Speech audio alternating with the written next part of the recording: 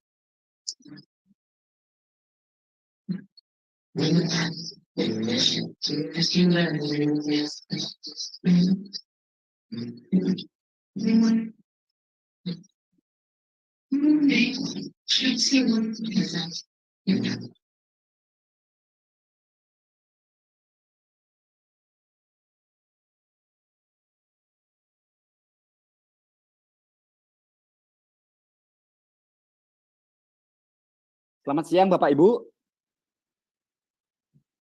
Selamat siang Pak Heru.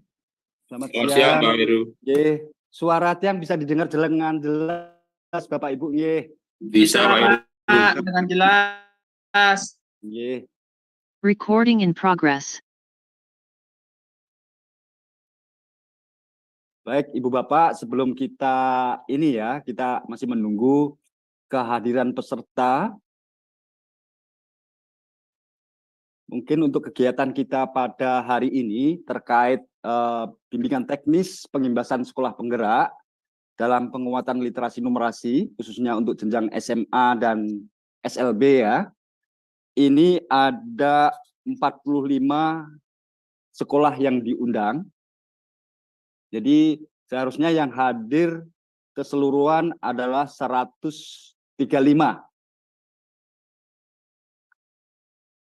Dan pada saat ini yang sudah bergabung sebanyak 54. Jadi kita masih menunggu dulu kehadiran peserta lainnya. Dan mungkin untuk fasilitatornya dari SMA Negeri 3 Singaraja, Pak Eka Wilantara udah hadir ya?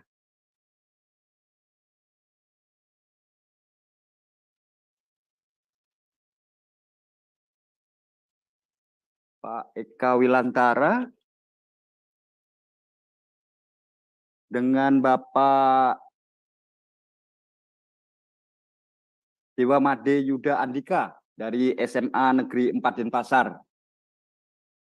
Ya Bapak, saya dari SMA Negeri 4 Denpasar. Salam kenal Pak, Pak Dewa. Pak. Kita sambil menunggu kehadiran peserta lainnya, demikian juga untuk kehadiran fasilitator Pak Eka Wilantara dari SMA Negeri 3 Singaraja. Mas Bambang, selaku host. Mungkin untuk daftar hadir bisa di share aja Mas Bambang, sambil menunggu kehadiran peserta lainnya nggih. Siap. Nggih, terima kasih Mas Bambang.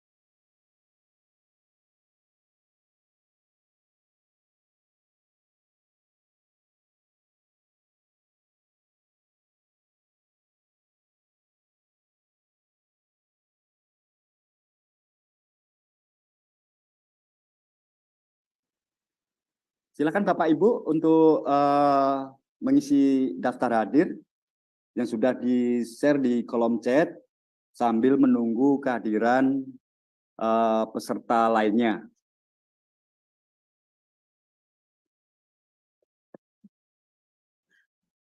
Pak Heru, Nggih. mau tanya nih, itu di daftar hadirnya kan ditanya kelas, itu ada roomnya sampai 10, kami isi apa? Untuk apanya tadi Bu? Kelas. Diisi aja kelas 10 Bu nggih. Itu maksudnya kan room Bu nggih. Apa coba saya yang tanyakan ke bagian ini dulu Bu, ke Ya, hostnya. Pak Heru, Nggih. kelas 10 itu. Oh iya, room ya. Ya, Nggih, jadi ini kan maksudnya roomnya Bu, room 10, jadi kelas 10 di sana nggih. Oke, baik, terima kasih.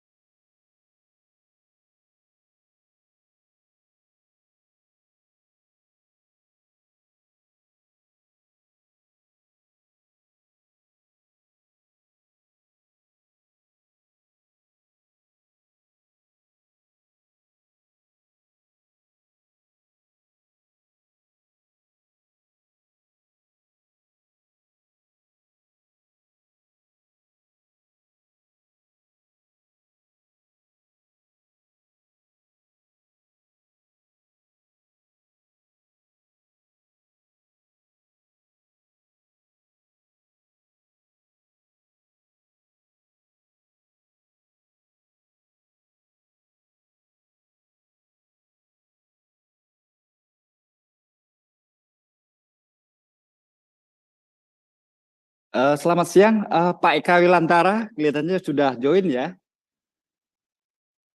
Pak Eka.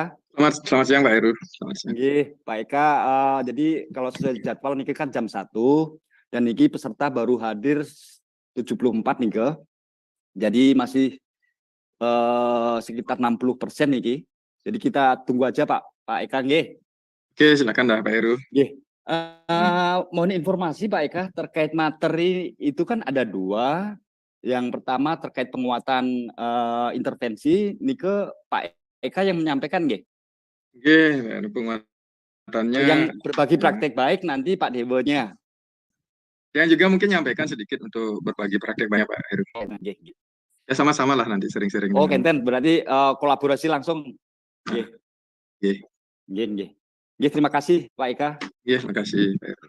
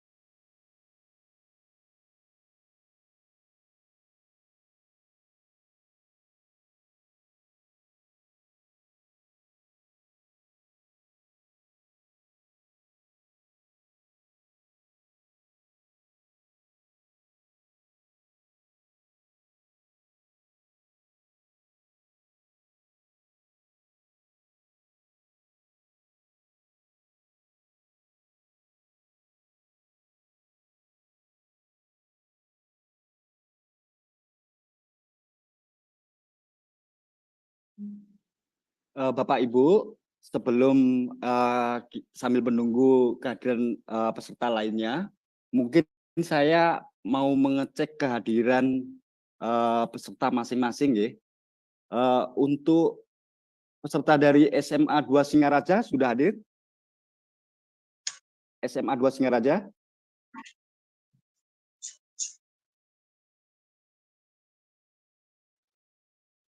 SMA 2 Singaraja sudah hadir Bapak Ibu? Perwakilannya? SMA 2 Singaraja?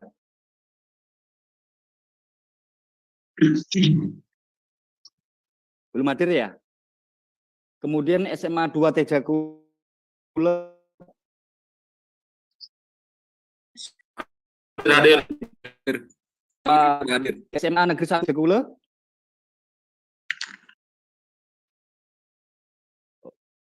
Sudah hadir nggih? SMA PGRI Seririt.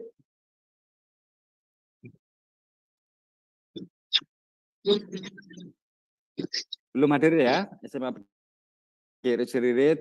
SMA Kertawisata. Nggih hadir. SMA Raswati Seririt.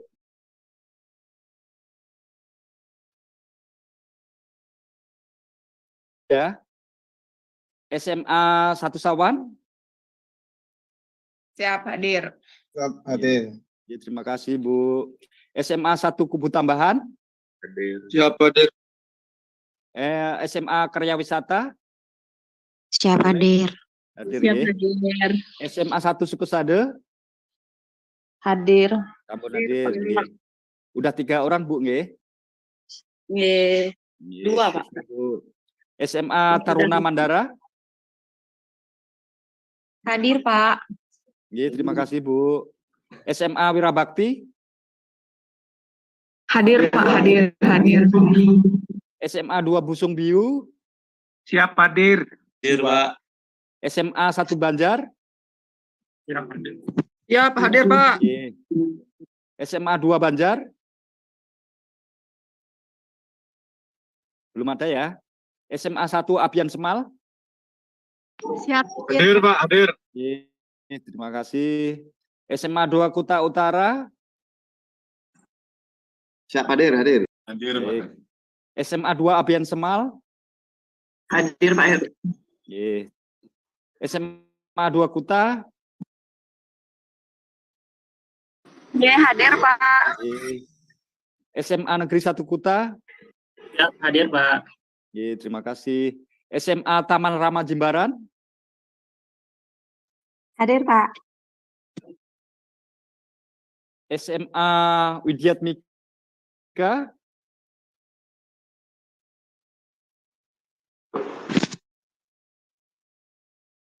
SMA Widyat Mika udah hadir ya? Belum hadir ya, saya lewati. SMA Bintang Mandiri.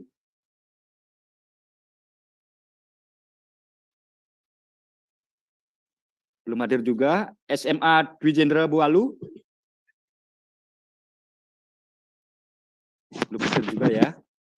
SMA Negeri 3 Kuta Selatan.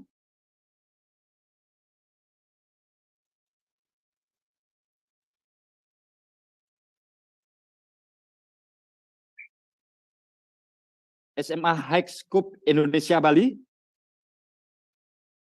Wih, Badung banyak yang belum hadir ya.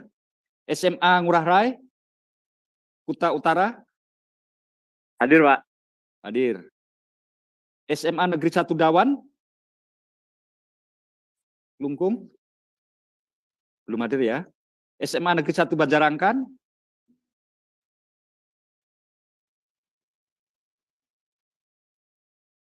Belum hadir ya. SMA Pariwisata Saraswati.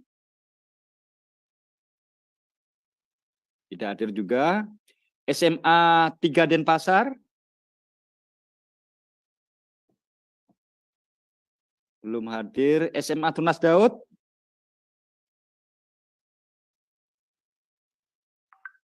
SMA Negeri 2 Kuta Utara. Nggak hadir juga. SMA di Jenderal Denpasar. Hadir, Pak. Baik, terima kasih. SMA Negeri 11 Denpasar. Belum hadir ya. SMA TP 45 Denpasar. Oh, gitu. Kan Nggih, SMA TP 45 Denpasar udah hadir Bapak Ibu.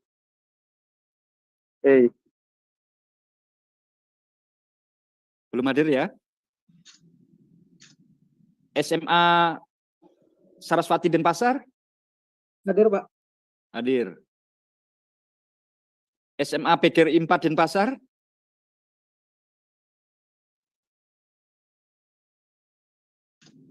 Belum hadir. SMA Dharma Praja Denpasar.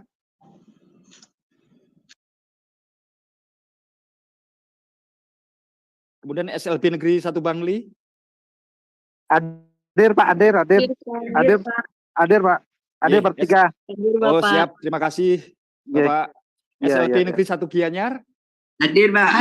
Pak. Baik, terima Iya. kasih. Bertiga, Pak. Iya, terima kasih Bu. SLB Negeri 1 Karangasem. Hadir, Pak. Bertiga. Terima kasih. SLB Negeri 1 Denpasar. Hadir, Pak. Hadir Pak, bertiga. SLB Negeri 3 Denpasar. Hadir, Pak. Bertiga. Baik. SLBD YPAC Bali. Hadir, Pak. Bertiga. Hadir. Terima kasih. Jadi ini untuk yang SLB semuanya udah lengkap. Kemudian untuk yang Bedung ini juga lumayan ya, sekitar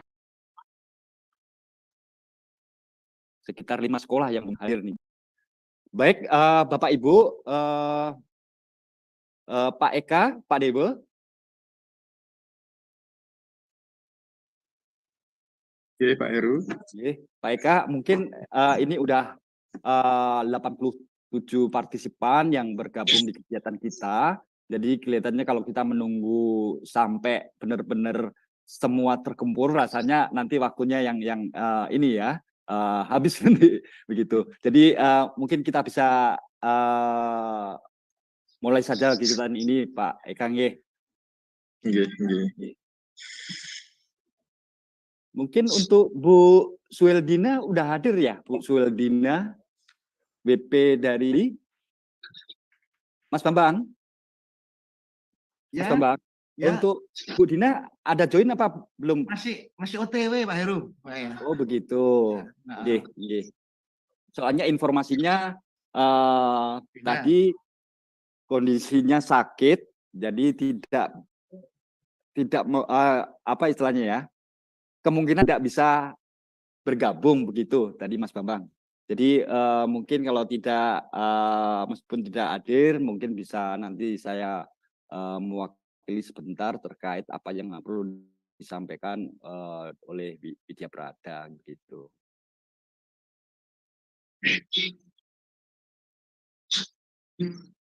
Baik, Ibu Bapak, kita akan mulai kegiatan kita.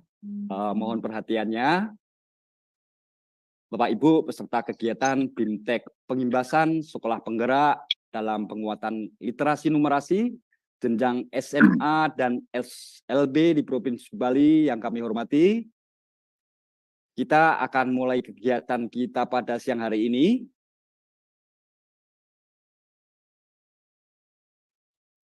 Baik, Ibu Bapak, para undangan yang kami hormati, mengawali kegiatan kita pada siang hari ini bersama saya, Heru Susanto, selaku moderator, akan memandu kegiatan bimbingan teknis pengimbasan sekolah penggerak jenjang SMA dan SLB pada hari ini, kurang lebih 4 jam ke depan. Sebelumnya, mohon izin saya akan mempersembahkan pantun untuk para hadirin yang sudah hadir pada kesempatan kali ini. Rasanya enak masakan opor. Dibawa mama pergi ke kantor. Sekolah penggerak adalah pelopor. Bergerak bersama jadi inisiator. Cakepnya mana ini Bapak Ibu? Cakep.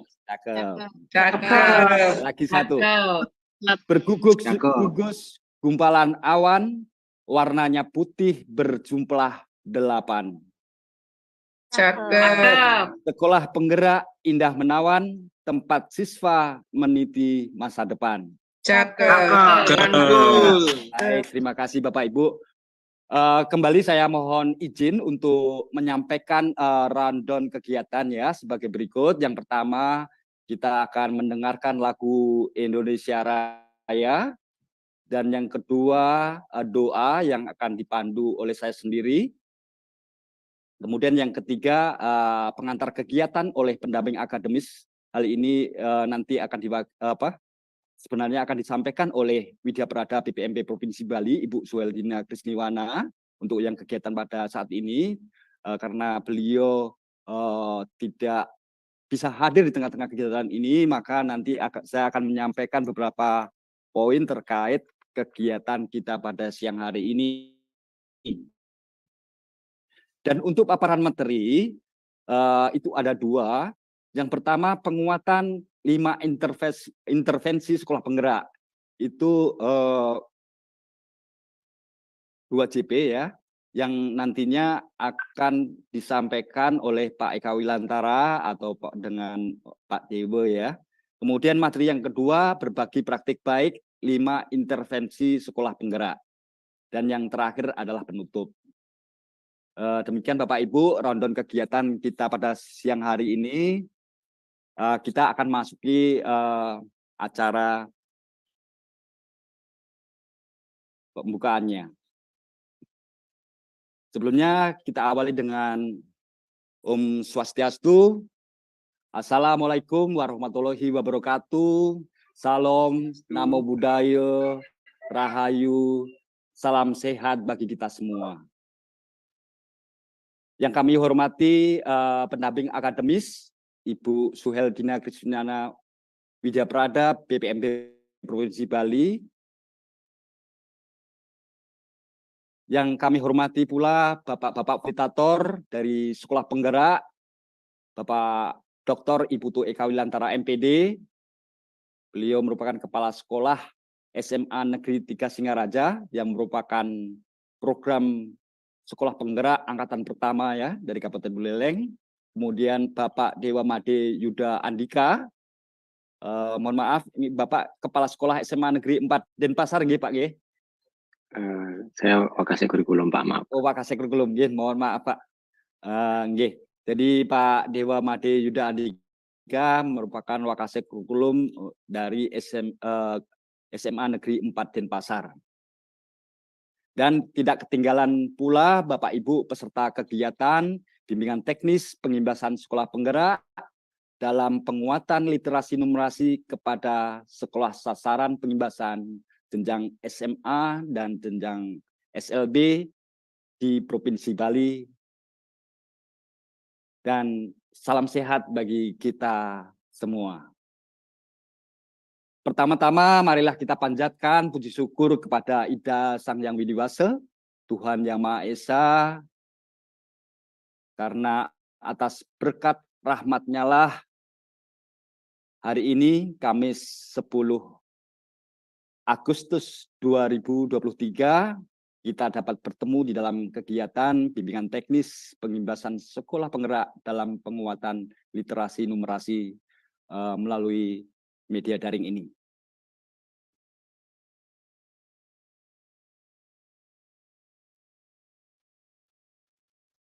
Dan yang pertama sebagai acara pertama, marilah kita mendengarkan lagu kebangsaan Indonesia Raya.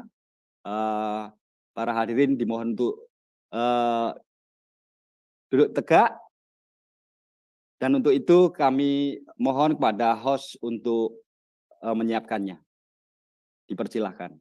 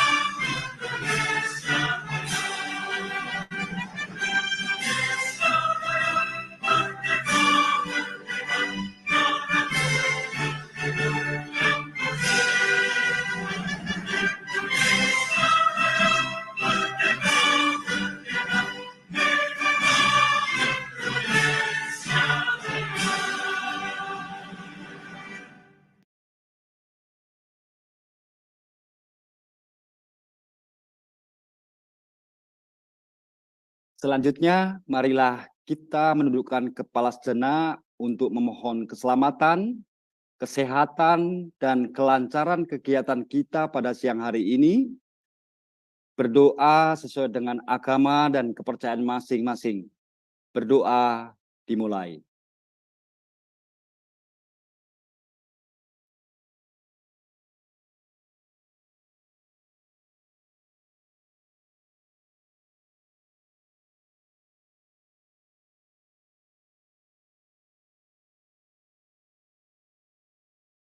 Berdoa selesai.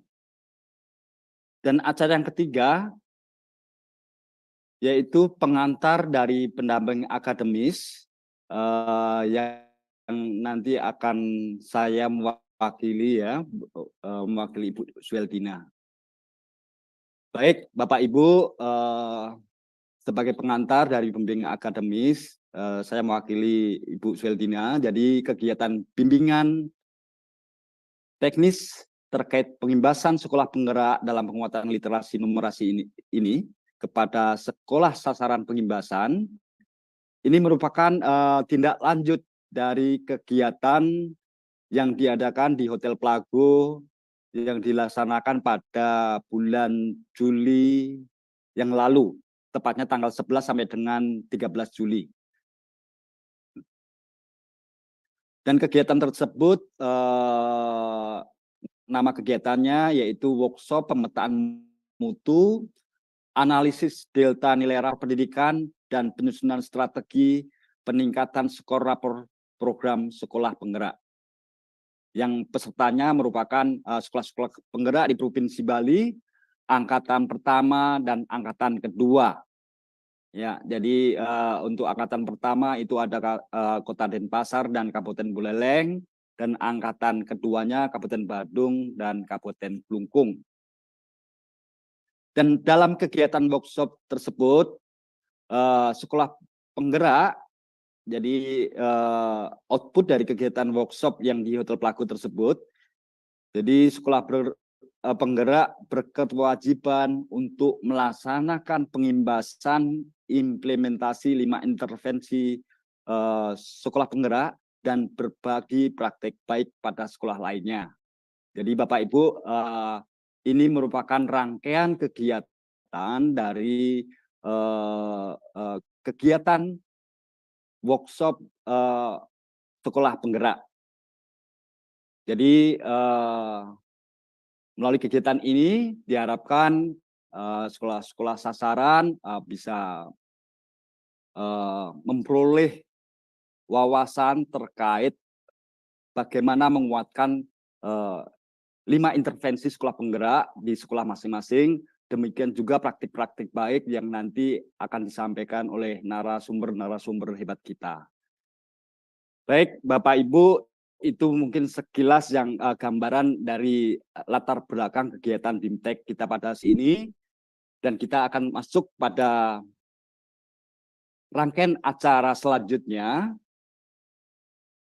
yaitu terkait penyampaian materi oleh 2 orang fasilitator kita yang sudah hadir di tengah-tengah layar kaca kita. Yang pertama, beliau adalah Bapak Dr. Iputu Eka Wilantara MPD. Pak Eka ini merupakan sahabat karib saya ya. Jadi pada waktu kuliah beliau sangat menjadi mentor, boleh dibilang macam gitu bagi saya. Beliau adalah Kepala Sekolah SMA Negeri 3 Singaraja yang merupakan angkatan pertama untuk program sekolah penggerak. Dan fasilitator kedua yaitu Bapak Dewa Made Yuda Andika. Mohon maaf Pak Ibu, ini untuk gelarnya tidak saya sebutkan karena saya kurang tahu untuk gelarnya. Mohon maaf nih. Beliau merupakan Wakasek Kurikulum di SMA Negeri 4 Denpasar. Dan terkait untuk materinya, baik itu penguatan 5 intervensi maupun praktik baiknya, mungkin waktu dan tempat akan saya serahkan ke 2 fasilitator hebat kita pada siang hari ini. Untuk itu kami persilakan Pak Dewo, Pak Eka, monggo. Mohon izin Pak Heru. Silakan Pak Eka. Kita bagi tugas, saya duluan Pak Heru, baru nanti Pak Dewo yang berikutnya. Jadi terima kasih atas kesempatan yang diberikan. Jadi yang saya hormati, yang terhormat Bapak Ibu dari BPMP sebagai panitia di kegiatan ini, khususnya Pak Heru, teman karib saya dulu main sepak bola waktu kuliah. Kemudian Bapak Ibu guru dan juga kepala sekolah yang hadir sebagai peserta, serta rekan saya juga yang saya banggakan, Pak Dewo Made Yuda Andika, yang akan mendampingi saya, yang kita sama-sama gitu nanti berbagi pengalaman terkait dengan kurang lebih 3 tahun kita menjalankan program sekolah penggerak. Bapak Ibu yang saya hormati, pertama saya ucapkan selamat Hari Raya Galungan dan Kuningan bagi teman-teman umat Hindu yang merayakan, dan besok kita sudah penampan Kuningan, pasti hari ini harusnya sibuk sekali Bapak Ibu semua, tetapi mudah-mudahan bisa menyisihkan waktu sejenak gitu ya, bukan sejenak ya, 4 jam kurang lebih ya, untuk kita bisa berdiskusi, sharing terkait dengan apa yang akan kita laksanakan ataupun apa yang sudah kita lewati Bapak Ibu semua. Bahwasanya jam-jam seperti ini adalah jam-jam ngantuk Bapak Ibu, mudah-mudahan Bapak Ibu bisa tetap fokus, tetap semangat untuk mengikuti kegiatan informasi ini gitu ya. Bapak Ibu, bahwasanya saya ditugaskan gitu karena ada beberapa sekolah penggerak yang kemudian saya ditugaskan bersama SMA 4 Denpasar untuk berbagi pengalaman terkait dengan 5 intervensi gitu ya di sekolah penggerak. Dan mudah-mudahan dengan ini, dengan informasi kami ke depan kita sama-sama bisa lebih cepat untuk memajukan pendidikan demi anak-anak didik kita masing-masing. Bapak Ibu yang saya hormati, saya mulai dengan presentasi ya.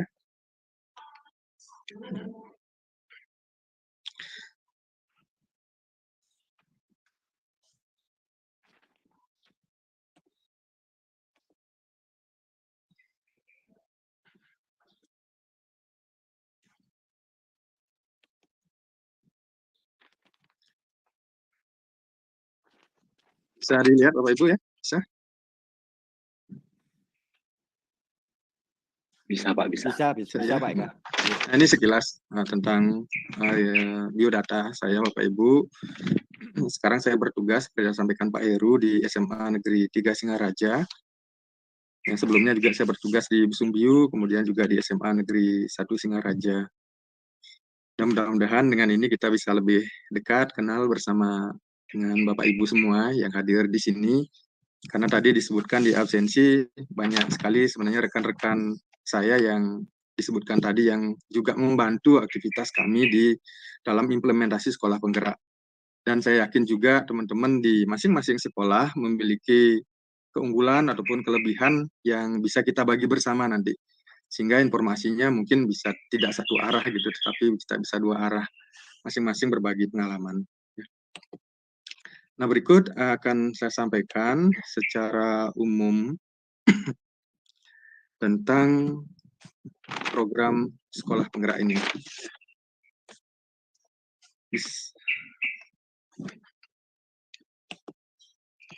Bisa dilihat nggih, Pak? Pak Heru bisa lihat ya? Ampun Pak. Iya, sampun Pak Eka. Nah, jadi secara umum program sekolah penggerak ini merupakan episode ke-7 dari program Merdeka Belajar, yang mana sampai saat ini Bapak Ibu ketahui itu sudah memasuki episode yang ke-24 ya. Dan episode ke-7 ini terfokus kepada program sekolah penggerak, yang mana pada saat seleksi di tahun 2021 itu hanya 2 kabupaten kalau tidak salah di Provinsi Bali yang berhak mengikuti seleksi tersebut, yaitu Kabupaten Buleleng dan juga Denpasar. Sehingga setelah proses seleksi dengan juga teman-teman dari provinsi lain yang juga jatahnya terbatas, akhirnya kita ada 4 sekolah di Angkatan 1 di Kabupaten Buleleng dan juga 1 sekolah. Ya. Ada SMA Negeri 1 Busungbiu, 1 Grogak, kemudian Candi Mas, dan 1 SMA 4 Denpasar. Nah, di dalam program sekolah penggerak ini, arah dan tujuan utamanya adalah menuju pencapaian visi pendidikan Indonesia, Bapak Ibu. Jadi saya sampaikan dulu secara umum, nanti baru kita lihat implementasi di SMA Negeri 3 Singaraja dan juga nanti praktek baiknya seperti apa. Jadi visi pendidikan Indonesia itu adalah mewujudkan Indonesia maju yang berdaulat, kemudian mandiri, dan kepribadian melalui terciptanya pelajar Pancasila yang bernalar kritis, kreatif, mandiri, beriman, kemudian bertakwa kepada Tuhan Yang Maha Esa, dan berhalak mulia, bergotong royong, dan berkebinekaan global. Yang kemudian inilah yang kita istilahkan bersama dengan profil pelajar Pancasila, Bapak Ibu. Jadi target kita adalah menuju ke pencapaian 6 ini gitu Bapak Ibu. Jadi bukan 5, bukan seperti jumlah sila 5, tapi jumlahnya adalah 6. Mulai dari beriman dan bertakwa kepada Tuhan Yang Maha Esa, berkebinekaan global, bergotong royong, kreatif, bernalar kritis, dan juga mandiri. Nah, itulah yang akan menjadi pedoman utama di dalam mengimplementasikan program sekolah penggerak, termasuk di dalamnya nanti bagaimana kita mengimplementasikan kurikulum Merdeka. Nah, sekolah penggerak ini diharapkan sebagai katalis ya untuk mewujudkan visi pendidikan Indonesia. Maksudnya adalah sekolah yang berfokus pada pengembangan hasil belajar siswa secara holistik dengan mewujudkan profil pelajar Pancasila. Jadi sebagai katalis-katalisator gitu ya, untuk mempercepat terwujudnya visi pendidikan Indonesia secara serentak di seluruh Indonesia. Dan suatu saat nanti seluruh sekolah akan jadi sekolah penggerak Bapak Ibu. Ya. Nah, ini tentu harus diawali dengan SDM yang unggul, ya, sehingga kepala sekolah, ada kepala sekolah atau sekolah penggerak gitu, sekolah penggerak yang diseleksi kepala sekolahnya. Kemudian juga guru penggerak, ya, dan inilah kita bersama-sama membangun, tentu diawali dengan sopir yang unggul gitu ya, SDM yang unggul, sopirnya itu ya Bapak Ibu guru dan juga kepala sekolah.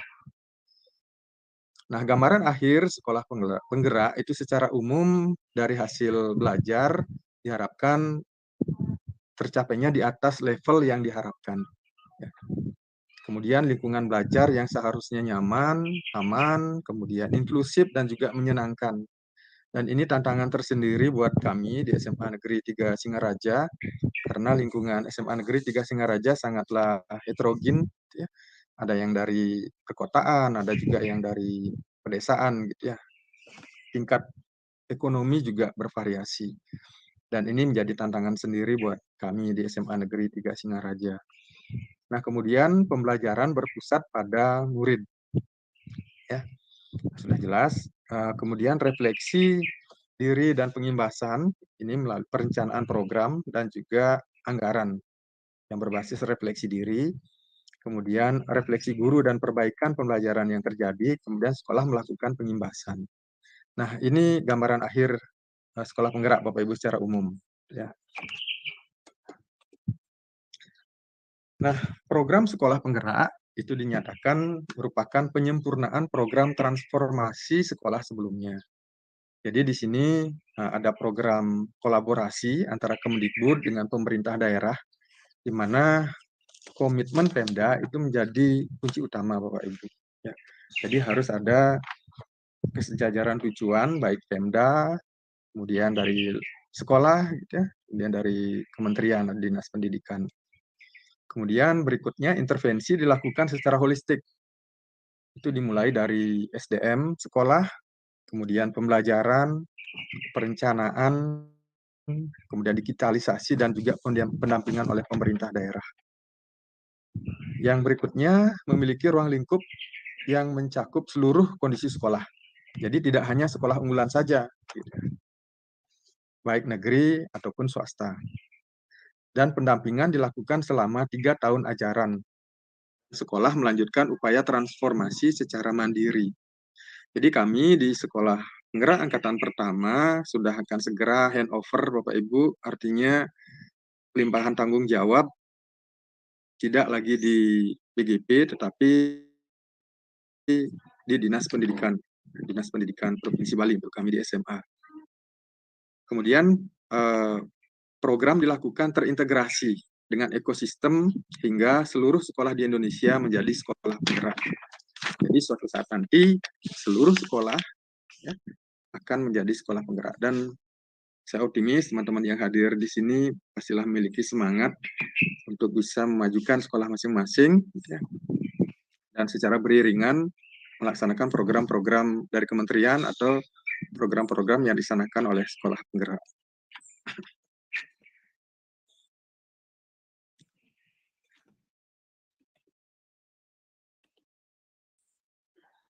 Nah, program sekolah penggerak diharapkan akan mampu mempercepat atau mengakselerasi sekolah negeri ataupun swasta di seluruh tahap untuk bergerak 1 atau 2 tahap lebih maju dalam waktu 3 tahun ajaran, Bapak Ibu. Ya. Jadi masing-masing sekolah penggerak itu kan dia tidak terbedakan. Bisa jadi dia sekolah yang dulu istilahnya unggul, bisa jadi juga sekolah yang biasa-biasa, gitu ya. Tetapi harapannya bisa bergerak 1-2 tahap ya lebih maju dibandingkan dengan sebelumnya dalam rentang waktu 3 tahun gitu ya. Ini ada indikatornya yaitu hasil belajar, kemudian lingkungan belajar dan juga refleksi diri dan pengimbasan. Nah, untuk hasil belajar untuk di tahap 1 diharapkan lebih besar atau sama dengan 3 tingkat di bawah level yang diharapkan. Kemudian di tahap 2, 1-2 tingkat di bawah level yang diharapkan. Tahap 3 di level yang diharapkan, kemudian tahap 4 di atas level yang diharapkan. Begitu pula lingkungan belajar. Jadi perundungan sudah menjadi norma, misalnya di tahap 1, di tahap berikutnya, tahun berikutnya ya perundungan masih terjadi namun tidak menjadi norma. Atau misalnya di sekolah tersebut sudah ada di tahap 3, perundungan tidak terjadi, tetapi harapan setelah berproses selama 3 tahun, situasi sekolah terasa aman, nyaman, kemudian inklusif dan menyenangkan. Begitu pula di dalam bidang pembelajaran. Secara rutin misalnya untuk tahap paling rendah ini, secara rutin mengalami gangguan, diharapkan 1 atau 2 tahap. Diharapkan di berikutnya belum memperhatikan kebutuhan dan tingkat kemampuan murid. Atau di tingkat lebih bagus lagi, sesuai dengan kebutuhan dan tingkat kemampuan siswa. Ya, lebih bagus lagi, ya diharapkan mampu berpusat kepada murid, gitu Bapak Ibu ya. Nah, seperti itu tahapan-tahapan yang diharapkan sehingga sekolah penggerak itu bisa lebih baik, ya 1 atau 2 tahap lebih maju dibanding dalam waktu 3 tahun ajaran. Dan sebenarnya antar satu sekolah penggerak yang satu dengan yang lain itu tidak bisa kita ranking bahwa masing-masing sekolah penggerak ini memiliki kualitas atau tingkat kualitas yang sama gitu ya. Tapi harapannya adalah mereka mampu bergerak lebih cepat 1-2 tahap.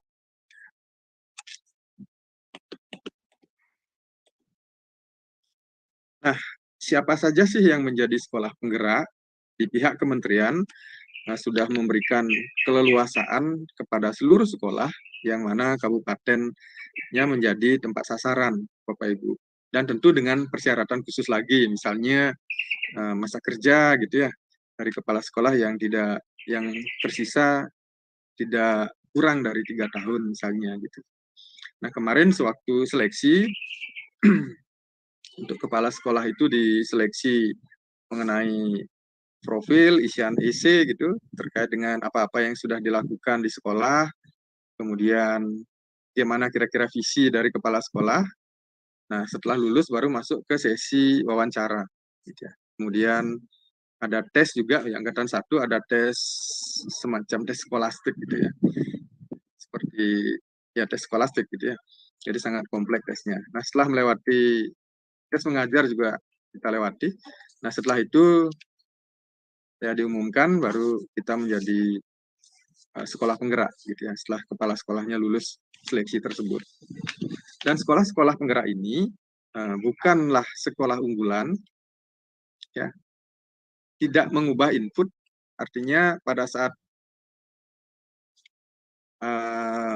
dipercaya sebagai sekolah penggerak, maka kita tidak lagi menseleksi secara khusus siswa-siswa yang akan boleh masuk ke sekolah penggerak. Gitu. Jadi tidak mengubah input. Kemudian mengubah proses, itu yang penting. Sudah jelas mungkin Bapak Ibu.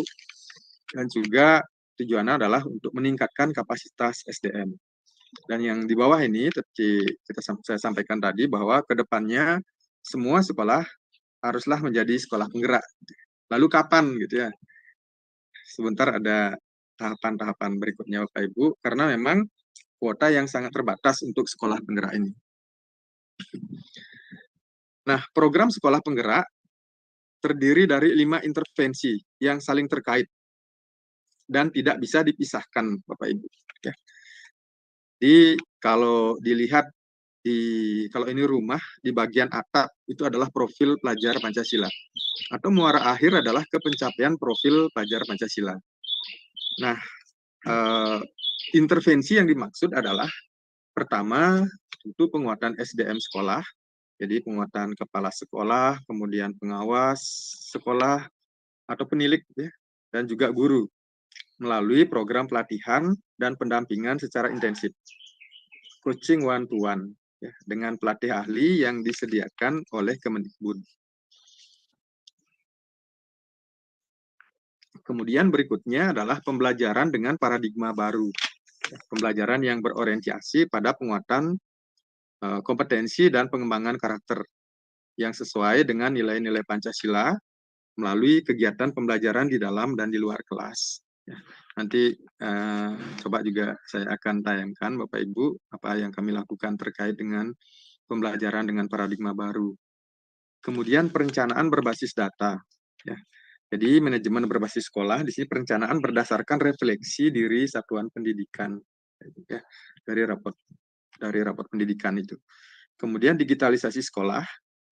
Jadi diharapkan menggunakan berbagai platform digital yang bertujuan untuk mengurangi kompleksitas, kemudian meningkatkan efisiensi, menambah inspirasi dan juga pendekatan yang disesuaikan.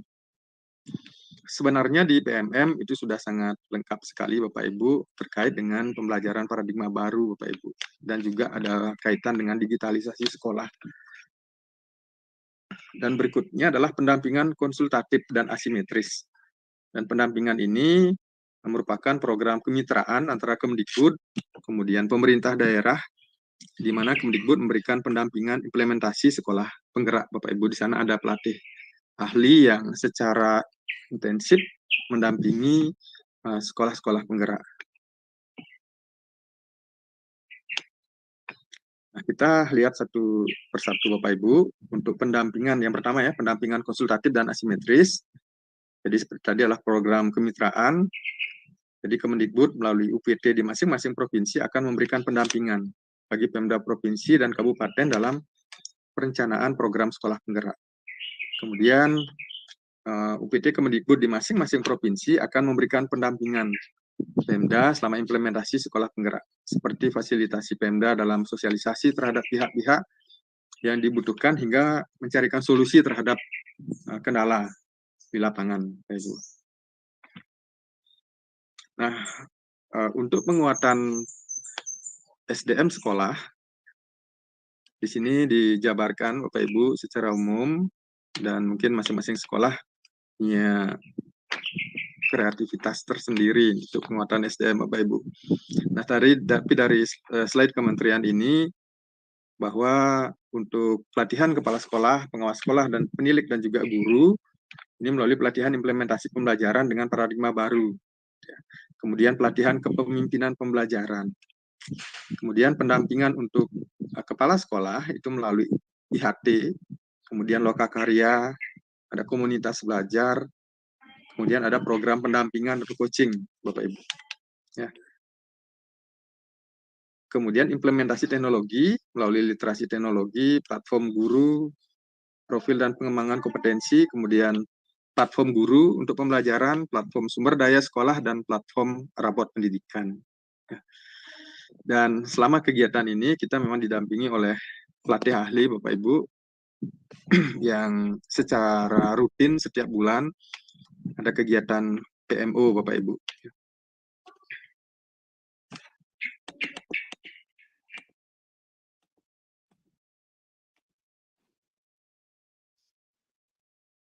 Kemudian untuk yang ketiga, pembelajaran dengan paradigma baru. Pembelajaran dengan paradigma baru ini dirancang berdasarkan prinsip pembelajaran yang terdiferensiasi, sehingga setiap siswa belajar sesuai dengan kebutuhan dan perkembangannya. Nah, tercapainya profil pelajar Pancasila ini itu melalui gitu ya. Pertama, program intrakurikuler. Pertama, Kementerian menyarankan pembelajaran terdiferensiasi, capaian pembelajaran disederhanakan, siswa memiliki waktu yang cukup ya untuk mendalami konsep dan juga penguatan kompetensi. Selain itu pula, guru leluasa memilih perangkat ajar sesuai dengan kebutuhan. Dan di program kokurikuler di kegiatan proyek, ini merupakan lintas mata pelajaran, kemudian berorientasi pada pengembangan karakter dan kompetensi umum, kemudian pembelajaran interdisipliner di luar kegiatan kelas, melibatkan masyarakat, kemudian muatan lokal dikembangkan sesuai dengan isu nasional dan global.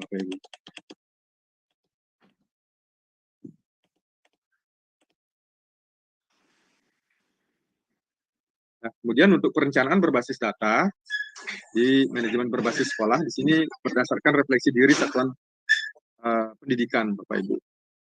Jadi mulai dari laporan untuk potret kondisi mutu pendidikan, kemudian dari rapor pendidikan Pak Ibu, bahan untuk refleksi, kemudian perencanaan program perbaikan yang nanti kemudian tercantum di dalam anggaran, kemudian kegiatan operasional dan lain-lain.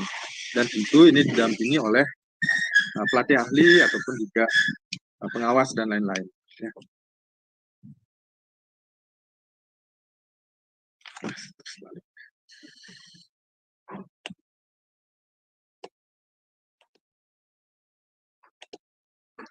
Dan intervensi yang kelima adalah digitalisasi sekolah.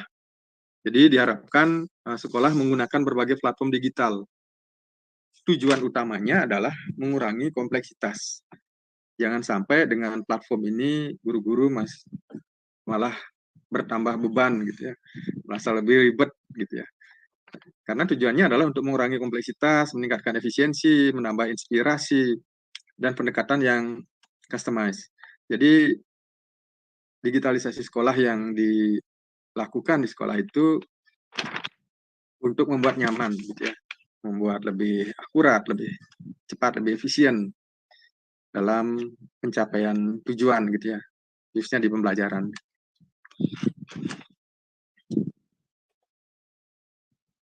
Nah, diharapkan dengan sekolah penggerak, pembelajaran akan lebih bermakna dan sesuai dengan perkembangan zaman, Bapak Ibu. Ya.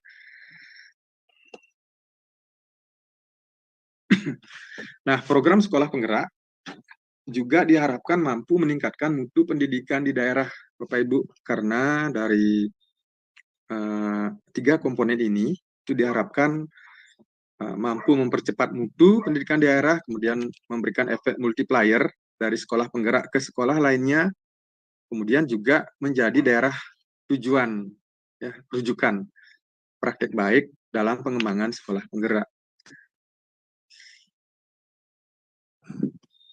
Nah, program ini dilakukan secara terintegrasi dengan ekosistem sehingga suatu saat nanti seluruh sekolah di Indonesia menjadi sekolah penggerak.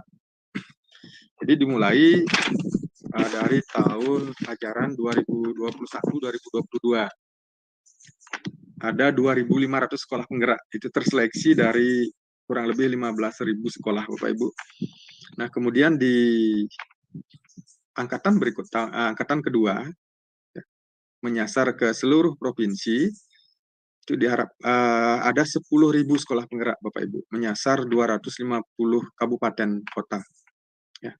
Dan di tahun ajaran ini, di angkatan ketiga ya sebutnya, itu sudah harapkan mampu menyasar 20.000 sekolah penggerak. Ya. Dan di tahun depan nanti ada 40.000 sekolah penggerak, dan begitulah seterusnya Bapak Ibu. Sehingga suatu saat nanti 100% satuan pendidikan ya sudah melaksanakan program sekolah penggerak. Dan saya yakin juga tidak harus menunggu program-program ini Bapak Ibu, tapi dengan cara seperti sore hari ini Bapak Ibu, atau kita saling komunikasi, membuat komunitas gitu, rasanya program-program pemerintah yang dilakukan di sekolah penggerak itu bisa dicapai lebih cepat gitu Bapak Ibu. Nah, selanjutnya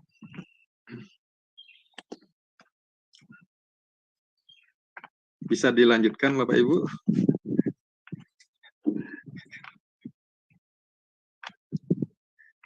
Oke, sekarang apa yang kami lakukan di SMA Negeri 3 Singaraja Bapak Ibu?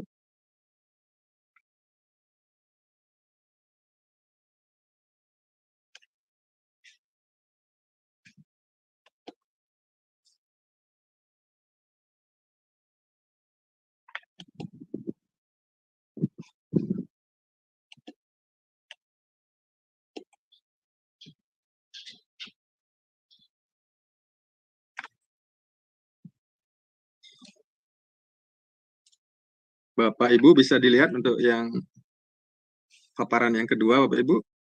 Sudah baik Sudah, nggih. sambut.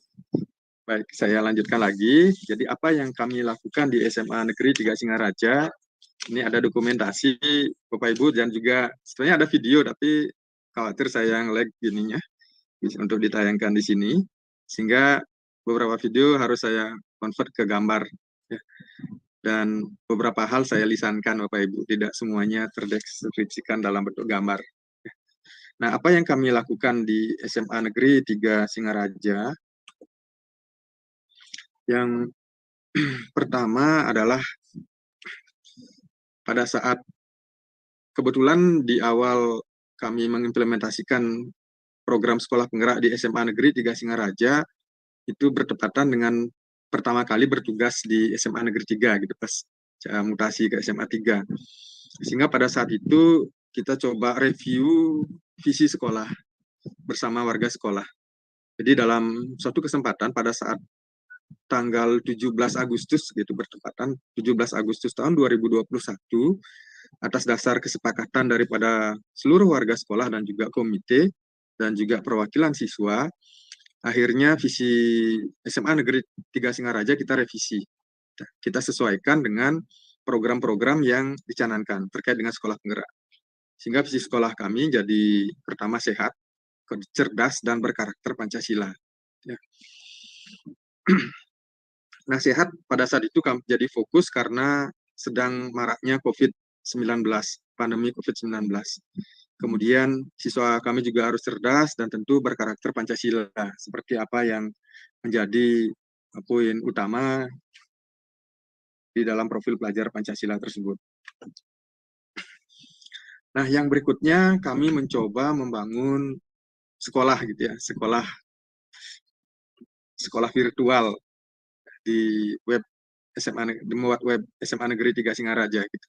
Tapi per hari ini web sekolah kami sedang dalam proses perbaikan Bapak Ibu karena ada komponen-komponen yang harus kami sempurnakan.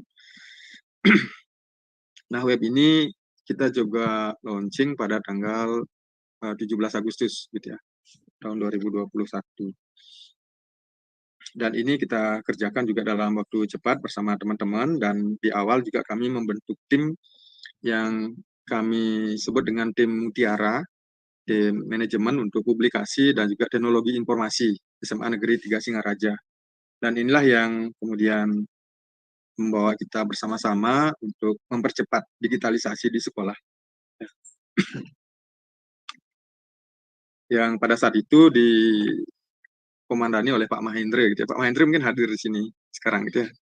Pak Mahendra sekarang jadi kepala SMA 2 Banjar gitu, banyak membantu terkait dengan digitalisasi di sekolah kami. Nah, kita lihat satu persatu Bapak Ibu intervensi yang kami lakukan di sekolah. Jadi pendampingan konsultatif dan asimetris. Jadi kita libatkan pelatih ahli, kemudian pendamping dengan Dikpora, provinsi, kemudian dari BGP, mohon maaf ini Bapak Ibu, dari BGP dan juga dari BPMP.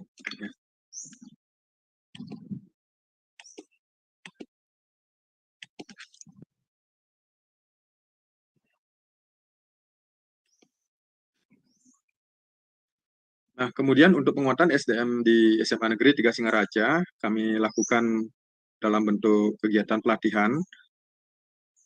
Pada saat awal kami mengimplementasikan kurikulum Merdeka, kami langsung difasilitasi oleh tenaga dari GTK, dari Kemendikbud, karena pada saat itu belum terekrut pelatih ahli Bapak Ibu. Jadi pelatihan-pelatihan itu dilakukan selama kurang lebih 10 hari, ya. Dibentuk pada saat itu adalah kepala sekolah bersama dengan komite pembelajaran. Komite pembelajaran pada saat itu jumlahnya 12, jadi perwakilan guru-guru mata pelajaran yang ada di kelas 10. Dan teman-teman itulah yang kemudian dilatih Bapak Ibu oleh pusat. Kemudian setelah pelatihan itu selesai, lalu komite pembelajaran yang di dalamnya ada guru, perwakilan guru, kemudian kepala sekolah dan juga pengawas sekolah memberikan pelatihan kepada teman-teman yang lain. Dan kami strategi di SMA Negeri 3 Singaraja, pada saat itu kami minta kepada wakaf kurikulum agar seluruh guru bisa mengajar di kelas 10 gitu. Karena kurikulumnya baru, biar tidak ada yang kurang paham, ada yang tidak tahu terkait dengan kurikulum Merdeka. Akhirnya seluruh guru di SMA 3 pada saat itu mengajar di kelas 10. Akhirnya seluruh guru itulah yang kemudian mengikuti pelatihan. Dan secara bertahap mereka paham terkait dengan kurikulum Merdeka. Sehingga pada saat mengimplementasikan di kelas 11, kita tidak lagi susah payah lah memberikan pemahaman terkait dengan implementasi kurikulum Merdeka di kelas 11 kepada teman-teman guru yang lain.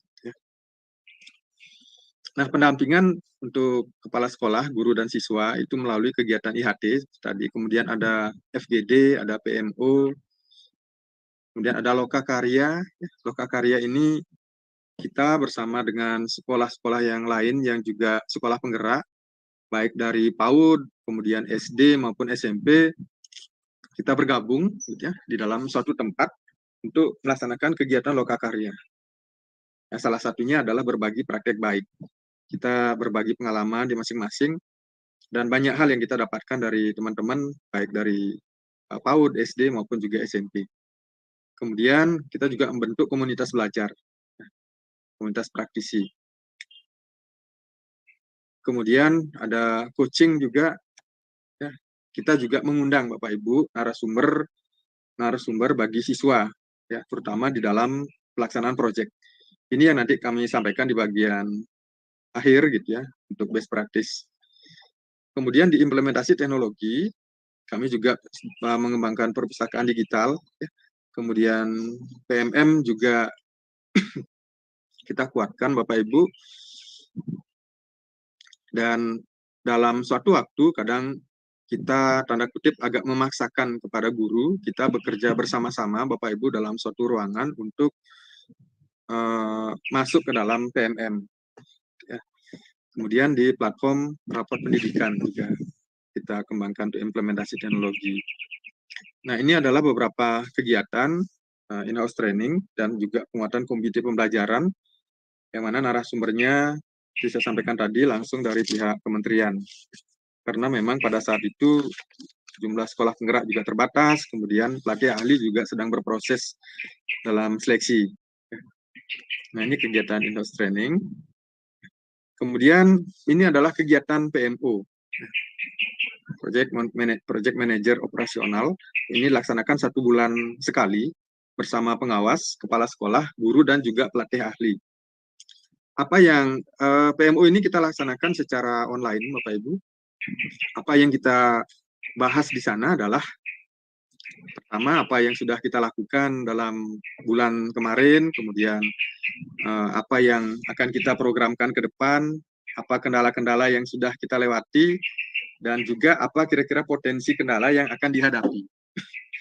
Jadi guru-guru secara bergiliran dan waktu yang dibutuhkan dalam kegiatan PMO ini adalah selama 1,5 jam secara daring, Bapak Ibu.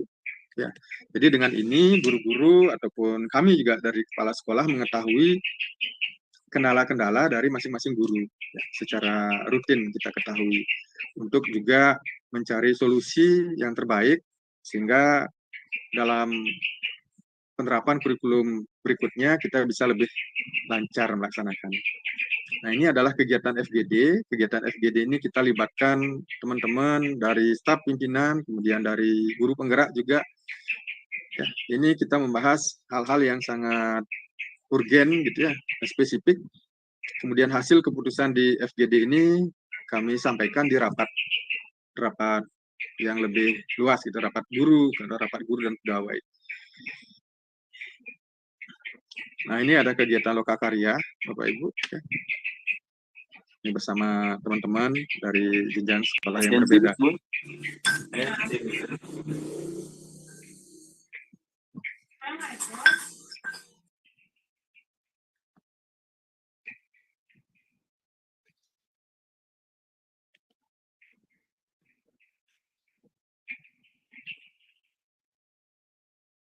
Nah, kemudian untuk pembelajaran dengan paradigma baru, Bapak Ibu, di pembelajaran di program intrakurikuler, kami juga implementasikan pembelajaran terdiferensiasi, kemudian pemanfaatan portal profil siswa. Jadi kita sedang mengembangkan, Bapak Ibu, portal profil siswa, artinya dengan mudah kita bisa melacak siswa gitu ya, beserta profilnya. Jadi dengan menginput nama dan juga NIS, kita akan mengetahui riwayat siswa, termasuk juga riwayat kesehatan, kemudian inteligensinya, ya, tes diagnostik, kemudian cita-citanya gitu ya. Jadi melalui portal profil siswa. Ini sedang kami kembangkan, Bapak Ibu. Kemudian yang sudah kami lakukan adalah pembimbingan siswa ke perguruan tinggi, ya, dan juga evaluasi pembelajaran oleh siswa. Artinya pada saat guru mengajar di kelas, seandainya guru itu berhalangan, maka siswa itu melaporkan atau memberikan catatan di Google Form bahwasanya guru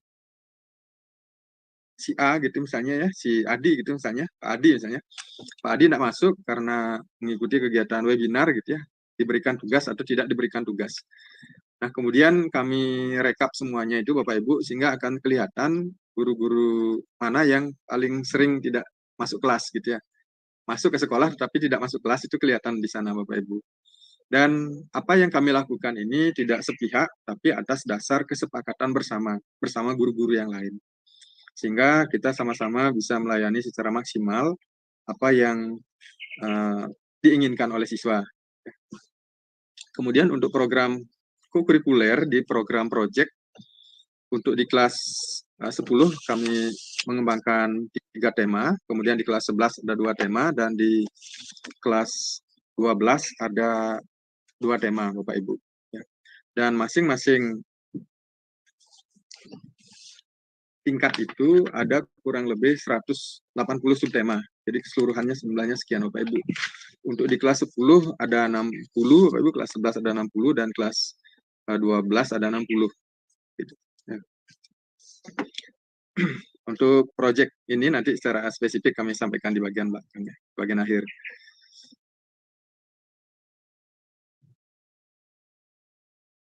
Nah, untuk implementasi kurikulum merdeka, karena ini terkait dengan pembelajaran dengan paradigma baru, jadi sebenarnya di sini peta konsepnya seperti ini, Bapak Ibu, atau peta konten ya. Pertama, guru harus memahami garis besar kurikulum merdeka. Yang kedua, memahami pembelajaran dan asesmen, ya, untuk kurikulum Merdeka, tentu Bapak Ibu guru harus mengetahui filosofinya seperti apa sih kurikulum Merdeka itu. Bahwasanya masing-masing siswa dia memiliki karakteristik sendiri Bapak Ibu ya, dan memiliki kelebihan ataupun yang satu juga memiliki kekurangan. Dan kita diharapkan bisa mengakomodir semua di kelas sehingga mereka bisa meningkat ya, tingkat lebih baik dibandingkan dengan sebelumnya. Sehingga muncullah pembelajaran berdiferensiasi itu. Bahwasanya kita tidak bisa babi buta mengajar gitu ya dengan satu metode, satu tugas, tetapi kita berikan secara selektif kepada masing-masing siswa. Seperti baratnya seorang dokter Bapak Ibu datang melihat di antrean pasien gitu, tidak serta-merta dokter itu kan langsung memberikan obat yang sama kepada seluruh pasien, tetapi mereka harus mendiagnosis dulu penyakit apa yang dialami. Nah, setelah itu baru mereka memberikan intervensi, memberikan obat yang pas dari hasil diagnosis tersebut. Ya. Kemudian yang ketiga adalah memahami pengembangan kurikulum operasional satuan pendidikan dalam kurikulum Merdeka. Yang minimal Bapak Ibu pernah baca gitu ya buku 1 dari kurikulum. Jangan hanya kepala sekolah dan juga wakaf kurikulum yang mengetahui persis detail dari buku 1 ini. Tapi Bapak Ibu wajib juga baca-baca gitu. Dan baiknya memang buku 1 ini di-share di grup sekolah sehingga teman-teman bisa melihat nih kemana sih arah dari lembaga Bapak Ibu kan begitu ya. Nah, terus yang keempat, ya Bapak Ibu juga harus memahami pengembangan proyek sampaikan tadi.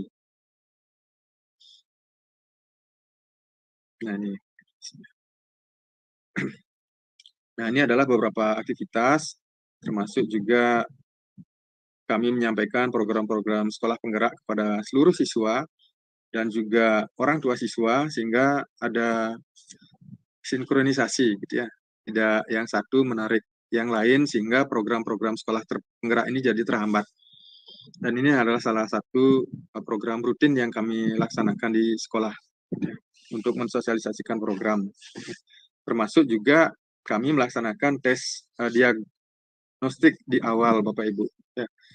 Tes gaya belajar kita laksanakan di awal dan data itu terangkum di bimbingan konseling di guru BK yang kemudian dimanfaatkan oleh guru-guru mata pelajaran. Dan dalam pemanfaatan itulah kami membutuhkan platform sehingga profil siswa itu bisa diketahui dengan cepat oleh guru-guru yang lain. Ya.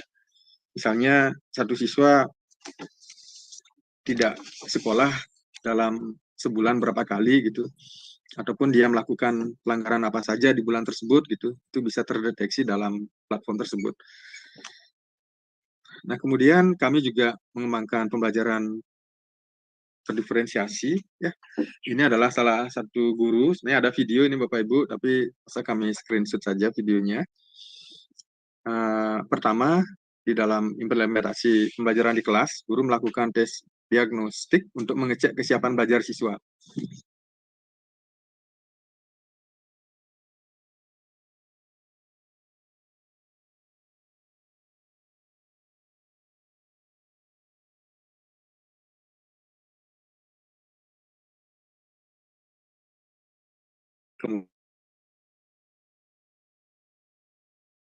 Putus ini ya. Nggak ada suara. Ya, kelihatannya putus nih ke Pak. Yang Pak Eka-nya, ini mohon ditunggu sebentar.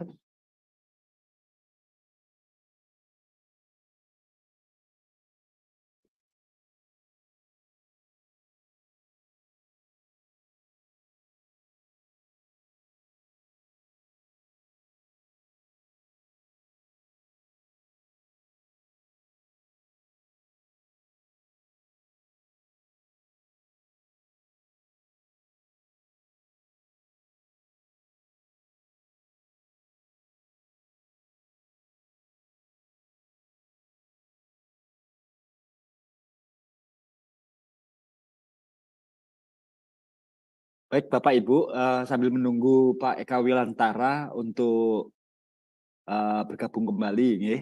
Itu barusan kita dengarkan bagaimana Pak Eka menyampaikan terkait gambaran besar apa itu sekolah penggerak, kemudian tahapan proses transformasi pada sekolah penggerak. Udah bisa join Pak Eka ya? Ini ada kendala sinyal Pak. Nggih, nggih. Silakan lanjut? lanjut Pak. Nggih, silakan dilanjutkan dulu. Nggih, silakan Pak Eka.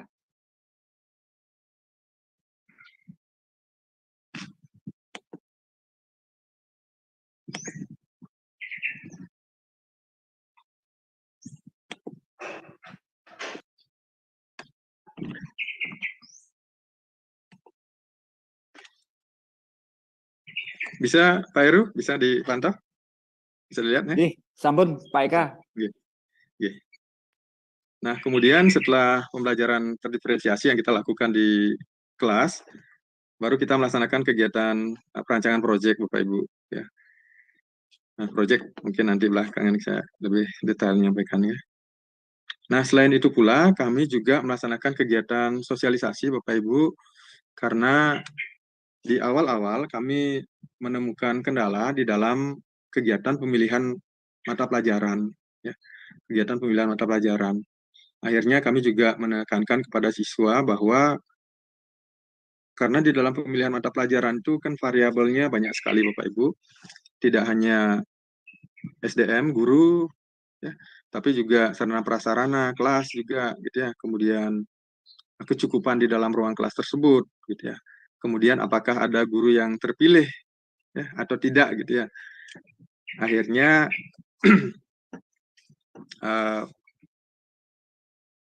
kami harus mengambil intervensi gitu ya, agar ada titik yang paling minimum gitu ya, minimum menemui hambatan gitu. Tetapi dalam proses juga tetap, karena salah satu contoh misalnya ada siswa yang keinginannya misalnya masuk ke kedokteran, tetapi di dalam mata pelajaran tidak mengambil mata pelajaran biologi dan kimia gitu. Karena kebetulan pada saat penetapan itu regulasi belum turun. Itu adalah salah satu kendala juga yang kami hadapi di sekolah penggerak pada Bapak Ibu di angkatan 1, karena sampai bulan menjelang data Dapodik masuk, proses pemilihan mapel itu belum ada aturannya. Sehingga setelah kita tetapkan akhirnya ada satu anak gitu ya. Tetapi di dalam seleksi perguruan tinggi ya kementerian sebenarnya sudah memfasilitasi bahwa bagi anak-anak yang mungkin gitu ya tidak sesuai pemilihan mata pelajaran dengan cita-cita nanti yang diharapkan, karena kan kita tahu semua Bapak Ibu bahwa untuk ke fakultas A maka syarat mata pelajarannya harus syaratnya matematika gitu misalnya, dan tingkat lanjut informatika misalnya minimal tingkat lanjut harus didapatkan. Tapi pada saat tidak, sebenarnya siswa tersebut masih memungkinkan gitu ya untuk bisa masuk, atau misalnya mau ke kedokteran tidak ngambil biologi atau kimia, sebenarnya masih memungkinkan untuk ikut, tetapi tidak di jalur SNBP ya. Jalur SNBP ini kan jalur apa nah, kalau dulu kan SNMPTN undangan gitu ya, dan jumlahnya juga sangat terbatas, kuota di sekolah juga terbatas ya. Yang siswa yang eligible saja yang memungkinkan untuk itu, tapi mereka bisa masuk ke jalur SNBT ya. Yang mana di jalur SNBT ini tidak mempersyaratkan lagi mata pelajaran apa yang diikuti. Nah, ini adalah petunjuk untuk tahun 2003 Pak Ibu, bahwasanya di dalam masuk ke perguruan tinggi, siswa hanya menyelesaikan tes potensi skolastik, ya. Kemudian penalaran matematika, literasi dalam bahasa Indonesia, dan literasi dalam bahasa Inggris. Artinya pada saat kita masuk ke perguruan tinggi, sudah tidak lagi dites fisika, kimia gitu ya, IPA terpadu misalnya gitu ya. Jadi inilah yang jadi bahan ujian nanti ya. Ada tes potensi skolastik, penalaran matematika, literasi dalam bahasa Indonesia, dan literasi dalam bahasa Inggris. Selain itu pula ada jalur mandiri Bapak Ibu ya. Nah, ini adalah deskripsi dari tes yang akan anak-anak ikuti. Dan ini kita sosialisasikan Bapak Ibu kepada anak-anak sehingga mereka lebih awal mengetahui apa yang harus disiapkan menjelang mereka mengikuti seleksi ke perguruan tinggi. Jadi harus sudah buka-buka materi terkait dengan tes potensi skolastik, kemudian literasi dalam bahasa Indonesia dan bahasa Inggris, dan juga penalaran matematika. Nah, kemudian untuk perencanaan berbasis data, kami mengundang narasumber Bapak Ibu untuk bisa lebih akurat lagi gitu ya, dalam memahami rapat pendidikan. Ya. Dan kemudian bersama-sama menyusun tindak lanjut terkait dengan hal-hal yang harus dipenuhi ya, di tahun 2023 ini gitu ya, berdasarkan hasil evaluasi rapat pendidikan tahun 2022. Sehingga ini akan masuk ke dalam RKS, RKT, dan juga RKJM. Dan kegiatan ini dalam bentuk workshop Bapak Ibu. Ya. Sehingga teman-teman secara bersamaan mengetahui arah tujuan, termasuk juga perancangan anggaran di dalam RKHS, ataupun RKT, ataupun di RKJM. Nah, kemudian di digitalisasi sekolah, kami mencoba juga mengembangkan LMS. Kemarin guru kami juga mensosialisasikan media pembelajaran interaktif dengan H5P. Kemudian kita juga membentuk komunitas belajar di PMM, Bapak Ibu. Kemudian CCTV online, ini adalah untuk melakukan kegiatan supervisi. Kemudian portal profil siswa. Kemudian yang berikutnya adalah memotret kondisi mutu pendidikan secara akurat dan otomatis. Nah, ini yang kami lakukan di sekolah. Nah, ini adalah komunitas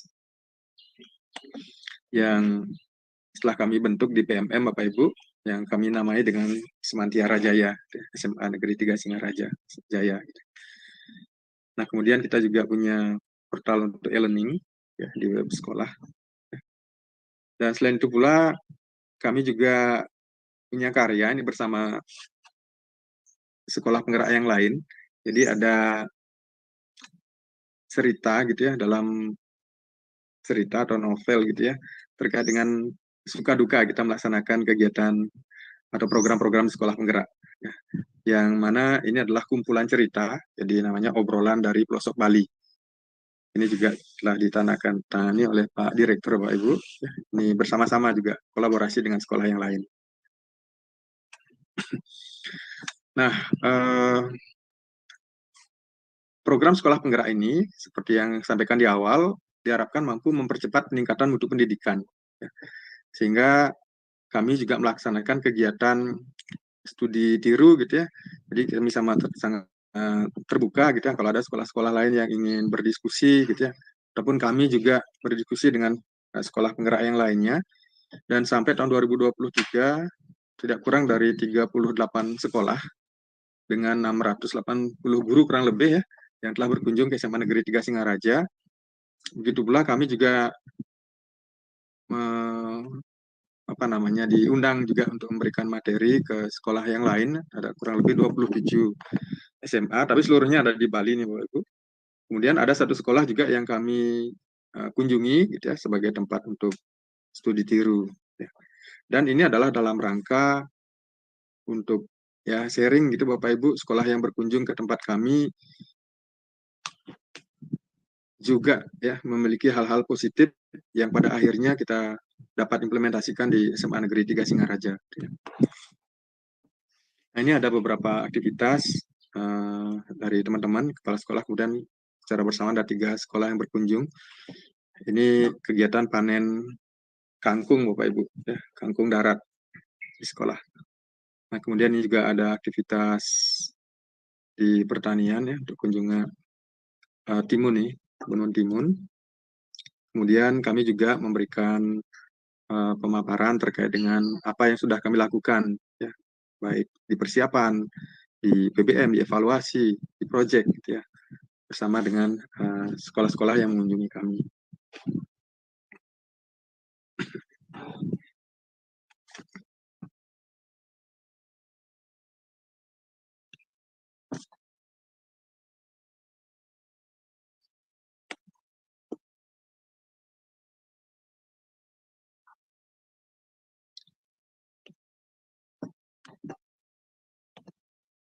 Masih ada waktu, Pak Heru?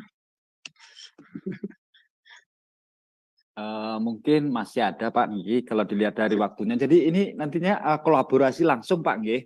Nanti Ya, langsung nanti. Oke.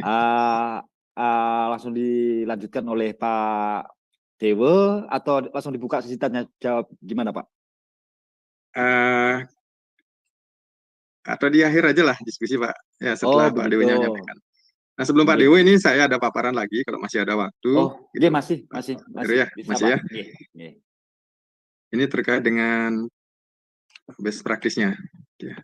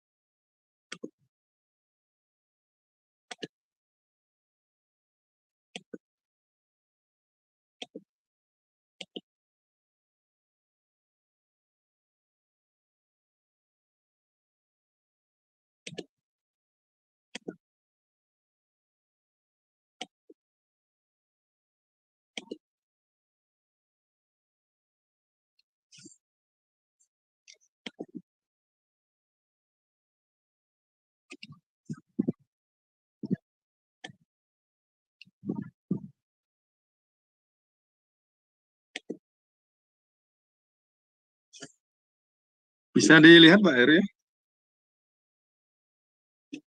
Ampun Pak, jelas Pak. Ampun ya? Bapak Ibu yang saya hormati, jadi di slide terakhir ini izinkan saya menyampaikan sebut saja best practice gitu ya, karena agak terfokus kegiatan ini di penguatan profil pelajar Pancasila untuk kegiatan project gitu ya, di pengembangan strategi kemitraan. Jadi di sekolah kami, kemitraan ini atau permasalahan yang kami hadapi adalah ya, kita harus mampu mempererat jalinan tali kekeluargaan antara sekolah, kemudian pihak ketiga seperti orang tua siswa juga, dan juga stakeholder yang lainnya. Kemudian yang kedua, ini adalah untuk memperbaiki pandangan terhadap sekolah gitu ya. Artinya dengan kolaborasi ini atau dengan kemitraan ini, masyarakat gitu ya utamanya bisa melihat apa sih yang terjadi di sekolah kami gitu. Apa sih yang ada di sekolah penggerak itu gitu ya. Kemudian yang ketiga adalah untuk ya meningkatkan sense of belonging gitu ya. Sehingga dengan ini program-program sekolah akan lebih kuat melaju gitu ya atas dukungan dari masyarakat atau pihak ketiga. Selain itu pula kami memiliki permasalahan di dalam proyek-proyek tertentu adanya kurangnya tenaga ahli di sekolah. Sehingga kami harus berkolaborasi dengan pihak yang lain untuk pemenuhan tenaga ahli ini. Artinya, yang kelima ini sekolah tidak dapat memberikan semua kebutuhan pertumbuhan dan perkembangan peserta didik. Ya, sehingga kami harus bekerja sama dengan pihak ketiga. Manfaat yang diharapkan di sini adalah bagi peserta didik diharapkan mampu mendukung prestasi akademiknya, mampu meningkatkan kehadiran, kesadaran terhadap kehidupan yang sehat, kemudian meningkatkan perilaku yang positif. Bagi orang tua diharapkan mampu memperbaiki pandangan terhadap sekolah, meningkatkan kepuasan terhadap guru, dan mempererat hubungan dengan jalinan dengan anak. Dan juga bagi sekolah diharapkan mampu memperbaiki iklim sekolah, meningkatkan kualitas sekolah, dan juga mengurangi masalah kedisiplinan. Jadi sekolah tidak dapat memberikan semua kebutuhan pertumbuhan dan perkembangan peserta didik, sehingga di sini diperlukan keterlibatan bermakna dari orang tua, keluarga, maupun masyarakat. Dan tujuan dari kemitraan ini adalah untuk menjalin kerjasama dan juga keselarasan program pendidikan di sekolah, keluarga, dan masyarakat sebagai trisentra pendidikan untuk membangun ekosistem pendidikan yang kondusif Nah, ini adalah prinsip kemitraan, jadi kesamaan hak, kesejajaran, dan saling menghargai, semangat gotong royong dan kebersamaan, saling melengkapi dan memperkuat, kemudian saling asah, asih, dan asuh. Nah, program-program ini terjabarkan seperti ini. Pertama, paguyuban orang tua, ini mungkin sudah biasa, mungkin setiap sekolah sudah ada ini Bapak Ibu, tapi kami baru bentuk ini Bapak Ibu ya. Artinya wali kelas membentuk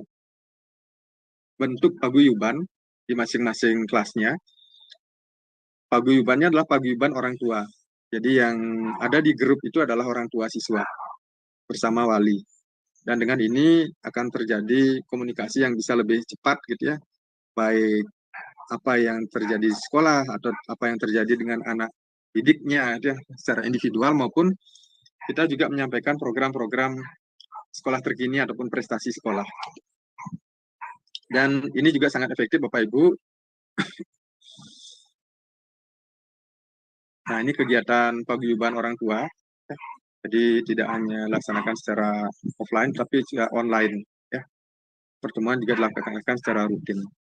Yang berikutnya adalah kami menjalin kerjasama dengan pihak sekolah calon tamtama. Kebetulan sekolah calon tamtama ini relatif dekat lah dengan sekolah kami, sehingga anak-anak kami, utama yang kelas 10, kami titipkan di Secata, gitu ya. Tapi tidak lama Bapak Ibu, cuma 2 hari, dan kami harapkan anak-anak yang heterogen tadi bisa lebih lebih fokus lah terkait dengan kedisiplinan. Karena kami yakini bahwa budaya di masing-masing SMP itu berbeda-beda. Dengan masuk mereka ke sekolah calon tamtama ini ya, selama 2 hari, ya kita harapkan ada perubahan ya, perilaku yang negatif sehingga mereka bisa meniru kedisiplinan di TNI gitu Bapak Ibu ya.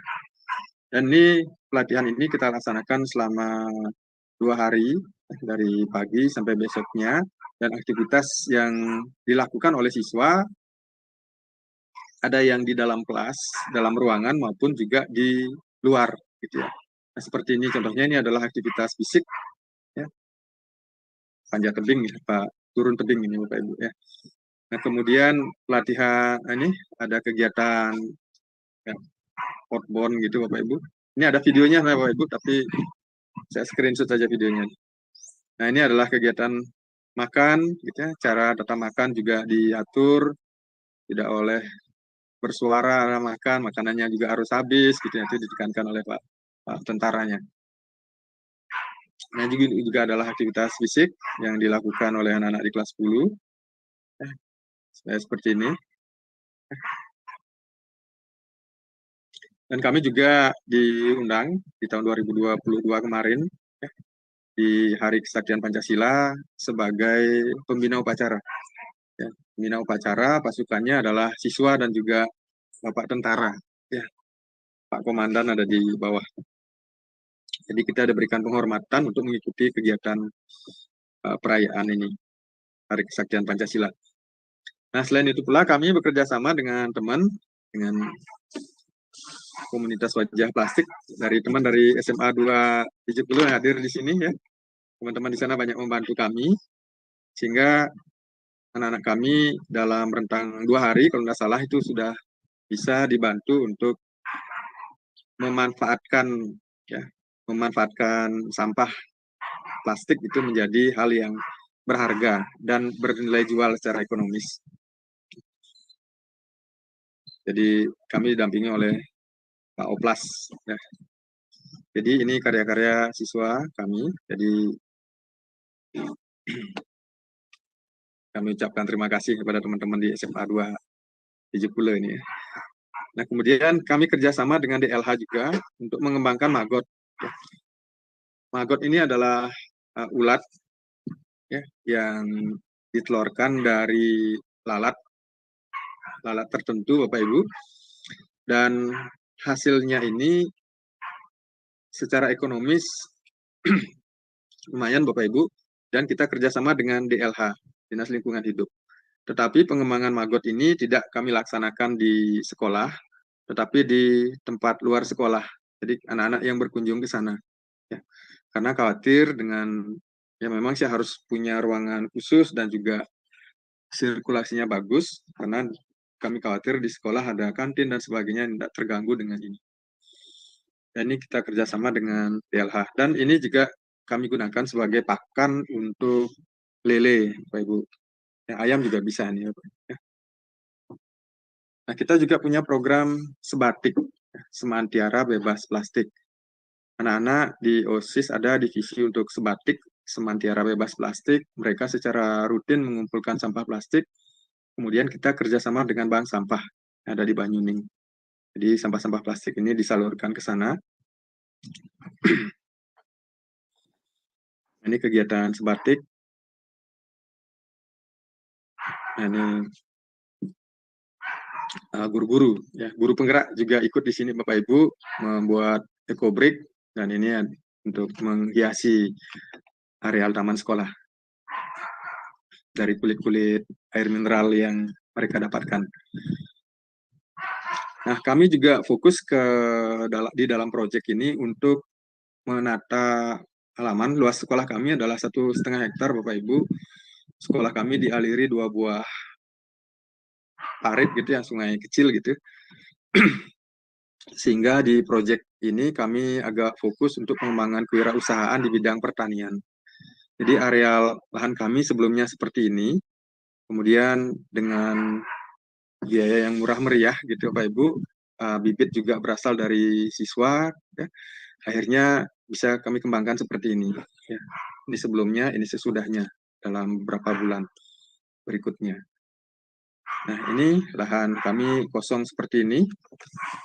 Akhirnya kami berdayakan sehingga bisa dimanfaatkan untuk bisa menghasilkan pertanian seperti lombok, kemudian ada terong, Bapak Ibu, ada mentimun gitu ya. Jadi di sini. Jadi sekolah hanya menyediakan petak-petak lahan seperti ini, dan setiap petak ini dinaungi oleh 6 siswa dan ada 1 guru pendamping. Sehingga dalam satu kelas ada sebanyak 36 ya, 6 blok ini gitu ya, satu kelas. Sehingga karena ada 10 kelas berarti ada 60 Bapak Ibu. Ada 60 petak-petak seperti ini atau subtema gitu Bapak Ibu. Dan ini sebelumnya Bapak Ibu kemudian ditanamin pepaya. Kemudian kami juga kerjasama dengan petani vanili di areal lahan kami. Kami tanam juga vanili, ya, tidak kurang dari 100 pohon kami tanam Bapak Ibu di areal sekolah. Nah, ini adalah pohon yang kami tanam. Kemudian kami kerjasama juga dengan Asosiasi Porang Buleleng, ya, terkait dengan penanaman porang. Jadi anak-anak kami langsung ajak ke Bengkale untuk melihat gimana sih gitu ya, tanaman porang itu ditanam, kapan panennya, gitu langsung bersama narasumber nih Bapak Ibu.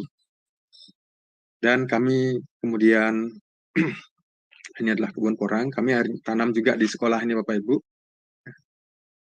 Selain itu pula, di dalam kegiatan kemitraan ini, kami kerjasama dengan pihak Pertenunan Arta Dharma.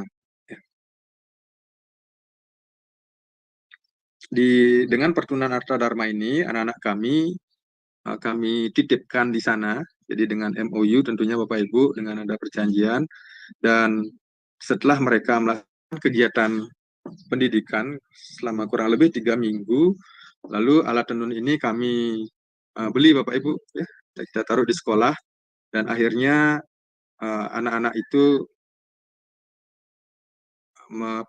memproduksi kain tenun itu bisa di sekolah. Ini kegiatan pelatihan. Nah, ini sudah di sekolah nih Bapak Ibu. Ya. Nah, ini kunjungan Pak Kadis, Pak Kepala Dinas Pendidikan, untuk melihat apa yang dilakukan oleh anak-anak terkait dengan ini. Nah, kemudian hasil tenun ini dipamerkan, ya, hasil karya tenun ini dipamerkan di ajang G20 Bapak Ibu, ya, di tahun kemarin. Jadi ada 4 anak yang harus memiliki kemampuan menenun dan juga kemampuan bahasa Inggris. Sebagai prasyarat mereka bisa menjadi peserta di dalam pameran di G20. Nah, ini produknya. Kita kerjasama dengan Arta Dharma. Dan tenun yang dijual itu lebih dari 10 juta kemarin kita laku, Pak Ibu, ya, di kolaborasi milik SMA 3 dan juga milik Pertenunan Arta Dharma. Selain itu pula, kami juga kerjasama dengan teman yang menguasai hidroponik, ada di daerah Dencarik, Bapak Ibu. Dan hidroponik ini sudah sekian kali panen, dan hasil panen ini kemudian ditampung. Kami punya tim kewirausahaan, Bapak Ibu, yang menampung hasil penjualan itu. Jadi tidak dikembalikan ke siswa, tetapi kita tampung yang kemudian kita gulirkan untuk membeli bibit misalnya gitu, membeli pupuk, ya. Kemudian kami juga nanam anggur, ya. Anggur apa nih? Anggur luar nih Bapak Ibu, ya. Bukan anggur yang biasa nih, anggur jari, Bapak Ibu. Selain itu pula kami juga kerjasama dengan pihak Undiksa untuk pengembangan biopori di areal sekolah kami. Kemudian di bidang perikanan, kami kerjasama dengan Dinas Perikanan, dan secara berkala kami mengusulkan bantuan bibit ikan, dan itu diberikan kepada anak-anak kami, dan dipelihara selama beberapa bulan, ya, kurang lebih 3-4 bulan, mereka sudah bisa panen. Dan panen lele ini sudah masuk ke 6 kemarin, ke 6 kalinya, gitu ya. Dan ini adalah kegiatan seremonial panen lele yang dilaksanakan di sekolah.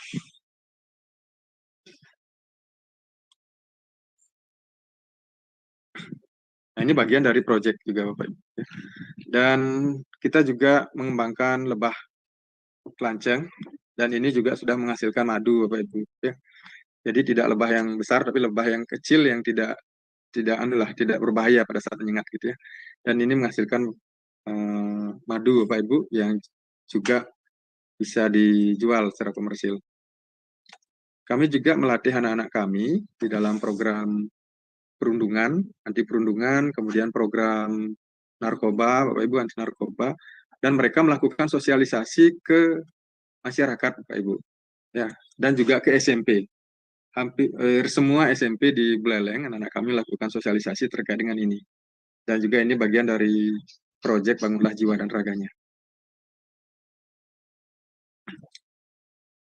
Ini juga bagian proyek dari Bangunlah Jiwa dan Raganya, jadi proyek anti perundungan. Dan ini merupakan program wajib bagi Angkatan 1 Sekolah Penggerak. Adanya program ROOTS, istilahnya Bapak Ibu. Program anti perundungan ini sudah diimplementasikan di beberapa negara dan sudah berhasil mengurangi angka perundungan 25-30%. Ya. Dan aktivitas anak yang dilakukan di sekolah adalah membentuk agen perubahan anti perundungan, ya. Jadi siswa agen perubahan anti perundungan ini jumlahnya 30, dan 30 anak ini dipilih oleh teman-temannya. Artinya ke-30 anak ini memiliki pengaruh yang lebih dibandingkan dengan yang lain melalui aplikasi yang disediakan oleh pihak Kemendikbud. Dan 30 anak inilah yang kemudian dilatih terkait dengan program perundungan, yang kemudian ke-30 anak ini kami jadikan narasumber proyek, ya, proyek Bangunlah Jiwa dan Raganya, karena kita punya 10 kelas, jadi masing-masing kelas ada 3 siswa yang menjadi narasumber terkait dengan program anti perundungan. Ada 10 modul yang mereka selesaikan, ya, dari hasil mereka mengikuti kegiatan di pusat, gitu ya. Dan di akhir kegiatan mereka melakukan ajang kreasi, ya, apa yang diistilahkan dengan Roots Day, ya. Mereka mementaskan hasil karya yang terkait dengan perundungan berupa fragmen sandiwara singkat, gitu. Nah, selain itu pula kami untuk anak-anak kelas 10 untuk proyek kami mengembangkan tema kearifan lokal. kearifan lokal ini juga masing-masing kelompok ada 6 orang, Bapak Ibu. Mereka mengajukan proposal terkait dengan kearifan lokal yang ada di wilayah Buleleng. Nah, kemudian setelah disetujui oleh pendamping, baru mereka melakukan sesi wawancara dan kegiatan pelaporan. Dan ada tradisi-tradisi unik yang ditulis oleh anak-anak ya, dari hasil wawancara, misalnya tradisi megoak-goakan, Bapak Ibu, kemudian mencolek endut, kemudian ada jangir kolok ya di Bengkale juga itu ditulis oleh anak-anak. Ini kemudian menjadi tugas akhir, ya laporan ini menjadi tugas akhir di dalam proyek kearifan lokal.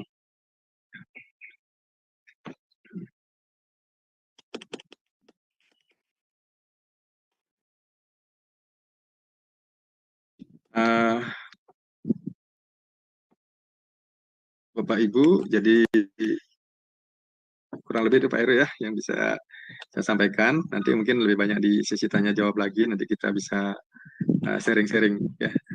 Dan saya berikan kesempatan mungkin selanjutnya kepada Pak Dewo juga untuk bisa berbagi, karena SMA 4 Denpasar juga SMA yang luar biasa, yang juga menginspirasi kami. Waktu saya serahkan ke Pak Heru ya. Baik, terima kasih Pak Eka. Sungguh luar biasa Bapak Ibu, kita berikan emoticon applause Bapak Ibu ya buat Pak Eka. Jadi sungguh luar biasa apa yang sudah dilakukan oleh SMA Negeri 3 Singaraja di dalam intervensi khususnya pada program sekolah penggerak untuk meningkatkan ketercapaian program yang sudah dilakukan oleh SMA Negeri 3 Singaraja. Mungkin saya lemparkan dulu ke audien ya. Apakah maunya lanjut ke materi berikutnya atau tanya jawab dahulu terkait materinya Pak Eka Wilantara, Bapak Ibu? Lanjut aja dulu, Pak. Oke. Baik, kalau Ya, begitu untuk paparan selanjutnya kami serahkan ke Bapak Dewo. Silakan, Pak. Baik, terima kasih atas waktunya Pak Heru. Sampai saat ini pesertanya masih banyak nih, 110 dikurangi kami ada 5 orang, luar biasa Bapak Ibu, sampai sore ini masih setia ada di room kali ini. Apresiasi yang setinggi-tingginya untuk Bapak Ibu semuanya. Sebelum saya mulai, izinkan saya ucapkan panjali umat, Om Swastiastu. Assalamualaikum warahmatullahi wabarakatuh. Salam sejahtera bagi kita semua. Salam namo buddhaya, salam kebajikan.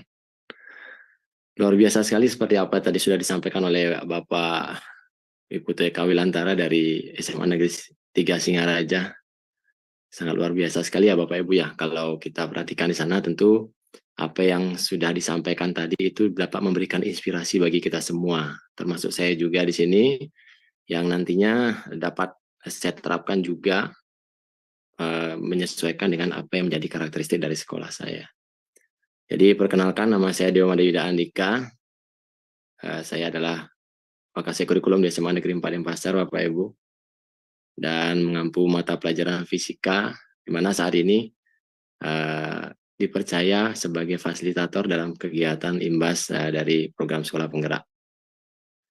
Baik Bapak Ibu semuanya, izinkan saya share screen ya.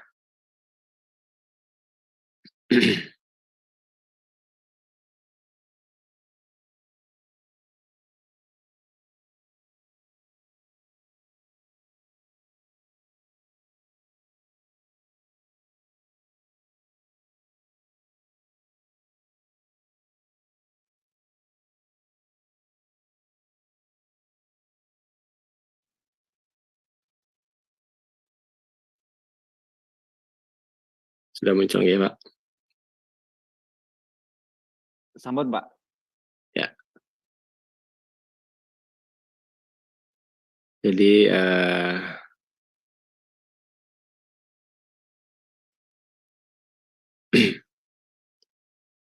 jadi di sini saya punya sebuah Padlet Bapak Ibu semuanya. Izinkan saya untuk membagikan linknya, atau Bapak Ibu juga bisa akses melalui kode QR yang ada di layar. Muncul QR-nya, Pak? Yes, sambut, udah muncul Pak. Bapak Ibu bisa scan QR code-nya di depan untuk mengakses Padlet-nya ya Bapak Ibu ya. Atau kalau yang kesulitan, saya coba kirimkan linknya di kolom chat. Tunggu sebentar Bapak Ibu.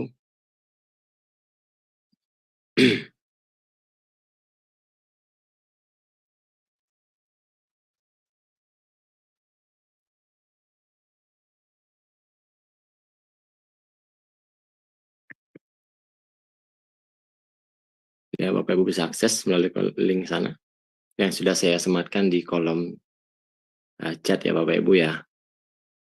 Baik Bapak Ibu semuanya, sebelum kita mulai, mungkin saya ingin melihat ekspresi dari Bapak Ibu semua.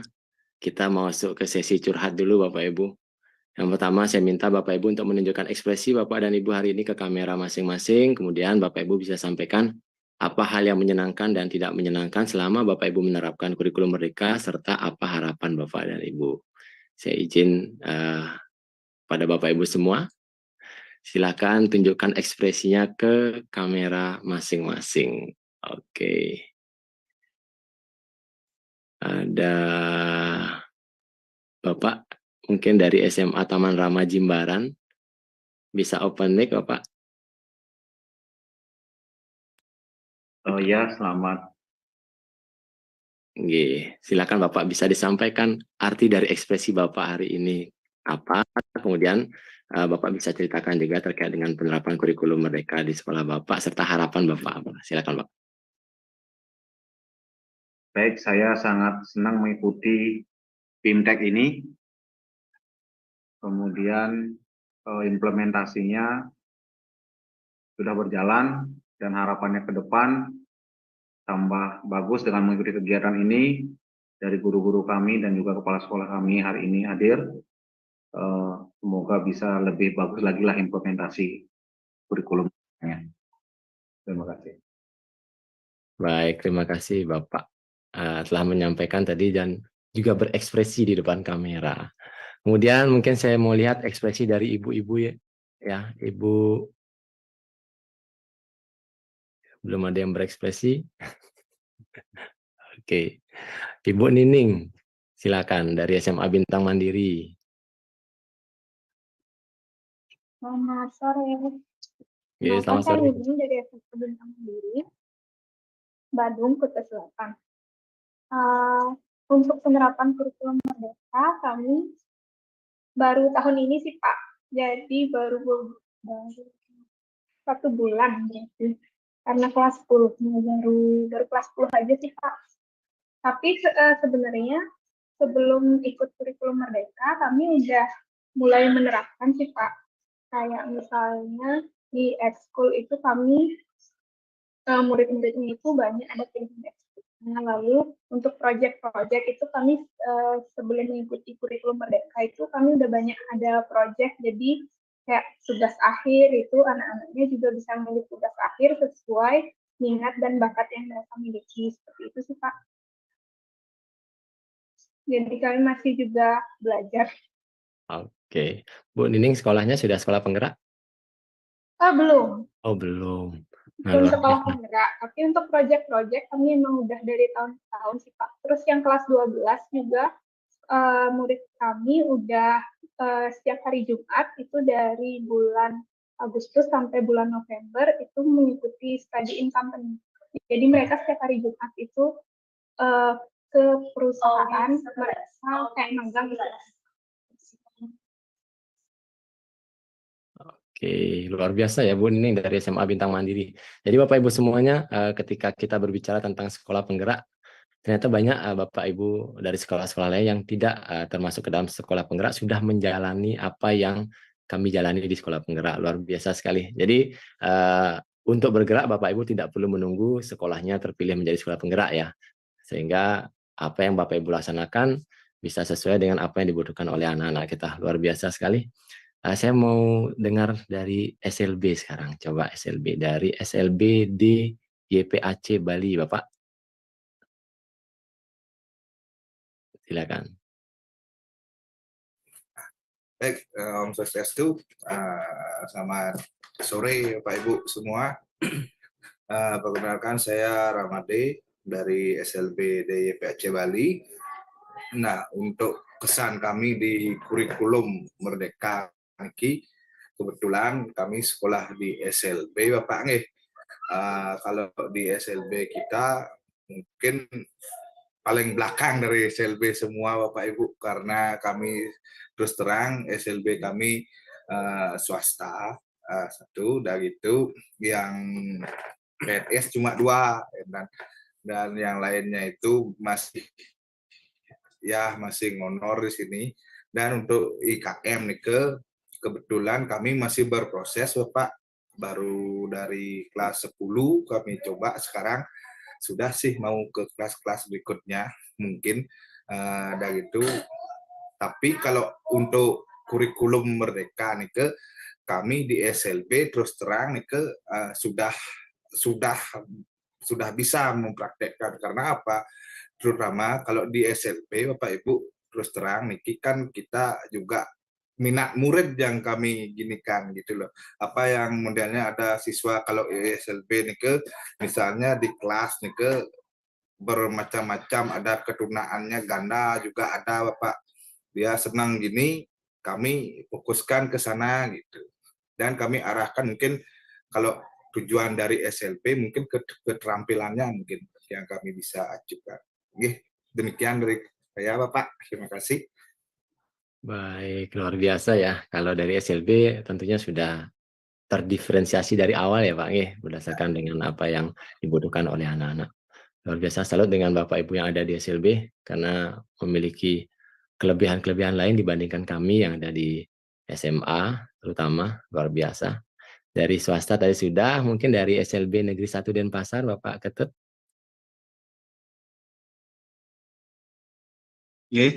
Terima kasih. Saya mengapresiasi dari narasumber ya, dari Pak Putu, dari Pak Dewo dengan pengalaman untuk sekolah penggerak. Untuk di SLB, khususnya SLB 1 Denpasar, memang dulu kami ikut jadi mendaftar begitu ke sekolah untuk menjadi sekolah penggerak, tapi karena umur gitu jadi tereliminasi begitu. Kurang lagi sebulan aja nggak bisa begitu, padahal kami juga sudah susah payah menyiapkan diri untuk bisa sampai ke level itu gitu. Tapi nggak apalah, bukan itu yang utama, tapi kalau sekolah sebagai penggerak, karena memang guru itu adalah agen perubahan, tidak nunggu kami harus dicap dikasih stempel penggerak gitu, tapi hati kami ya, jiwa kami itu sudah menggerakkan ya, ikut bergerak ya, ada apa tidak proyek dalam kaitannya dengan ditunjuk apa tidak itu soal lain begitu. Yang terpenting hakikat daripada bergerak itu, apapun program pemerintah kami sudah coba lakukan sebisanya ya, dengan guru-guru di sekolah termasuk SLB seluruh Bali. Demikian Pak Dewo dengan Pak Putu. Terima kasih. Baik, luar biasa perjuangan Pak Ketut ya dengan untuk mengikuti program sekolah penggerak, walaupun mungkin labelnya belum masuk ke sana, tapi sebenarnya praktik-praktik baiknya sudah luar biasa sekali dilaksanakan, sehingga itulah IKM juga sudah jalan. Luar biasa Bapak. Oke, salut dengan Bapak dari SLB Negeri 1 Denpasar.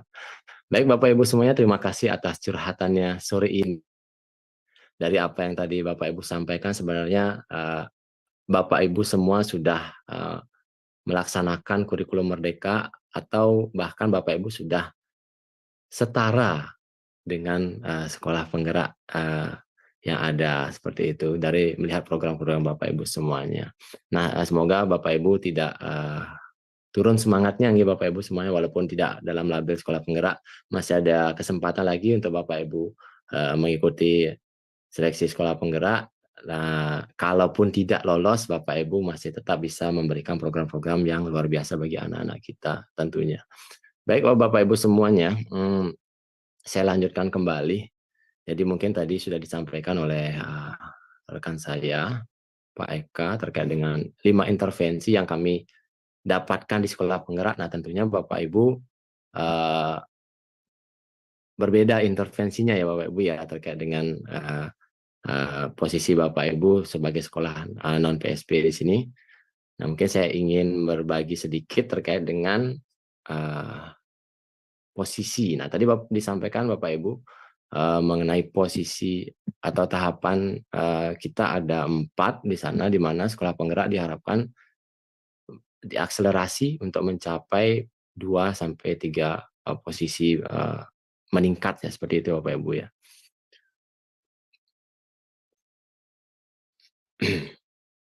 Ya. Nah, di sini Bapak Ibu bisa lihat ada 4 tahapan di sini Bapak Ibu, tahap 1, tahap 2, tahap 3, tahap 4. Nah, yang ingin saya minta kepada Bapak Ibu semuanya, silakan Bapak Ibu bisa klik di bawah. Kira-kira Bapak Ibu ada di tahap 1, 2, 3, atau 4. Silakan Bapak Ibu bisa pilih, bisa diklik di sana, ataupun Bapak Ibu bisa menyampaikan secara langsung dengan open mic, silahkan Bapak Ibu semua. Kira-kira ada di tahap berapa? 1, 2, 3, 4. Petunjuknya ada di atasnya ya Bapak Ibu. Nah, ini silakan. Hasil belajar, lingkungan belajar, pembelajaran, dan refleksi diri dan pengimbasan. Silakan. Jadi ini tidak hanya untuk sekolah penggerak ya Bapak Ibu ya. Jadi semua sekolah juga bisa mengidentifikasi sejauh mana Bapak Ibu ada di tahap proses transformasi sekolah. Jangan khawatir Bapak Ibu, tahapan ini bukan untuk melabeli bahwa Bapak Ibu ada di peringkat 1, 2, 3, atau 4, atau peringkat 4 itulah yang paling tinggi, peringkat 1 itulah paling rendah, tapi ini tujuannya adalah untuk merefleksikan diri sejauh mana sekolah kita dapat kita tingkatkan kembali berdasarkan indikator-indikator yang ada di sini Bapak Ibu semua. Silahkan. Ada 4, oke, ada tahap 1, 2, 50% tahap 2, 25% tahap 1. Oke, semakin meningkat karena di sini ya jumlah. Oke, ada Bapak Ketut Marisna, maaf Ibu Ketut Marisna di tahap kedua. Luar biasa. Oke. Ya. Jadi melihat dari apa yang sudah Bapak Ibu berikan di sini, dari 6 suara atau 7 juga dari Ibu Ketut juga, ada merata ya tahap 1, 2, 3. Nah, jangan khawatir Bapak Ibu semuanya, ketika kita saling berbagi praktik baik, tentunya kita akan dapat meningkatkan sekolah kita ke tahap-tahap berikutnya. Itu yang menjadi tujuan kita. Baik, mungkin saya akan paparkan materinya Bapak Ibu semuanya, karena tadi sudah disampaikan oleh Bapak Eka. Saya akan coba paparkan salah satu materi yang mungkin dapat kita manfaatkan, karena ini adalah salah satu indikator digitalisasi sekolah, di mana Bapak Ibu bisa memanfaatkan platform-platform. Salah satunya adalah raport pendidikan ya Bapak Ibu semuanya ya. Jadi seperti disampaikan tadi, ada Tanya Bos, ada Arkas, kemudian ada raport pendidikan, ada juga PMM yang dapat Bapak Ibu manfaatkan dalam digitalisasi sekolah. Salah satunya akan saya bahas ini, yaitu tentang raport pendidikan Bapak Ibu semuanya. Jadi untuk materi bisa Bapak Ibu langsung buka di sana, seperti itu.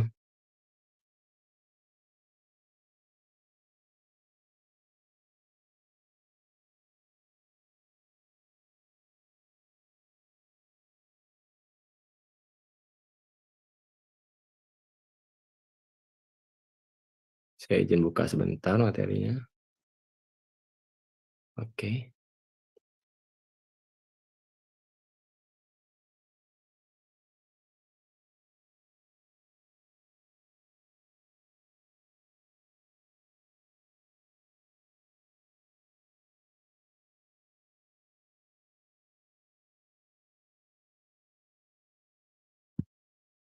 Bentar Bapak Ibu ya.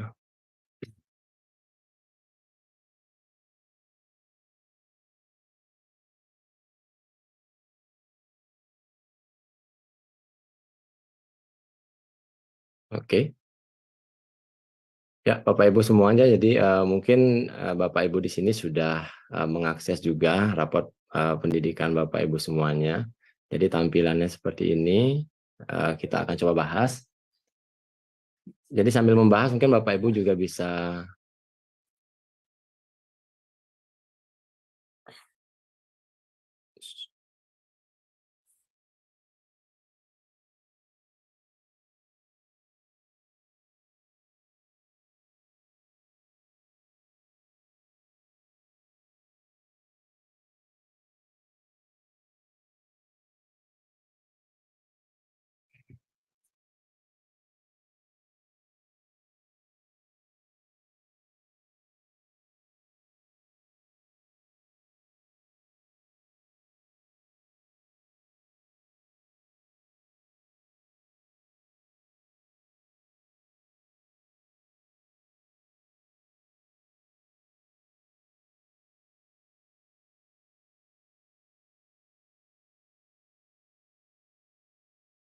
Mohon ditunggu sebentar Bapak Ibu nggih.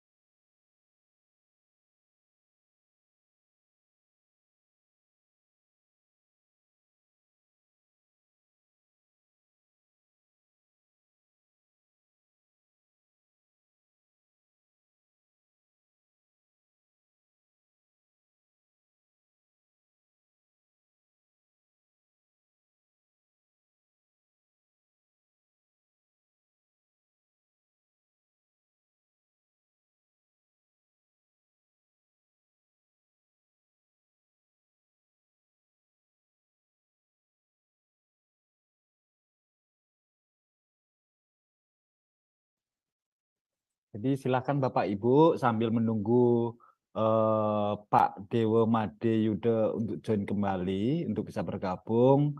Tadi Padlet yang sudah dibagikan linknya bisa dibuka-buka dulu sambil menunggu Pak Dewo Made-nya. Silakan Bapak Ibu. Baik, terima kasih Bapak. Mohon maaf. Udah. Silakan Pak Dewo. Off-cam dulu Bapak. Baik, Bapak Ibu semuanya. Jadi Bapak Ibu bisa akses rapor pendidikan. Jadi kita sambil buka rapor pendidikan, Bapak Ibu bisa kita bahas di sini. Jadi Bapak Ibu semuanya, untuk alur platform rapor pendidikan di sini, Bapak Ibu kita bisa gunakan dalam perencanaan berbasis data. Nah, kalau kita buka Bapak Ibu semuanya, di akses pertama ada halaman login, di mana Bapak Ibu bisa login sebagai kepala sekolah, operator sekolah, dan juga guru. Nah, silakan Bapak Ibu bisa sambil login dulu rapor pendidikannya, nanti biar sesuai dengan apa yang kita bahas hari ini.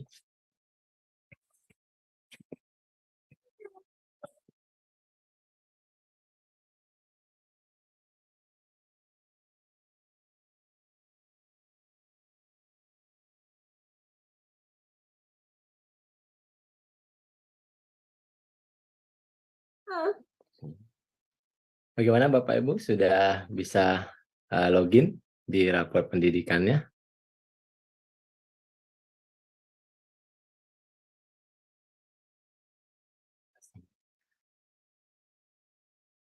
Sudah ya, Bapak Ibu? Boleh di kolom chat, komentar, silakan. Kalau Bapak Ibu sudah mengakses dan juga login dengan menggunakan akun kepala sekolah, operator sekolah maupun akun guru. Akun belajar ID ya Bapak Ibu ya. Nah, di mana untuk metode perencanaan berbasis data di sini Bapak Ibu, jadi ada identifikasi, ada refleksi dan juga ada benahi. Jadi yang sering kita singkat dengan IRB. Nah, inilah yang sering kita dengung-dengungkan Bapak Ibu semuanya. Nah, di mana di bagian identifikasi ini kita dapat melihat ringkasan capaian dan juga untuk mengidentifikasi masalah. Jadi untuk perencanaan berbasis data, kita mulai dari identifikasi dulu Bapak Ibu. Sejauh mana capaian sekolah dari Bapak Ibu semua, sehingga kita bisa identifikasi masalahnya di mana. Nah, untuk halaman ringkasan, Bapak Ibu bisa buka. Nanti di sana ada profil satuan pendidikan, di mana ada nama, NPSN, alamat, kota, provinsi, dan akreditasi. Yang di mana ada fitur kedua terkait dengan deskripsi ringkas. Jadi di sana terdapat indikator prioritas dengan capaian delta tertinggi, Bapak Ibu. Kemudian indikator prioritas dengan pencapaian terbaik. Lalu ada pasangan indikator prioritas dan akar masalah yang paling perlu perbaikan. Lalu ada benahi yang direkomendasikan.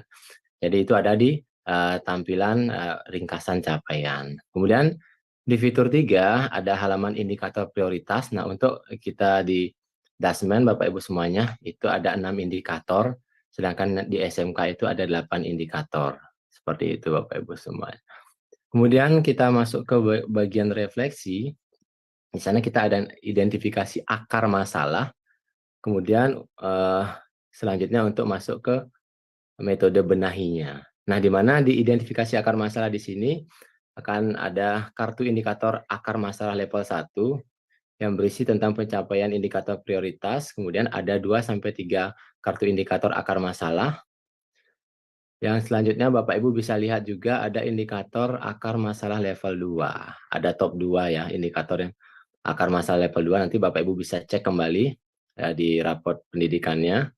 Kemudian dari akar masalah itu kita akan masuk ke metode yang ketiga yaitu benahi, yaitu mempelajari inspirasi kegiatan benahi, di mana Bapak Ibu akan melihat ada inspirasi benahi di sana, di mana inspirasi benahi ini dikelompokkan berdasarkan indikator masalah level 1. Kemudian masuk ke laporan hasil nilai rapor dan rekomendasi PBD. Nah, di sini Bapak Ibu bisa mengklik unduhan. Jadi Bapak Ibu bisa unduh laporan raport pendidikannya. Nah, itulah secara umum alur platform raport pendidikan yang bisa Bapak Ibu akses.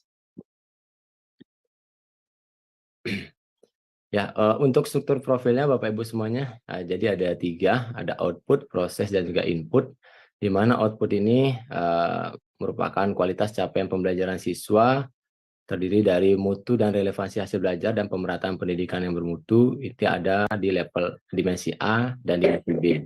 Di mana untuk dimensi B itu hanya ada di pendidikan daerah. Jadi untuk satuan pendidikan ada dimensi A, kemudian kualitas proses belajar siswa, mutu dan relevansi pembelajaran, pengelolaan sekolah yang partisipatif, transparan, dan akuntabel itu dimensi D dan E. Kemudian kompetensi dan kinerja PTK itu ada di dimensi C. Nah, inilah struktur profil yang terdiri dari 3 area, 5 dimensi, dan indikator level 1 dan 2-nya. Ya, kalau untuk di Dasmen Bapak Ibu semuanya, seperti yang saya sampaikan tadi, ini adalah untuk level 1. Ya, di area output itu ada mutu dan relevansi hasil belajar, ada indikatornya terkait dengan kemampuan literasi, numerasi, indeks karakter. Sedangkan kalau di SMK ada tambahan lagi 3, yaitu penyerapan lulusan, pendapatan lulusan, serta kompetensi lulusan. Ini untuk di satuan pendidikan. Kemudian terkait dengan dimensi D, itu adalah mutu dan relevansi pembelajaran. Indikator level 1-nya ada terkait kualitas pembelajaran, refleksi dan perbaikan pembelajaran oleh guru, kepemimpinan instruksional, iklim keamanan sekolah, iklim kesetaraan gender, dan juga iklim kebinekaan serta inklusivitas. Nah, ini ada di dimensi mutu dan relevansi pembelajaran. Kemudian terkait dengan dimensi kompetensi dan kinerja GTK, jadi untuk indikator level 1-nya ada proporsi GTK bersertifikat, proporsi GTK penggerak, pengalaman pelatihan guru, serta kualitas GTK penggerak. Sedangkan untuk pengelolaan sekolah yang partisipatif, transparan, dan akuntabel, itu ada partisipasi warga sekolah, proporsi pemanfaatan sumber daya sekolah untuk peningkatan mutu, pemanfaatan TIK untuk pengelolaan anggaran. Nah, itulah profil terkait dengan platform rapor pendidikan, Bapak Ibu semuanya. Sekarang kita akan masuk ke PBD-nya, Bapak Ibu ya. Kita akan melakukan perencanaan berbasis data. Nah, di sini ada 3, Bapak Ibu semuanya. Jadi kalau kita perhatikan ada 3 cara, yaitu yang pertama, PBD dengan melakukan eksplorasi dashboard platform rapor pendidikan. Jadi kita lihat di dashboardnya. Kemudian cara yang kedua menggunakan unduhan rekomendasi. Jadi sudah ada rekomendasi-rekomendasi yang dapat kita lakukan. Yang ketiga itu dengan menganalisis unduhan laporan rapor pendidikan. Jadi kita unduh langsung laporan secara lengkap. Nah, coba saya ingin bertanya dulu kepada Bapak Ibu semuanya, apakah Bapak Ibu sudah pernah mengakses atau sudah melakukan perencanaan berbasis data dengan rapor pendidikan? Kalau sudah, Bapak Ibu bisa sampaikan menggunakan cara yang mana? 1, 2, ataupun 3. Silakan Bapak Ibu. Boleh di kolom chat, boleh disampaikan secara langsung, silakan. Silakan Bapak Ibu.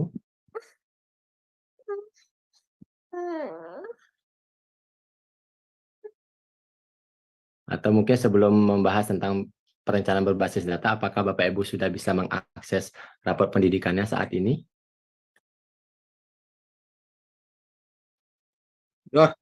Sudah, ya. Bapak dari SMA Negeri 1 Kubu Tambahan. Selamat sore, Pak. Saya dari SMA Bintang Mandiri. Kalau kami belum menggunakan rapor Merdeka, Pak. Gimana? Rapor pendidikan. Karena baru mulai tahun ini untuk kurikulum Merdeka. Oke, baik. Nanti bisa diakses ya Bapak Ibu ya. Nah, di sini kita bisa pilih Bapak Ibu. Jadi sesuaikan 1, 2, ataupun 3. Nanti bisa kita pilih. Nah, di mana penjelasannya? Kalau menggunakan cara 1 ini yang paling simpel Bapak Ibu semuanya. Karena kita menggunakan dashboard dari platform rapor pendidikan. Nah, dashboardnya seperti ini Bapak Ibu. Di mana nanti Bapak Ibu masuk ke tahap 1 untuk mengidentifikasi, memilih, dan menetapkan masalah. Nah, di sini nanti akan ada warna-warni nih Bapak Ibu. Seperti pelangi ya, ada merah, ada kuning, ada hijau. Nah, di mana untuk prioritasnya itu urutannya adalah yang pertama itu adalah yang merah, kemudian kuning, dan juga hijau. Nah, jika ada 2 label capaian yang warnanya sama, Bapak Ibu dapat memilih indikator mana yang lebih membutuhkan intervensi dengan melihat detail peringkat yang lebih rendah. Jadi sini ada keterangan peringkatnya Bapak Ibu. Jadi kalau sama-sama merah, Bapak Ibu ambil yang peringkatnya lebih rendah. Nah, jika peringkatnya juga nilainya sama, Bapak Ibu dapat memilih indikator mana yang lebih membutuhkan intervensi dengan melihat delta atau kenaikan serta penurunan capaian dengan prioritasnya seperti ini Bapak Ibu. Jadi Bapak Ibu prioritaskan dulu yang delta penurunannya paling tinggi atau kenaikannya yang paling rendah, seperti itu. Nah, jika deltanya sama, maka Bapak Ibu dapat membandingkan skor capaian dengan klik apa arti capaian saya. Nanti bisa dipilih indikator yang memiliki skor lebih rendah.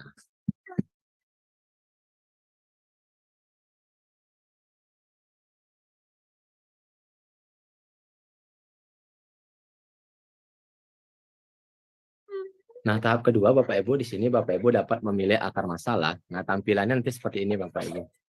Jadi Bapak Ibu bisa klik pelajari akar masalah, maka akan ada 4 kartu akar masalah dari indikator level 1 dan level 2 yang menyertai kartu akar masalahnya. Bapak Ibu bisa pilih indikator level 2 dari indikator level 1 yang sudah dipilih menjadi masalah. Karena pada indikator level 2 ini, itu juga merupakan akar masalahnya. Nanti Bapak Ibu juga dapat melihat 3 kartu akar masalah yang terdapat di bagian bawah yang sudah diurutkan berdasarkan indikator yang paling membutuhkan intervensi. Jadi di sini Bapak Ibu ya. Jadi ini ada permasalahan level 1, kemudian di sini ada permasalahan level 2, kemudian akan ada 3 kartu akar masalah lagi. Nah, yang sudah diurutkan berdasarkan indikator yang paling membutuhkan intervensi. Nah, kalau sudah pelajari akar masalah, maka kita akan merumuskan benahi Bapak Ibu.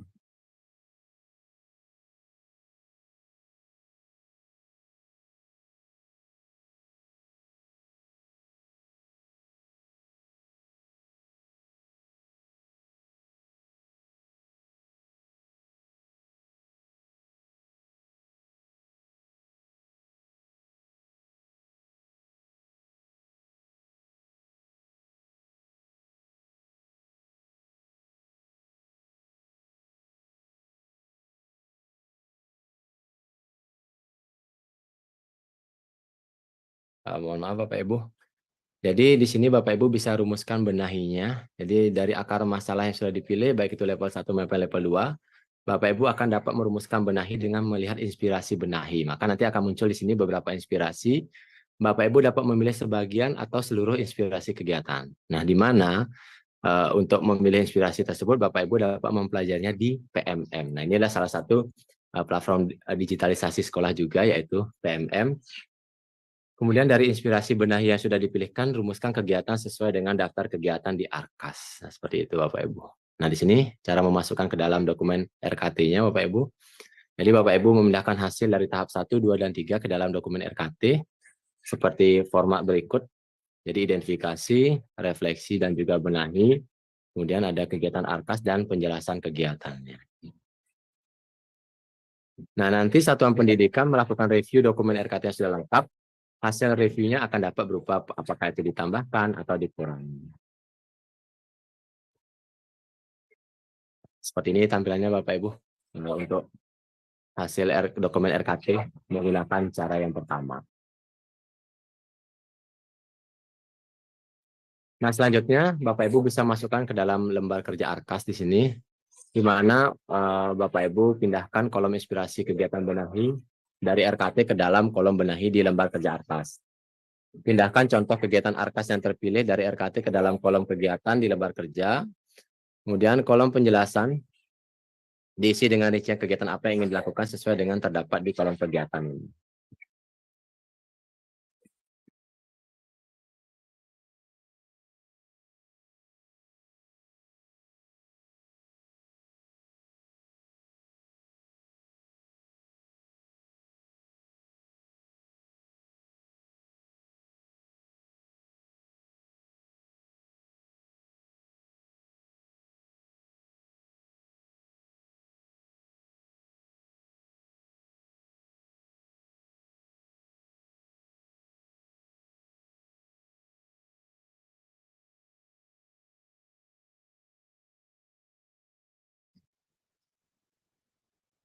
Putus ini Pak Dewa.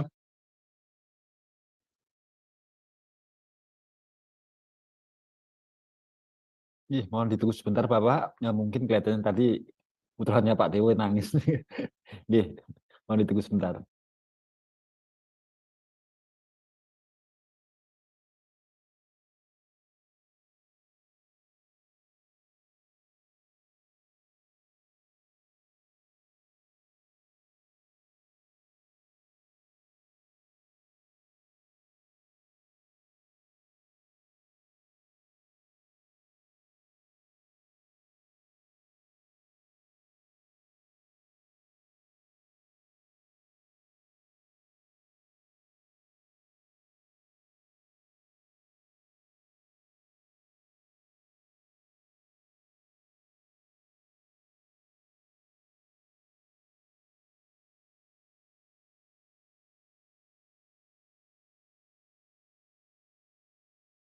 Pak Eka.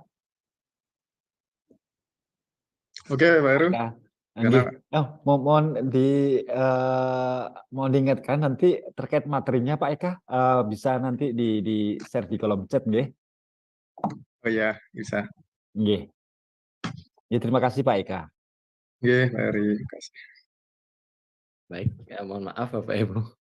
Mohon maaf sekali ini ada kendala Oke, saya lanjutkan ya Bapak Ibu ya. Jadi silakan Bapak Ibu bisa masukkan kolom uraian kegiatan diisi dengan rincian barang dan jasa yang dibutuhkan, kemudian kolom jumlah berisi jumlah barang dan jasa dalam setahun, kemudian ada kolom satuan juga di sini, lalu harga satuan dan total. Nah, nanti setelah semua kegiatan dimasukkan ke lembar kerja Arkas, Bapak Ibu dapat melanjutkan review terhadap jumlah total anggarannya.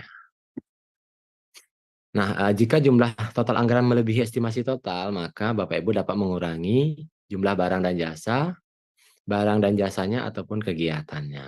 Namun jika jumlah total anggaran kurang dari estimasi total, maka Bapak Ibu dapat menambahkan jumlah barang dan jasa apa saja serta kegiatannya.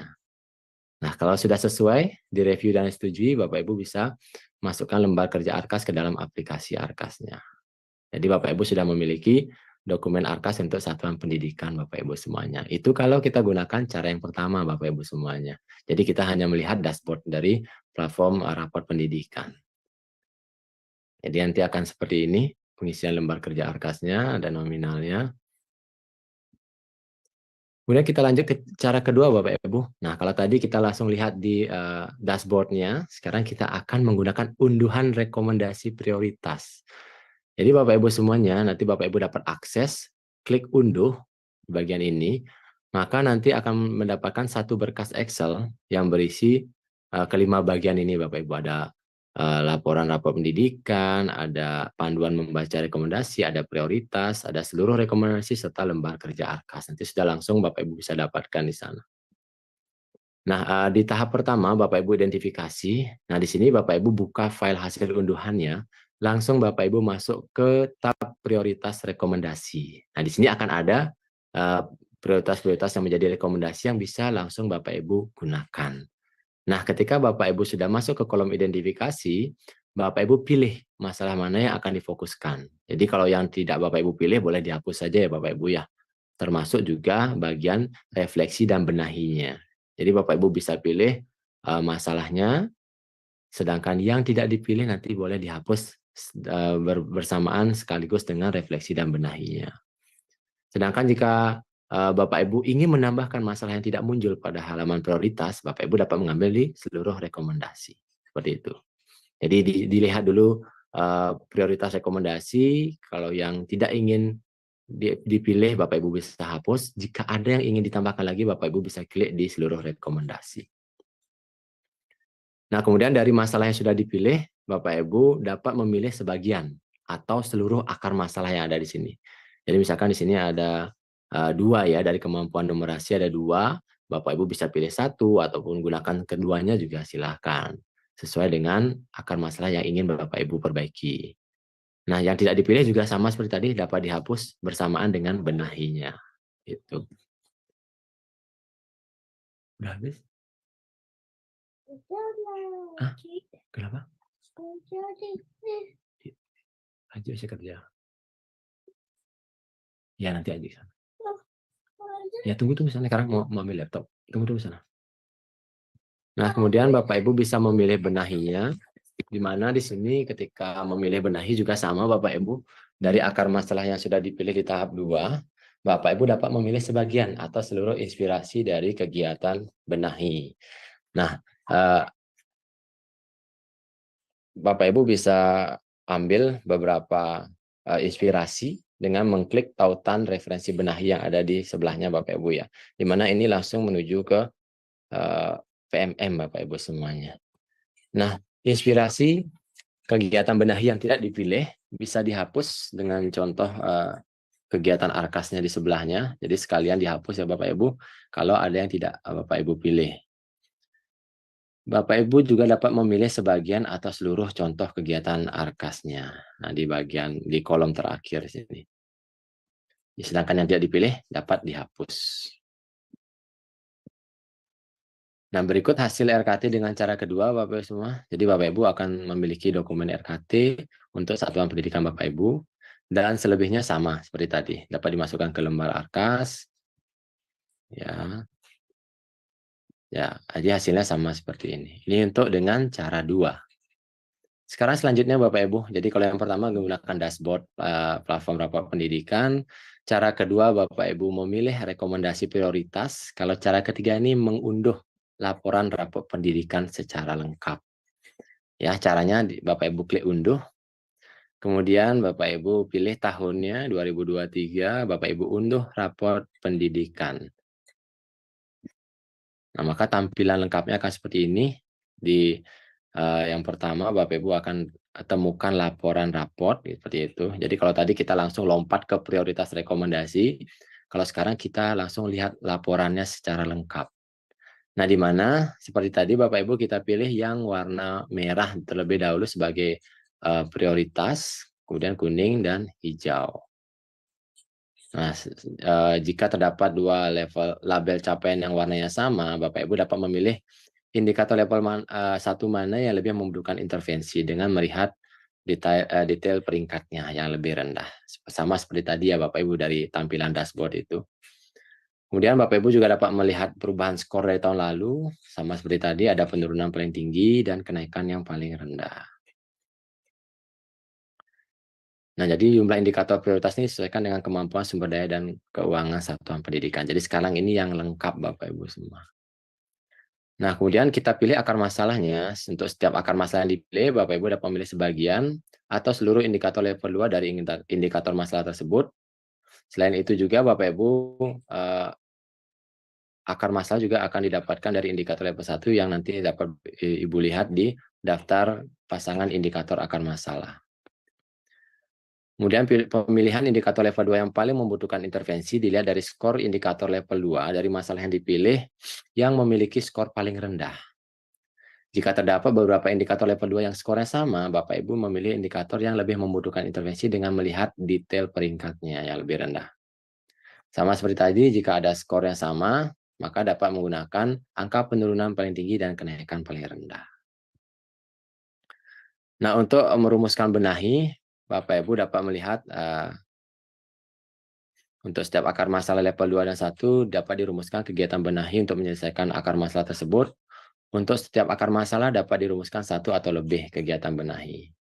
Nah, kemudian dari kegiatan benahi yang sudah dirumuskan, Bapak Ibu dapat memilih kegiatan ARKAS yang nantinya akan dimasukkan ke platform ARKAS. Setelah itu, kegiatan benahi pada kegiatan ARKAS dapat merujuk pada daftar benahi dan kegiatan ARKAS untuk masing-masing akar masalahnya dapat dilihat. Tidak, Bapak Ibu bisa lihat kira-kira kegiatan benahi yang mana saja Bapak Ibu masukkan ke dalam kegiatan ARKAS. Jadi masukkan dokumen RKT-nya sama juga seperti ini Bapak Ibu semuanya. Jadi mirip-mirip dari ketiga cara tersebut. Hingga Bapak Ibu dapat memasukkan ke dalam lembar kerja ARKAS.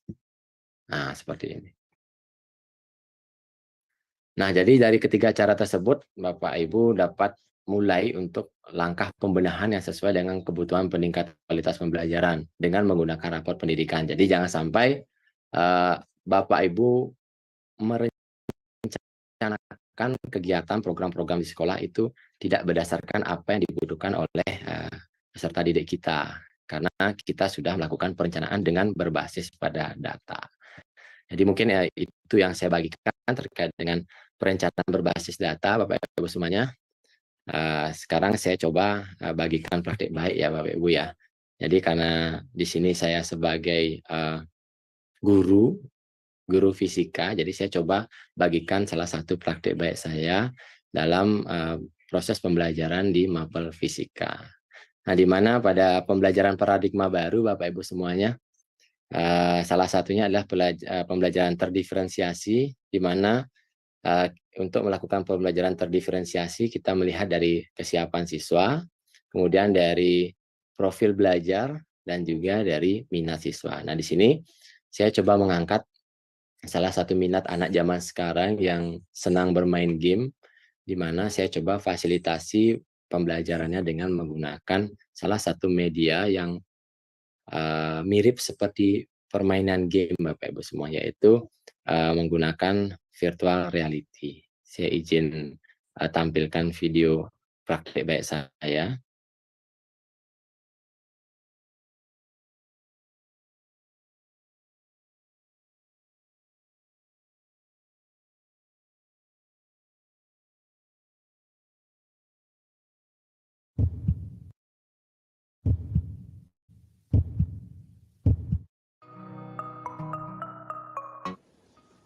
Om Swastiastu, salam bahagia untuk Bapak Ibu Guru semuanya.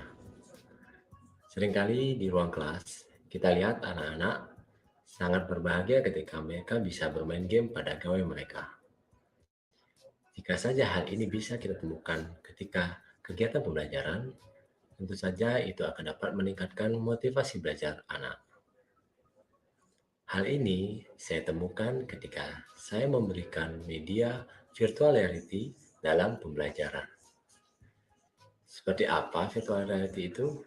Mari kita bahas bersama.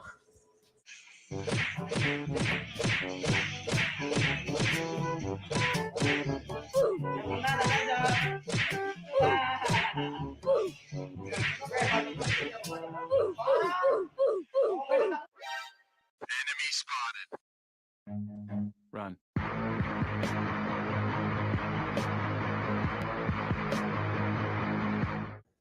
Di adegan tadi, kita lihat anak-anak sangat antusias dalam bermain game pada gawai mereka.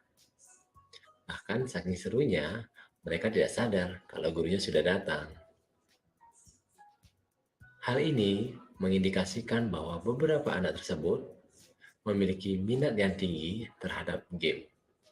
Namun hal itu berubah ketika guru mulai mengajak anak-anak untuk membuka buku dan memperhatikan presentasi yang ditampilkan oleh guru di kelas.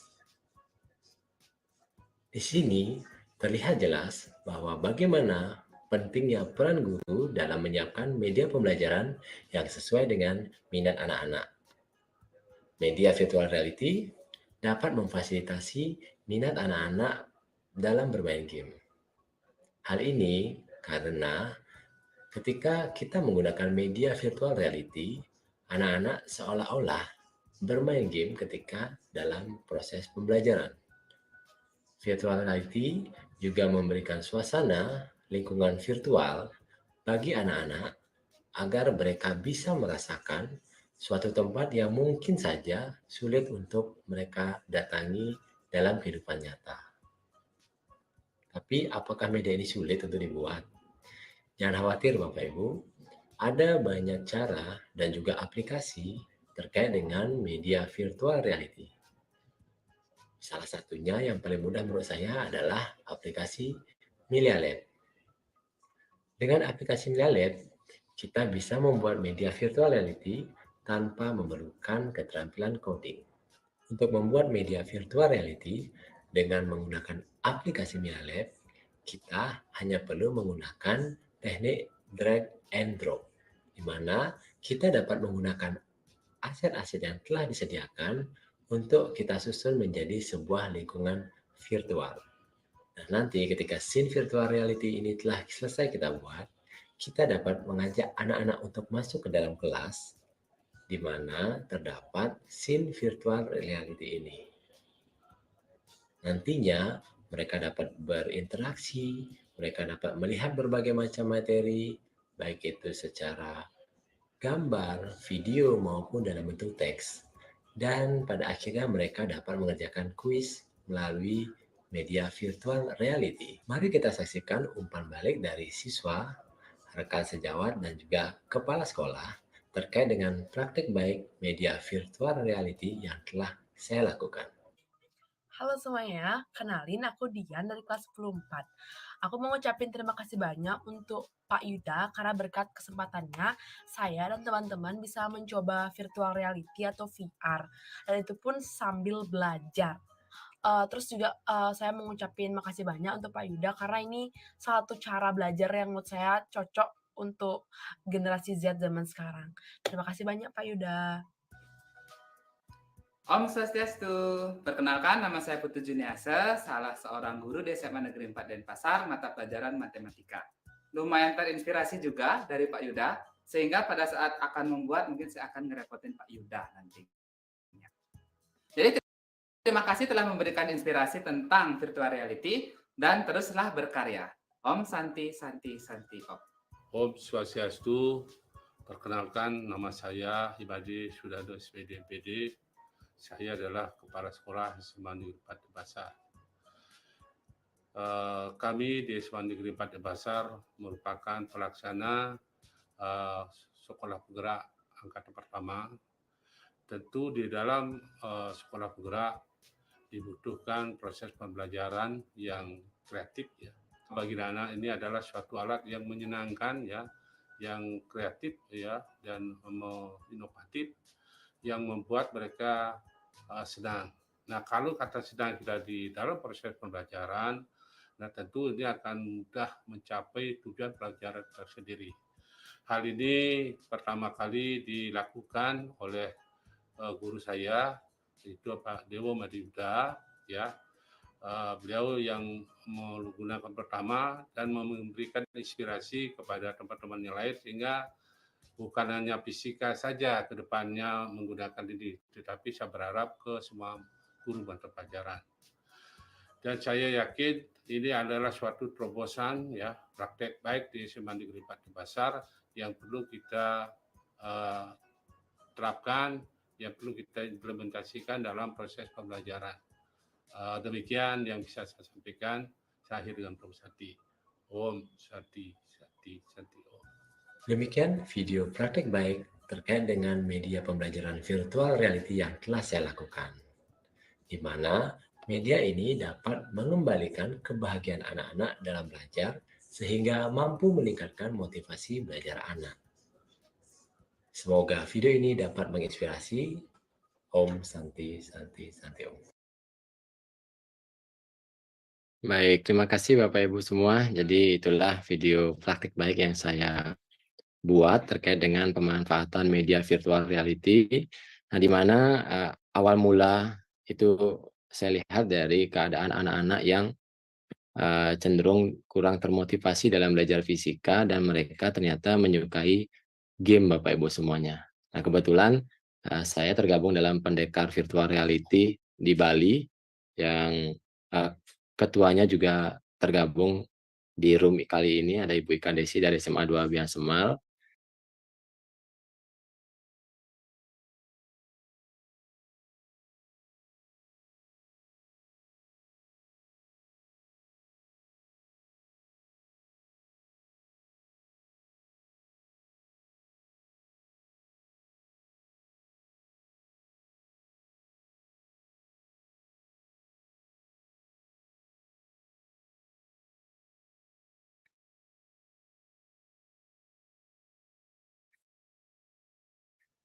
Nah, kalau media coba saya bagikan kepada Bapak Ibu terkait dengan praktik baik dalam segi pembelajaran. Nah, selain itu Bapak Ibu semuanya, saya sedikit sharing juga terkait dengan peningkatan literasi di sekolah kami. Jadi di sekolah kami memiliki pojok baca di masing-masing kelas. Kemudian kami juga buatkan balai bengong maksud kami. Jadi balai bengong di mana ada pojok bacanya juga di halaman sekolah kami di belakang. Kemudian di perpustakaan juga kami siapkan ruangan dalam bentuk meja kursi seperti biasa, dan ada juga bagian lesehannya Bapak Ibu semua, sehingga anak-anak dapat membaca buku sesuai dengan minatnya, mau duduk ataupun mau sambil selonjoran kaki, mereka bisa membaca buku dengan nyaman di perpustakaan. Nah, selain itu juga ada ruang referensi di mana ada ruang khusus di sana, terdapat buku-buku referensi dari dalam maupun luar negeri yang bisa dimanfaatkan oleh anak-anak di ruangan khusus ketika mereka ingin fokus untuk berdiskusi di sana terkait dengan apa yang mereka dapatkan di ruang referensi. Jadi itu yang praktik baik yang kami laksanakan, semoga dapat menginspirasi Bapak Ibu semua. Dan harapan kami Bapak Ibu, di Padlet itu saya sudah berikan link kolom untuk berbagi praktik baik. Nah, harapan saya Bapak Ibu bisa memberikan praktik baik dari masing-masing sekolah, sehingga nantinya dari berbagai macam praktik baik yang kita dapatkan di kegiatan hari ini dapat juga kita imbaskan ke sekolah-sekolah yang tidak tergabung dalam kegiatan hari ini, sehingga perjalanan kita dalam berbagi praktik baik dapat berjalan secara berkesinambungan. Dari 1 menjadi 2, dari 2 menjadi 107, dan dari 107 kita bisa menginspirasi semua sekolah yang ada di Bali khususnya maupun di Indonesia pada umumnya. Baik, sekian pemaparan dari saya, Pak. Untuk waktu, saya kembalikan kepada Pak Heru. Om Santi, Santi, Santi, Om. Assalamualaikum warahmatullahi wabarakatuh. Waalaikumsalam warahmatullahi wabarakatuh. Baik, terima kasih Pak Dewo atas sharing materinya ya. Jadi tadi sudah disampaikan oleh beliau bagaimana cara melakukan perencanaan berbasis data, kemudian praktik baik di dalam pembelajaran khususnya fisika ya yang sudah dikerjakan oleh Pak Dewo terkait virtual reality. Jadi mungkin terkait masalah perencanaan berbasis data, kemudian gimana teknisnya pembelajaran menggunakan virtual reality nanti bisa ditanyakan langsung dengan Pak Dewo-nya. Baik, demikian. Bapak Ibu, demikian yang dipaparkan oleh Pak Dewo. Kemudian saya mengulas kembali terkait apa saja yang sudah disampaikan oleh dua narasumber hebat kita ya pada hari ini. Tadi untuk Pak Eka Wilantara juga sudah menyampaikan terkait apa itu program sekolah penggerak. Mungkin kalau Bapak Ibu ada hal tertentu yang belum dipahami terkait sekolah penggerak itu bisa ditanyakan langsung kepada beliau. Demikian juga sudah disampaikan terkait praktik-praktik baik yang sudah dilakukan oleh baik dari SMA Negeri 3 Singaraja maupun dari SMA Negeri 4 Denpasar, dan khususnya untuk dari SMA Negeri 3 Singaraja tadi udah banyak berkolaborasi terkait kemitraan program kemitraan ya. Ada kerjasama dengan Dinas Lingkungan Hidup, kemudian ada program sebatik, hidroponik, bertanam anggur. Nah, jadi silakan Bapak Ibu kita berikan kesempatan pertanyaan, mungkin ada hal-hal tertentu terkait apa yang sudah disampaikan oleh pemateri kita pada siang hari ini. Silakan. Waktu dan tempat kami persilakan Bapak Ibu.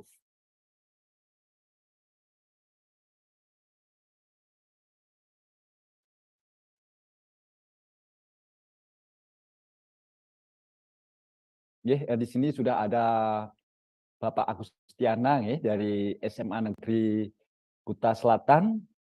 Mungkin langsung saja Pak Agustiana, silakan.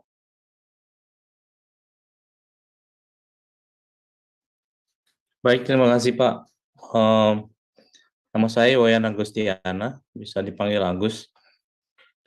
Ada beberapa hal yang ingin saya tanyakan, nanti bisa Pak Eka atau Pak Dewi yang menjawab gitu ya, terkait dengan pertanyaan ini. Nah, kebetulan sekolah kami itu baru 1 tahun berdiri dari tahun lalu, sehingga baru sekarang kita itu sudah mengusulkan untuk dan sudah ada SK terkait dengan penerapan kurikulum merdeka di tahun ini, di periode kelas 10. Sehingga tadi disampaikan oleh Pak Dewo tadi terkait dengan perencanaan berbasis data juga, tentunya kami belum ada. Saya sudah cek, kami belum ada karena belum ada menamatkan juga anak-anak kami dan sekolah kami. Nah, terkait dengan itu, bagaimanapun juga baik sekolah baru maupun sekolah lama, terutama sekolah baru seperti kami ini kan harus juga membuat program terkait dengan apa yang harus dilakukan dalam setahun itu. Nah, kira-kira dasar yang kami akan pakai itu seperti apa? Itu mungkin Pak Eka nanti bisa jelaskan juga nanti apa yang bisa dibantu terkait dengan program-program yang akan dibuat, apa basisnya gitu. Dasarnya apa yang bisa kita lakukan. Nah, yang kedua terkait dengan kurikulum merdeka, kami masih menginduk di SMA Negeri 1 Kuta Selatan di Kutuh gitu ya, dan di SMA 1 Negeri 1 Kuta Selatan sudah menerapkan kurikulum merdeka Nah, tentunya guru-gurunya juga sudah fasih dengan Kummer ini. Nah, tentunya di SMA 3 Kuta Selatan juga diterapkan Kummer gitu. Cuman setelah saya cek untuk pengisian raport dan sebagainya ini kan masih kurikulum 13. Masih kurikulum 2013. Tetapi dalam implementasi kami juga sedikit banyaknya sudah menerapkan Kummer ini terkait dengan implementasi. Nah, ini mungkin bisa dijelaskan lebih lanjut gitu terkait dengan adanya perbedaan-perbedaan ini. Nah, terutama di pengisian raport ketika kami input nilai memang agak berbeda untuk raportnya. Nah, ini mohon dijelaskan juga terkait dengan ini. Nah, di tahun ini kami menerapkan kurikulum merdeka, tapi walaupun diminta sama sistemnya sudah di kurikulum berbagi gitu ya, tapi kami secara sadar tetap memilih belajar gitu. Tetap memilih belajar. Nah, selain kurikulum ini, apa yang perlu kira-kira kami persiapkan gitu? Apa yang perlu kira-kira kami laksanakan di sekolah sehingga secara penuh bisa kurikulum merdeka ini bisa jalan gitu. Selain kurikulum, apa saja di lain itu gitu. Mungkin 3 hal itu yang perlu saya tanyakan karena ketidaktahuan gitu ya. Teman-teman di SMA 3 Singaraja dan SMA 4 Denpasar sudah menerapkan lebih awal sehingga bisa sharing praktik baik selain yang telah disampaikan tadi. Terima kasih banyak. Baik, terima kasih Pak Agustiana. Jadi Pak Dewa, Pak Eka tadi ada beberapa poin yang disampaikan oleh Pak Agustiana. Yang pertama, dasar yang dipakai di dalam perencanaan berbasis data ya, terkait penyusunan program-program kegiatan di sekolah, karena diketahui di SMA Negeri 3 Kuta Selatan ini belum punya rapat pendidikan begitu. Kemudian juga terkait penerapan implementasi kurikulum merdeka di SMA Negeri 3 Kuta Selatan. Memang pada saat ini SMA Negeri 3 Kuta Selatan sudah menerapkan kurikulum merdeka meskipun pada kategori mandiri belajar Bapak ya, mandiri belajar gitu Pak. Silakan Pak Eka atau Pak Dewa.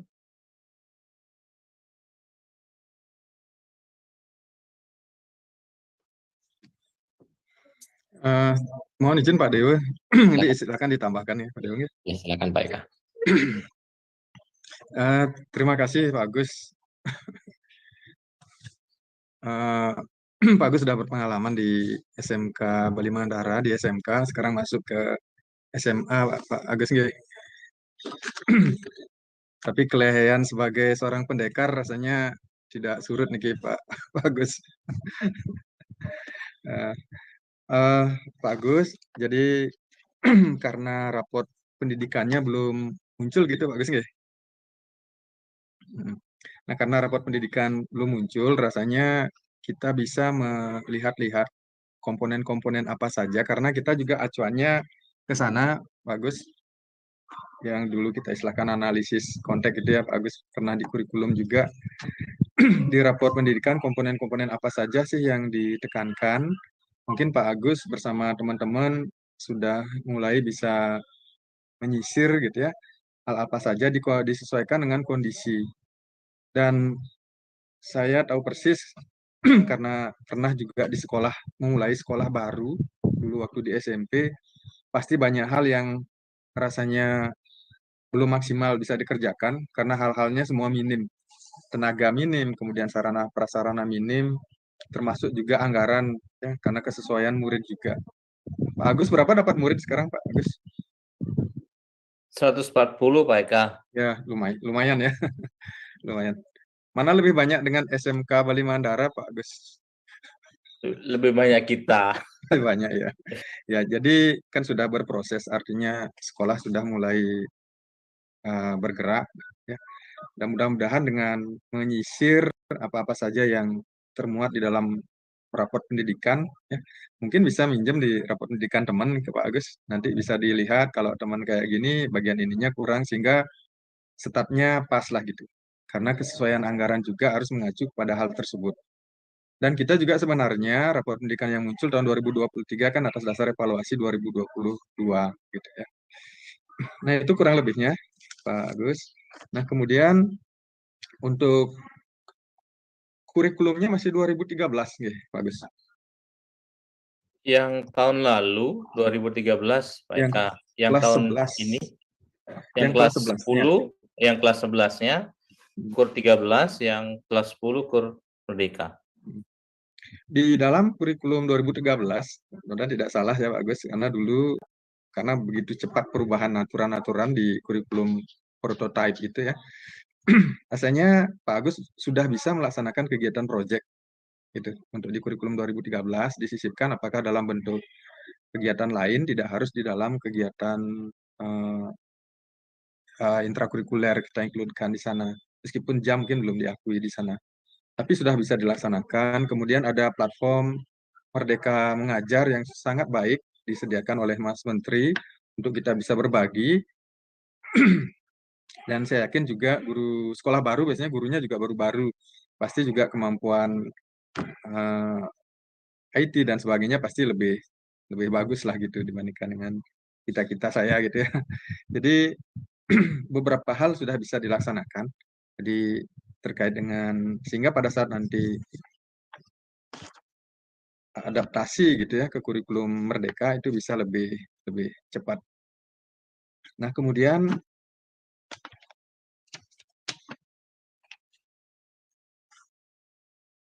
Pak Agus milihnya kurikulum mandiri belajar ya. Mandiri belajar. Yang kelasnya. Betul.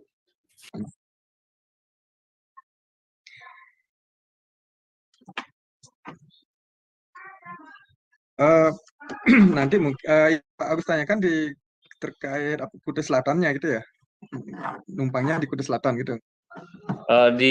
Kami kan sekarang masih numpang di SMA 1 Kuta Selatan yang sudah menerapkan kurikulum Merdeka.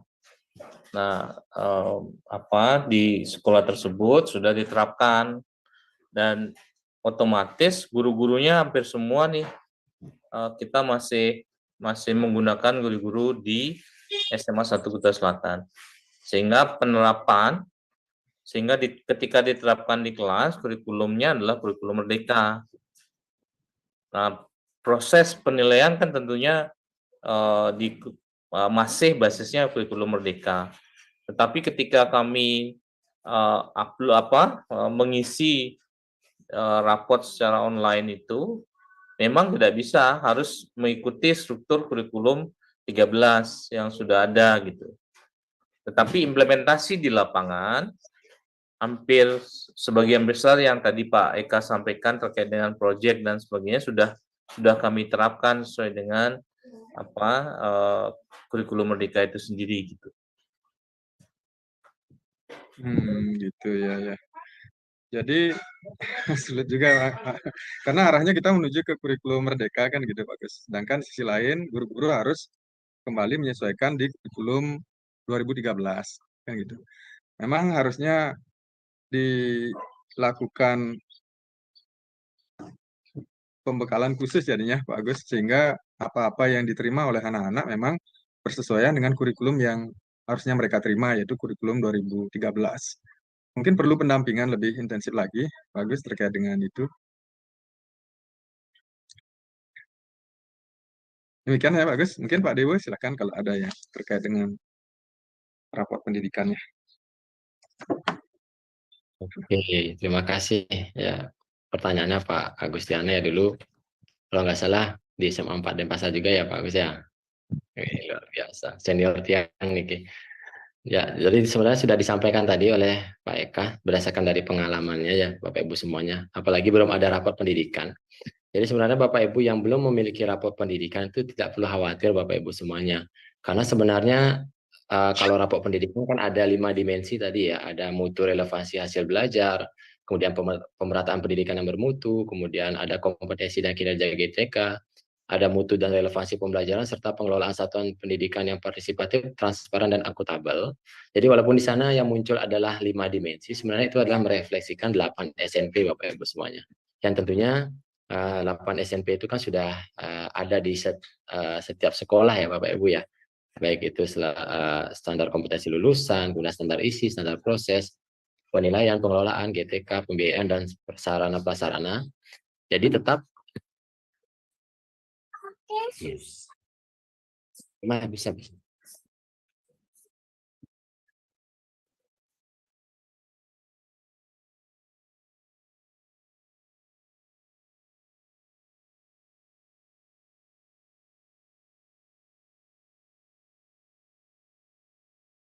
Ya, mohon maaf Bapak Ibu. Jadi tetap kita mengacu kepada 8 standar ya Bapak Ibu ya. Jadi walaupun belum ada rapor pendidikannya, kita masih bisa mengacu ke sana. Kita merujuk dari apa yang menjadi visi misi sekolah, kita analisis berdasarkan 8 standar tersebut. Maka tentunya kita bisa merancang program yang sesuai dengan karakteristik dan kebutuhan sekolah.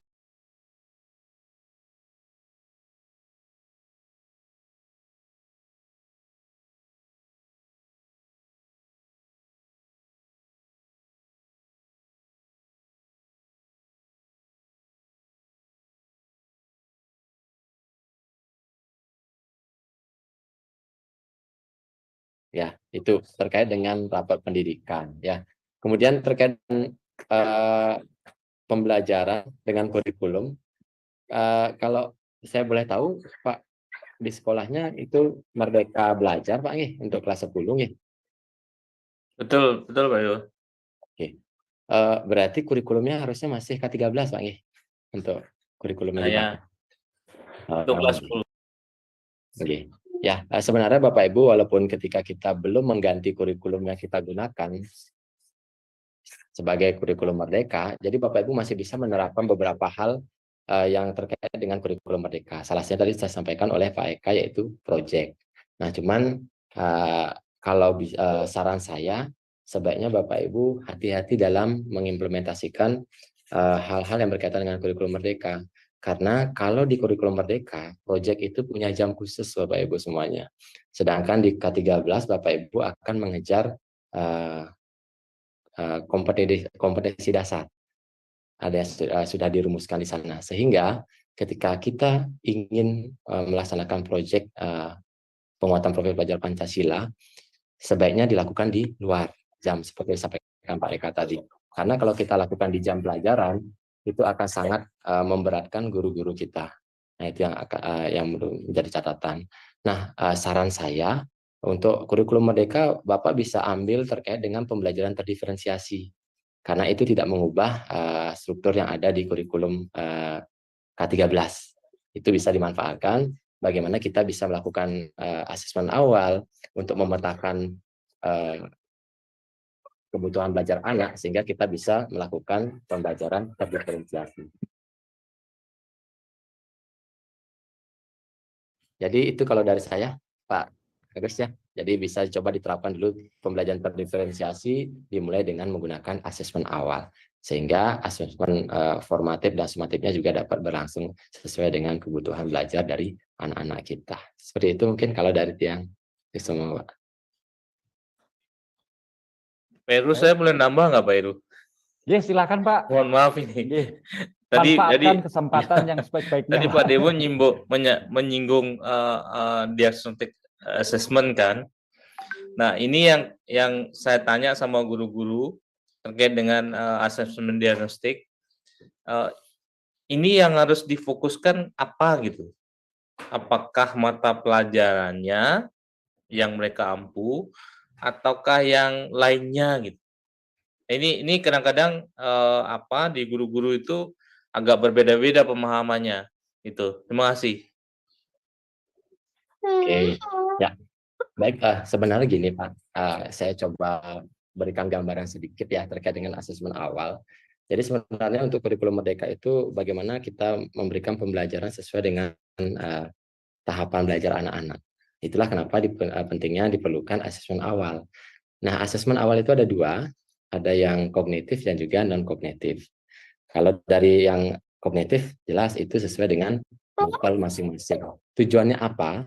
Agar kita tahu sejauh mana tahap proses belajar yang sudah dilakukan oleh anak-anak sebelum mereka masuk ke kelas kita.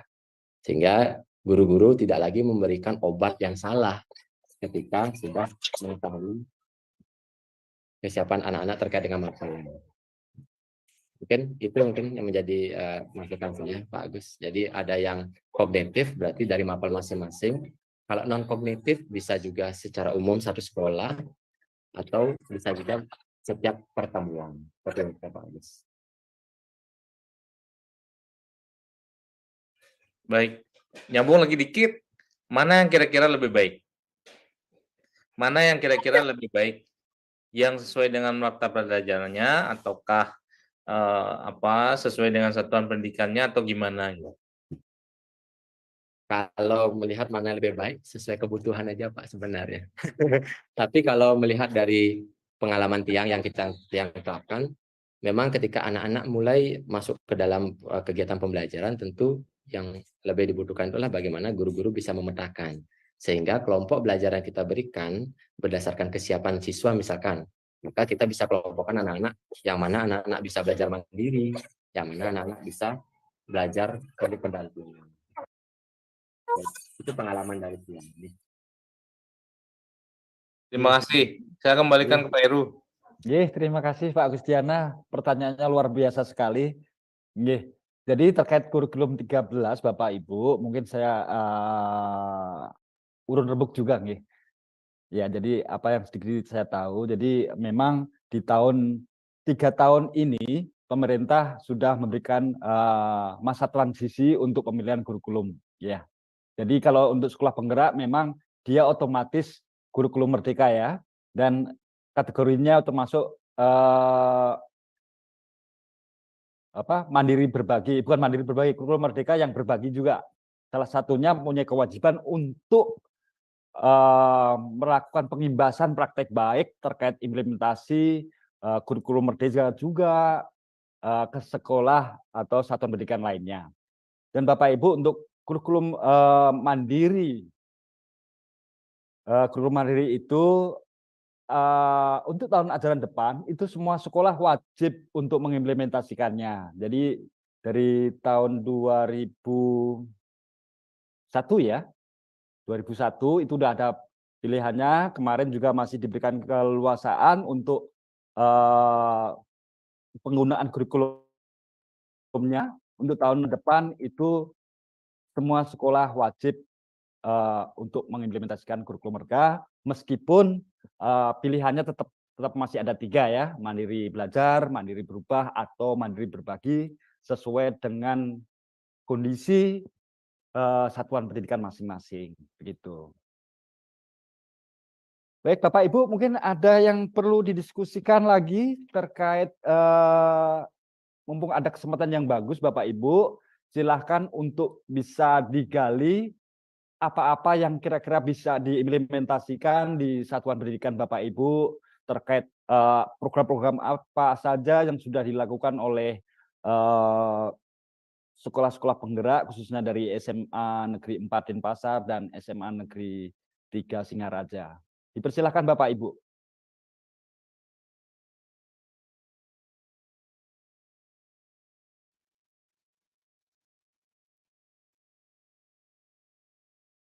Halo, boleh sharing nih. Saya dari SMA 1 Kubu Tambahan. Silakan dengan Bapak siapa? Perkenalkan diri Bapak, silakan.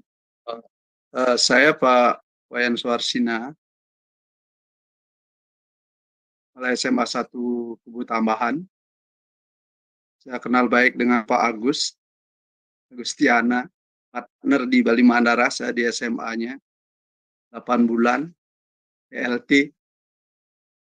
Kemudian Pak Eka juga partner saya di SMA 3.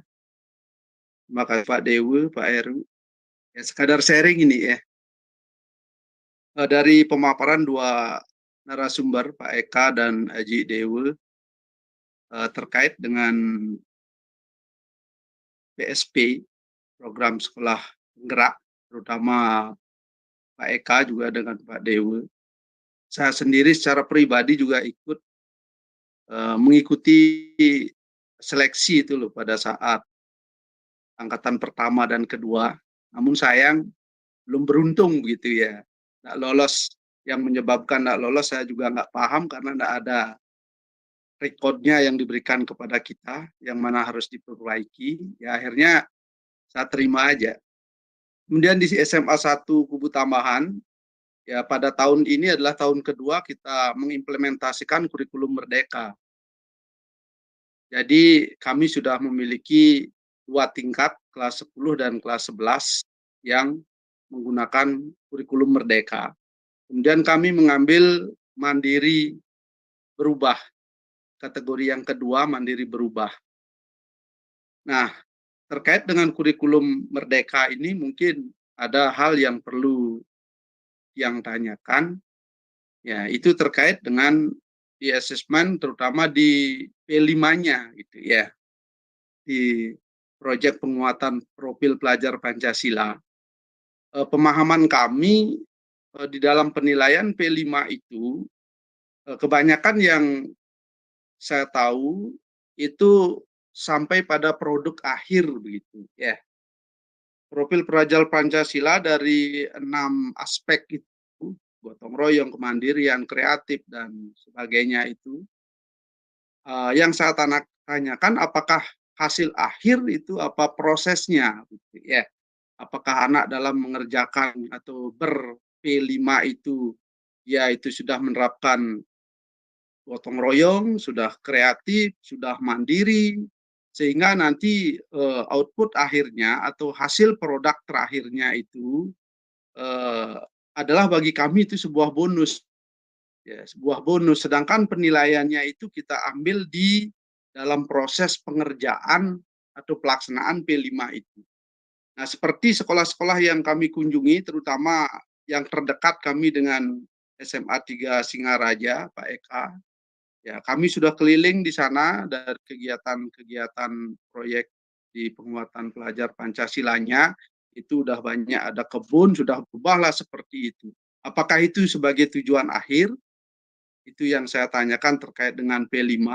Karena di sana saya lihat ada tukang tenun, itu anak bisa nenun, kan gitu. Yang dinilai itu hasil tenunannya yang berkualitas apa gimana? Itu.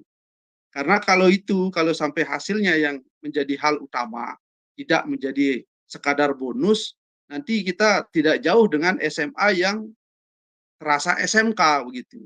Apa bedanya kita SMA dengan SMK kan begitu. Itu yang pertama.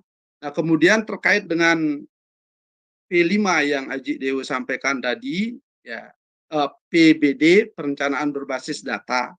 Ya, itu terkait raport pendidikan dari kami sudah istilahnya sudah mengupload, mengunduh, ya sudah kami download itu raport pendidikan versi 2-nya yang terakhir, walaupun itu dari hasil asesmen 2022 kan begitu ya.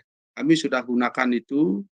Nah, kami juga menggunakan di yang keduanya itu dari laporan laporan unduhan dari raport pendidikan itu yang kami gunakan, dan kami sudah berproses dan itu sudah sampai pada RKJM, RKT-nya dan Arkasnya, itu sudah bukan hal yang baru lagi bagi kami itu.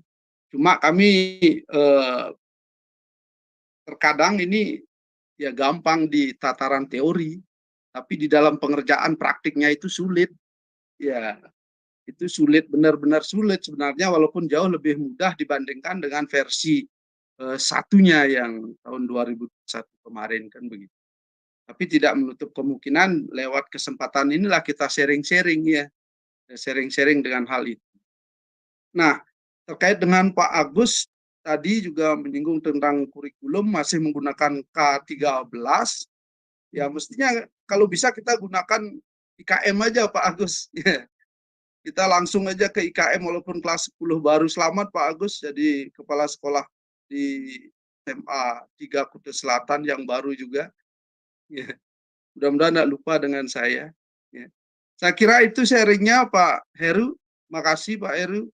Ya, mudah-mudahan dari rekan kami Haji Dewa dan Pak Eka juga bisa memberikan sedikit tanggapan atau klarifikasi lah tentang apa yang menjadi masukan atau mungkin pertanyaan, kalau boleh dikatakan pertanyaan dari saya. Terima kasih Pak. Baik, terima kasih Pak Wayan Siarsine dari SMA Negeri 1 Kubu Tambahan.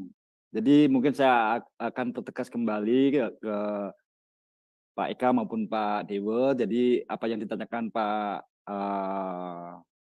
Wayan ini terkait PSP, ini terkait mengikuti seleksi ya, baik yang angkatan pertama maupun kedua juga tidak lolos.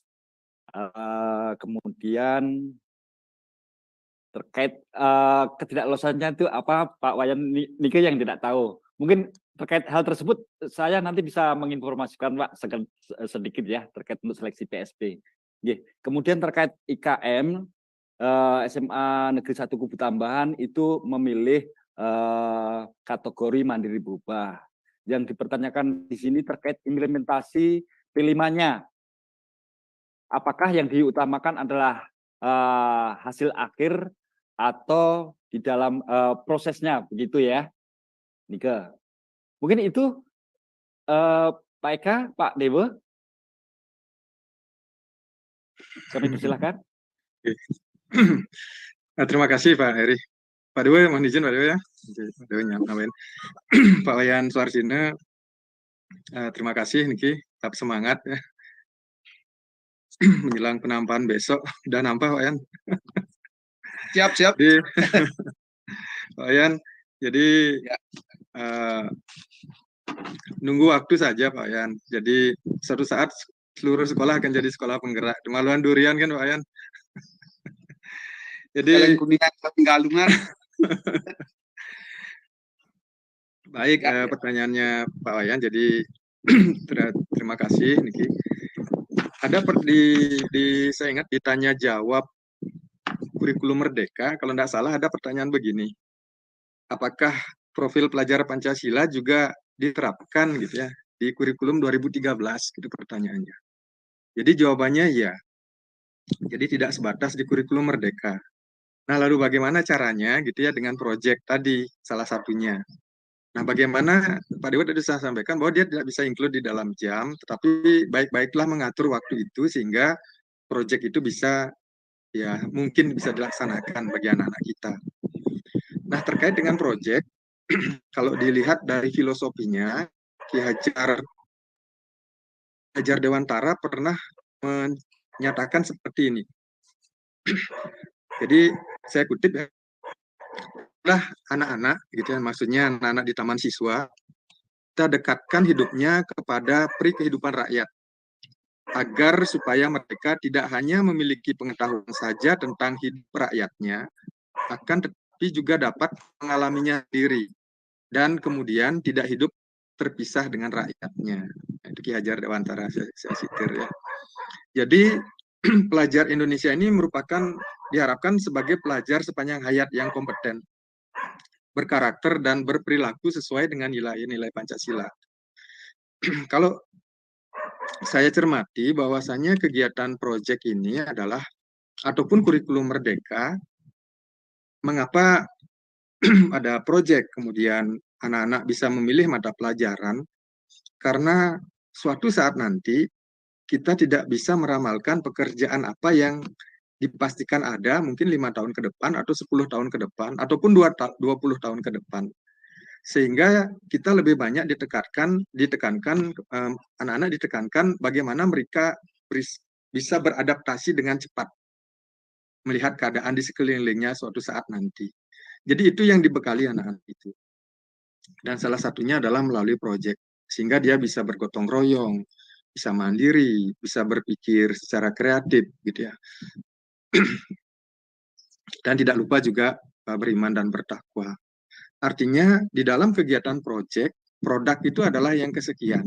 Apalagi kalau kami di dalam hidroponik misalnya, kalau dia menghasilkan uang lebih banyak, tetapi di sisi lain untuk proyek-proyek untuk penataan lingkungan yang sederhana tentu tidak menghasilkan uang, bukan berarti yang seharusnya seperti penjualan lele, uangnya banyak, kita kemudian pertenunan dia menghasilkan uang yang banyak, produknya bagus, bukan berarti mereka bisa lebih bagus nilainya. Karena yang kami pentingkan di dalam proses, ini waktu-waktu juga kami sampaikan kepada guru-guru adalah bagaimana proses itu terjadi. Ambil contoh misalnya, ada satu anak kami yang dalam satu kelompok ya, tidak pernah datang gitu ya. Mereka kerja sore nggak pernah hadir, komunikasi juga kurang bagus. Meskipun suatu saat nilai itu adalah nilai kelompok di itu ya di tempat itu, tetapi si anak itu tidak bisa disamakan nilainya dengan kelompok yang lain. Jadi tetap penilaian proyek itu adalah secara individu dan proses ya, proses itu adalah yang utama Pak ya. Dan tujuan yang berikutnya apa, bagaimana produknya, kemudian bagaimana finansial yang bisa didapatkan itu adalah yang kedua gitu Pak ya.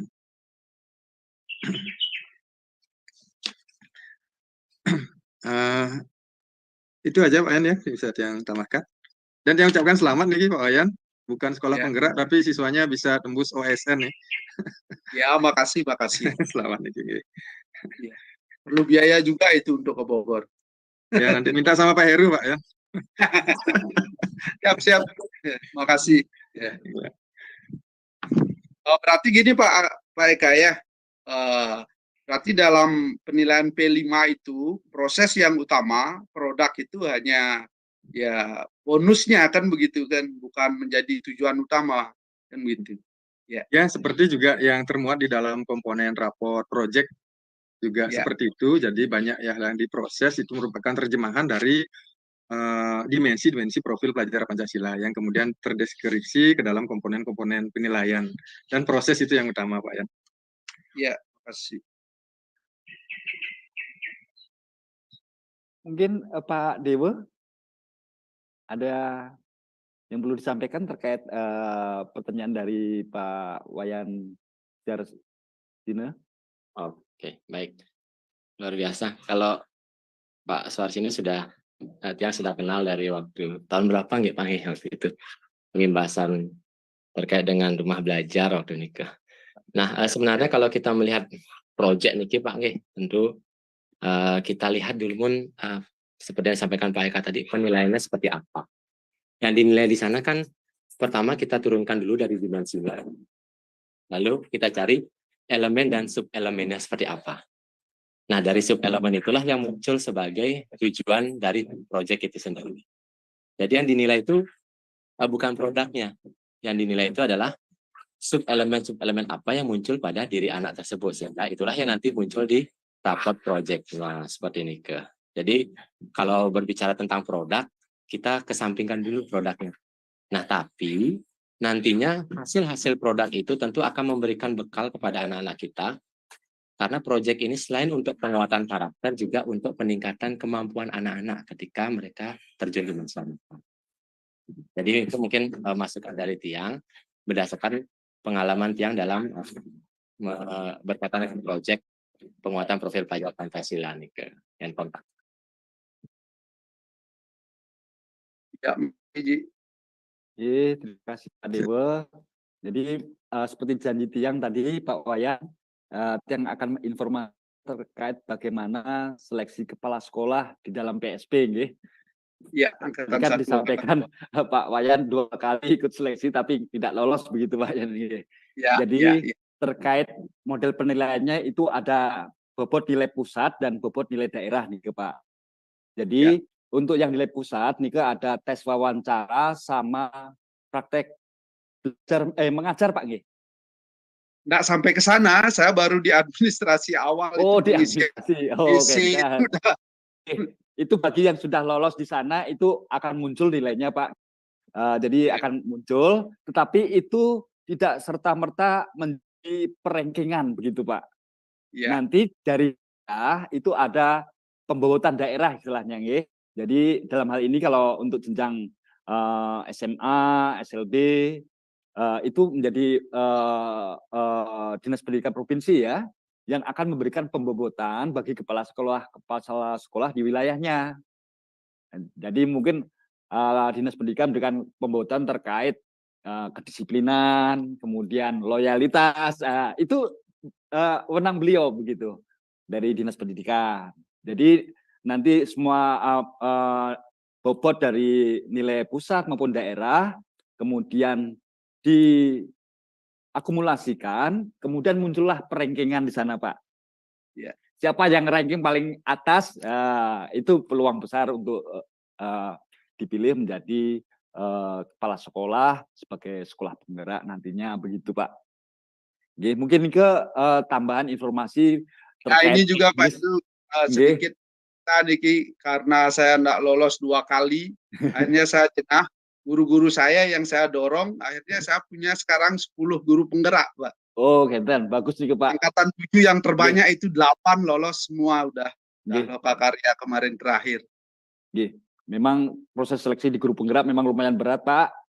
Tapi rewardnya kan ke depan itu sungguh sangat bagus. Jadi diharapkan kepala sekolahnya dan penggerak, sekarang guru-gurunya udah banyak penggerak, Pak. Luar biasa nih. Jadi harapannya nanti guru-guru penggerak nih bisa diangkat menjadi kepala sekolah, Pak. Saya sudah 10 punya pengganti saya nanti, kandidatnya. Luar biasa Pak Wayan. Terima kasih nih Ya, oke. Terima kasih. Baik Bapak Ibu, masih ada waktu tersisa 30 menit nih. Mungkin ada hal-hal yang terkait apa yang kira-kira bisa diimplementasikan di satuan Bapak Ibu, entah itu terkait program kemitraan, implementasi kurikulum merdeka, kemudian khususnya terkait literasi numerasi, silahkan bisa didiskusikan kepada Pak Eka maupun Pak Dewa.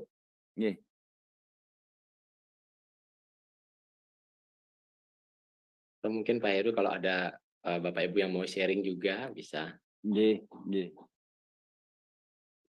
Silakan Bapak Ibu, atau mungkin dari Bapak Ibu ada yang perlu di-sharingkan terkait praktik baik di sekolahnya, kami persilahkan. Tapi sambil menunggu peserta mencari-cari permasalahan, kan ya Bapak, mungkin saya akan bertanya kepada Pak Eka atau Pak Dewa terkait bagaimana memaksimalkan 5 intervensi program sekolah penggerak ya. Tadi kan ada penguatan SDM, kemudian pembelajaran dengan paradigma baru, ada PPD, kemudian ada digitalis sekolah dan pendampingan konsultatif dan asimetris. Jadi di sekolah penggerak itu kan tidak semuanya memiliki anggaran yang memadai begitu ya. Jadi bagaimana kiat-kiat dari SMA Negeri 3 Singaraja maupun SMA Negeri 4 Denpasar dalam melakukan percepatan proses intervensi di dalam program sekolah penggerak tersebut. Mungkin ini kadang-kadang kita juga kepikirkan, soalnya kondisi sekolah-sekolah penggerak itu berbeda-beda di sana Pak Eka, Pak Dewa. Jadi khususnya untuk yang SMA Negeri 3 Singaraja dengan anggaran yang ya mungkin kalau anggarannya banyak nggak ada masalah. Demikian juga di SMA Negeri 4 Denpasar. Silakan Pak Eka. Pak Dewa juga silakan. Ya, boleh Pak Eka duluan. Silakan.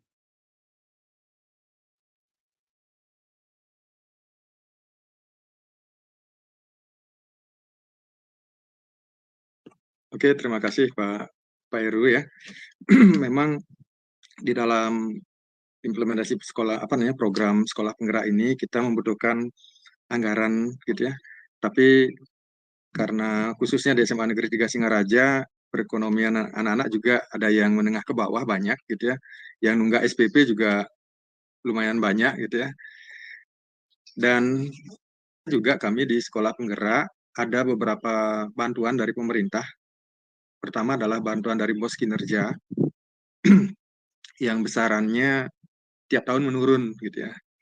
Tiap tahun menurun dari 130 juta jadi 90 juta jadi 45 juta gitu ya. Tahun keempat jadi 0. Itulah yang kita maksimalkan gitu ya.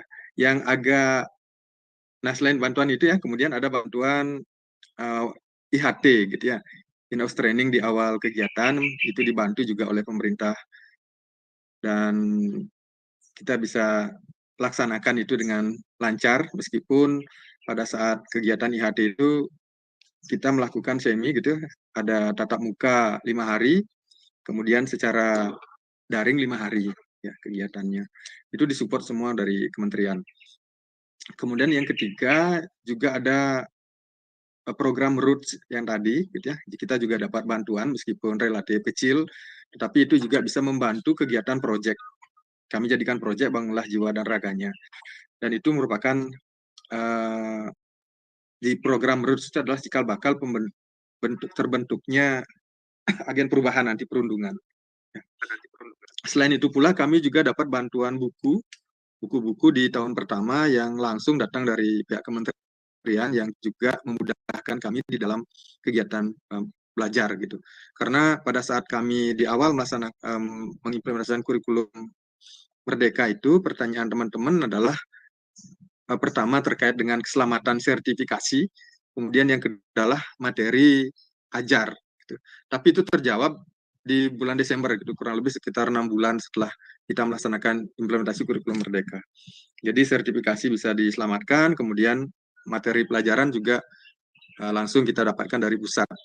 Salah satu contoh pertanyaan teman-teman adalah untuk IPA gitu, misalnya IPA apa yang diajarin, fisikanya seberapa, persentase kimia berapa, biologi berapa, nah seperti itu. Tapi itu akhirnya terselesaikan. Meskipun di kurikulum prototype kita agak ya seperti berlari sambil mengikat di sepatu gitu. Jadi tertatih-tatih karena setiap saat aturan berubah terus gitu ya. Tapi akhirnya sekarang sudah ajak, sudah banyak masukan-masukan yang didapatkan. Nah, terkait dengan anggaran kami, itu yang agak besar dibandingkan yang lain adalah di kegiatan proyek. Ya.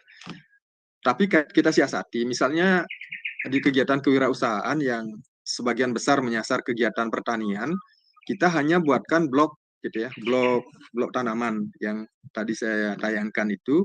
Tetapi untuk bibit tanaman itu datang dari siswa, kemudian tanah juga tanah subur juga dari anak-anak, sehingga bisa jalan.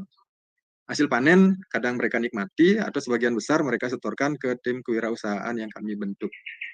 Untuk lele misalnya, gitu ya, lele kami mohon bantuan bibit kepada dinas perikanan, dan rutin kita dapatkan bantuan itu. Dan mungkin bagi Bapak Ibu yang punya kolam gitu, silakan bisa diajukan Bapak Ibu, itu cepat kok responnya dari teman-teman di bagian apa namanya dinas perikanan. Jadi itu mungkin beberapa trik gitu. Kalau nanam kunyit ya anak-anak datang dari rumah bawa kunyit gitu, yang kebun jahe ya bawa jahe dari rumah, terong juga dari rumah, sehingga tidak terlalu berat di pembiayaan sekolah. Nah, yang agak mahal adalah membeli alat tenun gitu. Membeli alat tenun tentu kita tidak bisa merakit. Ya, tapi produk dari hasil anak-anak itu bisa menutupi pembiayaan untuk alat tenun tersebut. Nah, kurang lebih itu Pak Heru. Baik, terima kasih Pak Eka. Jadi ini juga kita tercerahkan ya. Sebelumnya gimana sekolah penggerak dalam melakukan program-program intervensi terkait 5 intervensi tersebut dengan anggaran yang boleh dibilang bantuan dari pemerintah itu tidak cukup besar. Jadi kelihatannya kalau dari SMA Negeri 3 Singaraja itu program kemitraan yang banyak sekali dijalankan gitu Pak Eka. Oke, program kemitraan sangat membantu sekali Pak Heru, utamanya dari yang tanda kutip banyaklah gratis kita dapatkan, karena kadang dari orang tua siswa juga yang kita undang untuk sebagian mana di tempat kita gitu. Terima kasih Eka. Mungkin saya perlu mengetahui untuk yang SMA Negeri 4 Denpasar, mungkin Pak Dewo bisa menceritakan kalau kondisi untuk yang di SMA Negeri 4 Denpasar, Pak. Baik, terima kasih. Jadi seperti yang disampaikan Pak Eka tadi, untuk pembiayaan itu sebagian besar mungkin mirip ya, karena kami juga mendapatkan yang sama, ada bos kinerja, kemudian ada juga bantuan untuk root itu kemarin sekitar berapa ya, kalau nggak salah 10 ya, yang itu tentu sangat minim yang bisa kita manfaatkan. Dan yang bisa kita coba gali itu adalah bagaimana kita bisa memanfaatkan hasil dari proyek. Nah, seperti itu. Karena kemarin di awal kami sempat membuat proyek pembuatan jamu. Nah, jamu itu dijual seperti itu. Sehingga apa yang kita hasilkan itu dapat menjadi masukan juga untuk sekolah. Nah, selain itu sama juga kami memaksimalkan peran masyarakat dan orang tua ketika sebagai narasumber.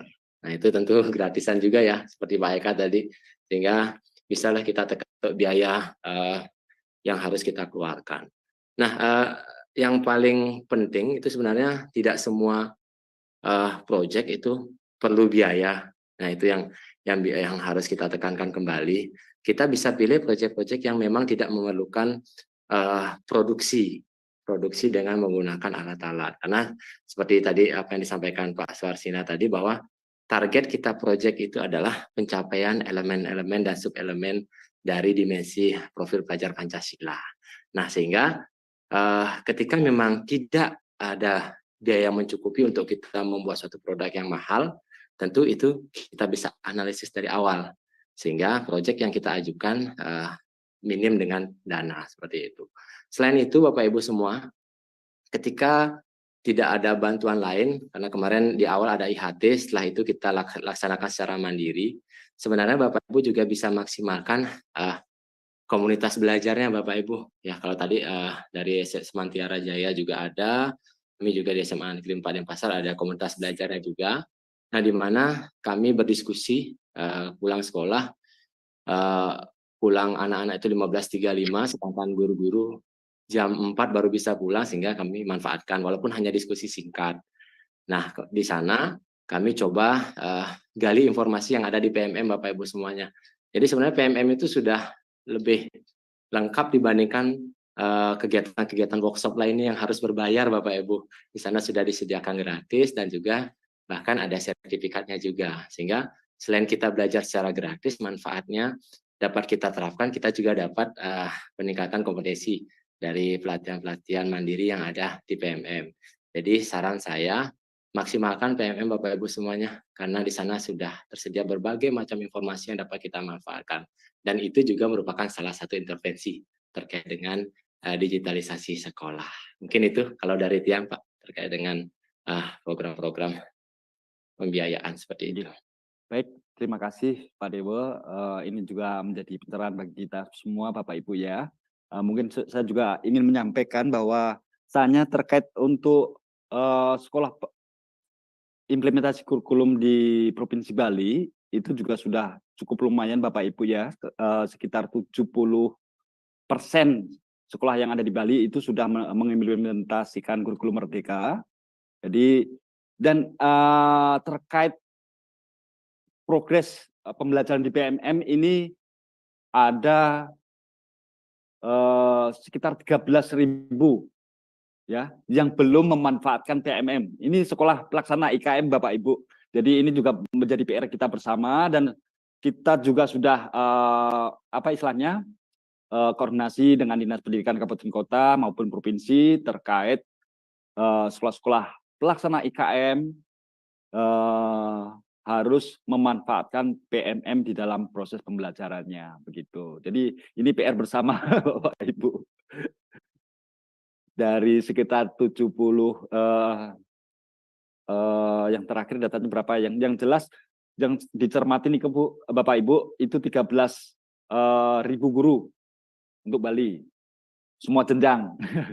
Nike yang belum melaksanakan proses pembelajaran PMM ya, itu untuk guru-guru pelaksana sekolah pelaksana IKM. Silakan Bapak Ibu. Masih ada waktu 15 menit, kita manfaatkan semaksimal mungkin. Sorry Pak. Oke, silakan Pak Made.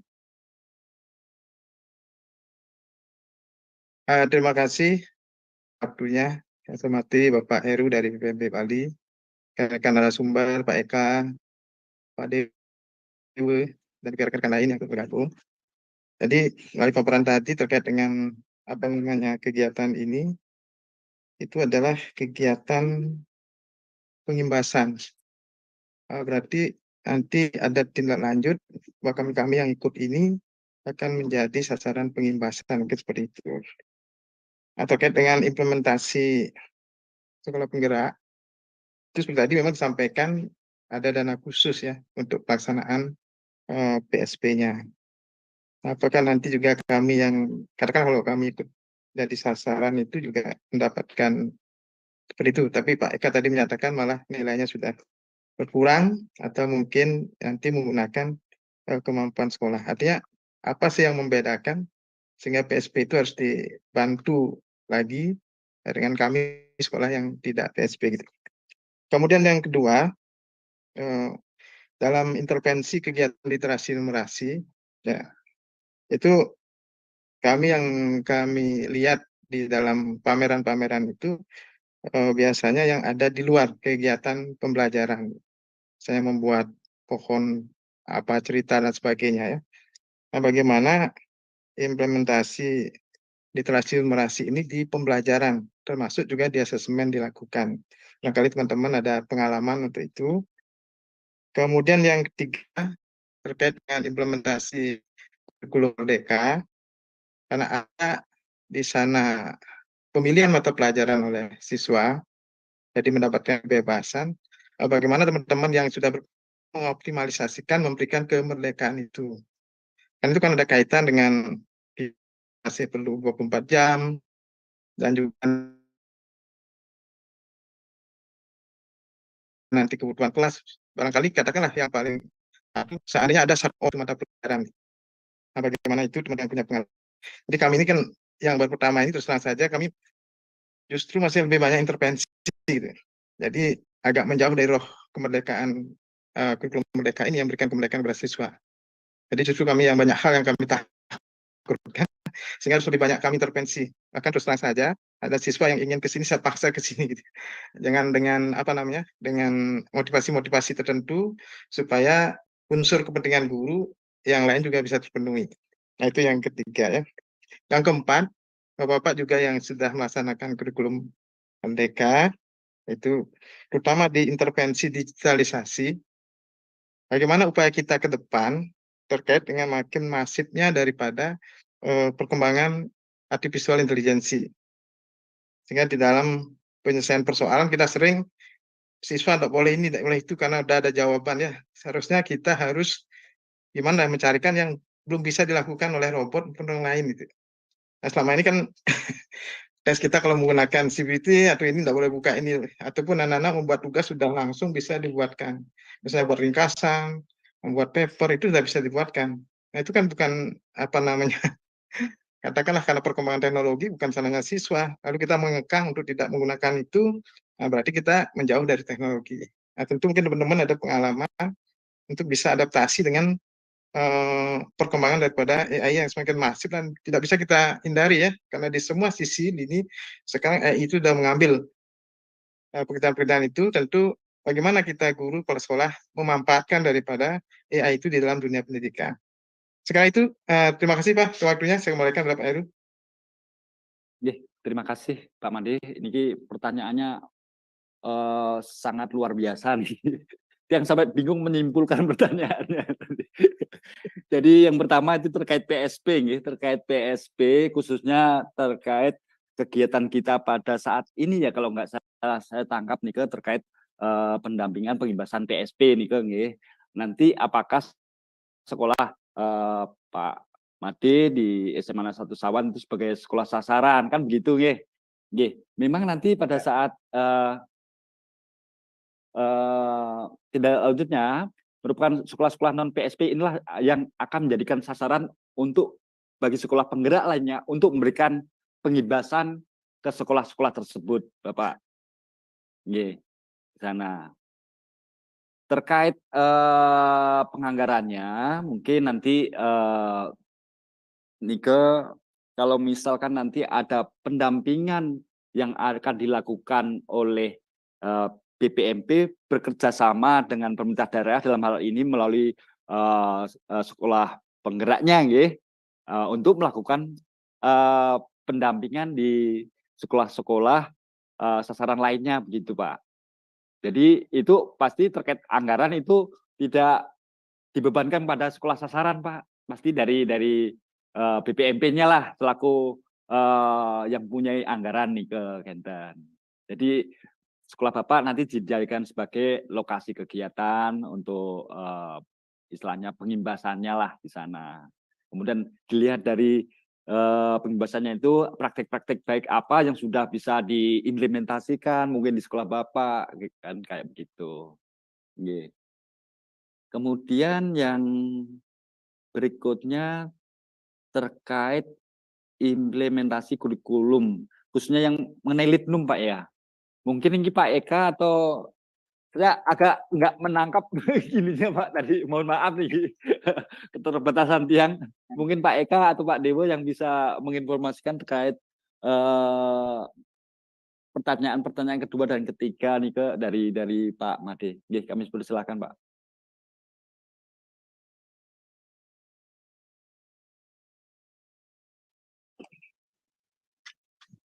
Gimana Pak Dewo?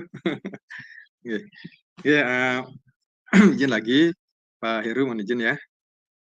Pak Made tahu sangat kritis sekali pertanyaan-pertanyaan yang telah dilontarkan. Nanti teman-teman bisa bantu, kan bisa bantu Pak Heru ya, terkait dengan best practice gitu ya, praktek-praktek baik gitu ya, gotong royong baik di sekolah masing-masing kan kadang berbeda-beda. Kadang ada hal-hal unik di sekolah Bapak Ibu yang bisa kita bagi bersama. Pertama, terkait dengan bos kinerja, mengapa sih sekolah penggerak dibantu, sekolah yang lain belum gitu ya, atau tidak ada. Jadi di dalam pemberian bantuan itu memang bos kinerja ya, khususnya untuk sekolah penggerak ini memang diperuntukkan untuk hal-hal tertentu. Jadi tidak bisa sembarang misalnya untuk membeli sarana prasarana gitu atau memperbaiki gedung, itu tidak bisa. Tapi lebih banyak kepada soft skill, kegiatan pelatihan itu memungkinkan. Kalau kami sebagian besar mungkin kegiatan di Secata misalnya, anak-anak butuh konsumsi, nanti saya gunakan untuk itu. Kemudian untuk project kami arahkan ke sana. Jadi sudah jelas disampaikan di dalam Juknis bahwa bantuan ini adalah untuk mempercepat program gitu. Ya, untuk mempercepat program, kegiatan pelatihan guru-guru itu bisa digunakan. Sehingga dengan percepatan ini, sekolah-sekolah penggerak bisa menjadi katalisator bagi sekolah lain. Jadi perlu disupport anggaran, meskipun relatif lah gitu ya. Kemudian yang kedua, untuk sharing Litnum, terasi numerasi bagi teman-teman, nah ini silakan nanti, mungkin dari Pak Dewo atau teman-teman yang lain. Kalau kami di SMA 3, kami mencoba ya perpustakaan yang tidak menarik itu biar jadi menarik dengan anggaran pas-pasan lah gitu. Salah satu program kita sediakan di sana akses WiFi, kemudian program wajib baca, wajib kunjung ke perpustakaan. Jadi agak dipaksakan. Sebenarnya di dalam oleh Perpustakaan Nasional, perpustakaan itu selain juga tempat membaca adalah tempat rekreasi. Jadi biar ada daya tarik, siswa itu datang. Yang penting datang aja dulu untuk sekedar diskusi juga bagus sebenarnya perpustakaan itu. Kalau kemudian dia baca, lebih bagus lagi. Jadi bagaimana agar perpustakaan itu menjadi daya tarik tersendiri buat anak-anak. Kemudian terkait dengan pemilihan mapel, untuk pemilihan mapel, ada klausul yang menyatakan bahwa sepenuhnya diserahkan kepada satuan pendidikan. Jadi klausul inilah yang digunakan oleh masing-masing sekolah karena permasalahan di sekolah itu berbeda-beda. Ada yang kelebihan siswa, ada yang ada yang kekurangan siswa, gitu ya. Atau misalnya di pemilihan, gitu. Ada guru yang dipilih oleh cuma 2 orang siswa dari sekian ratusan siswa. Atau ada juga guru yang dipilih oleh sangat banyak siswa, itu kan susah ngaturnya juga. Nah itu tentu ada variabel-variabel mana yang menjadi variabel prioritas, mana yang kemudian jadi variabel sekunder, tersier, dan sebagainya.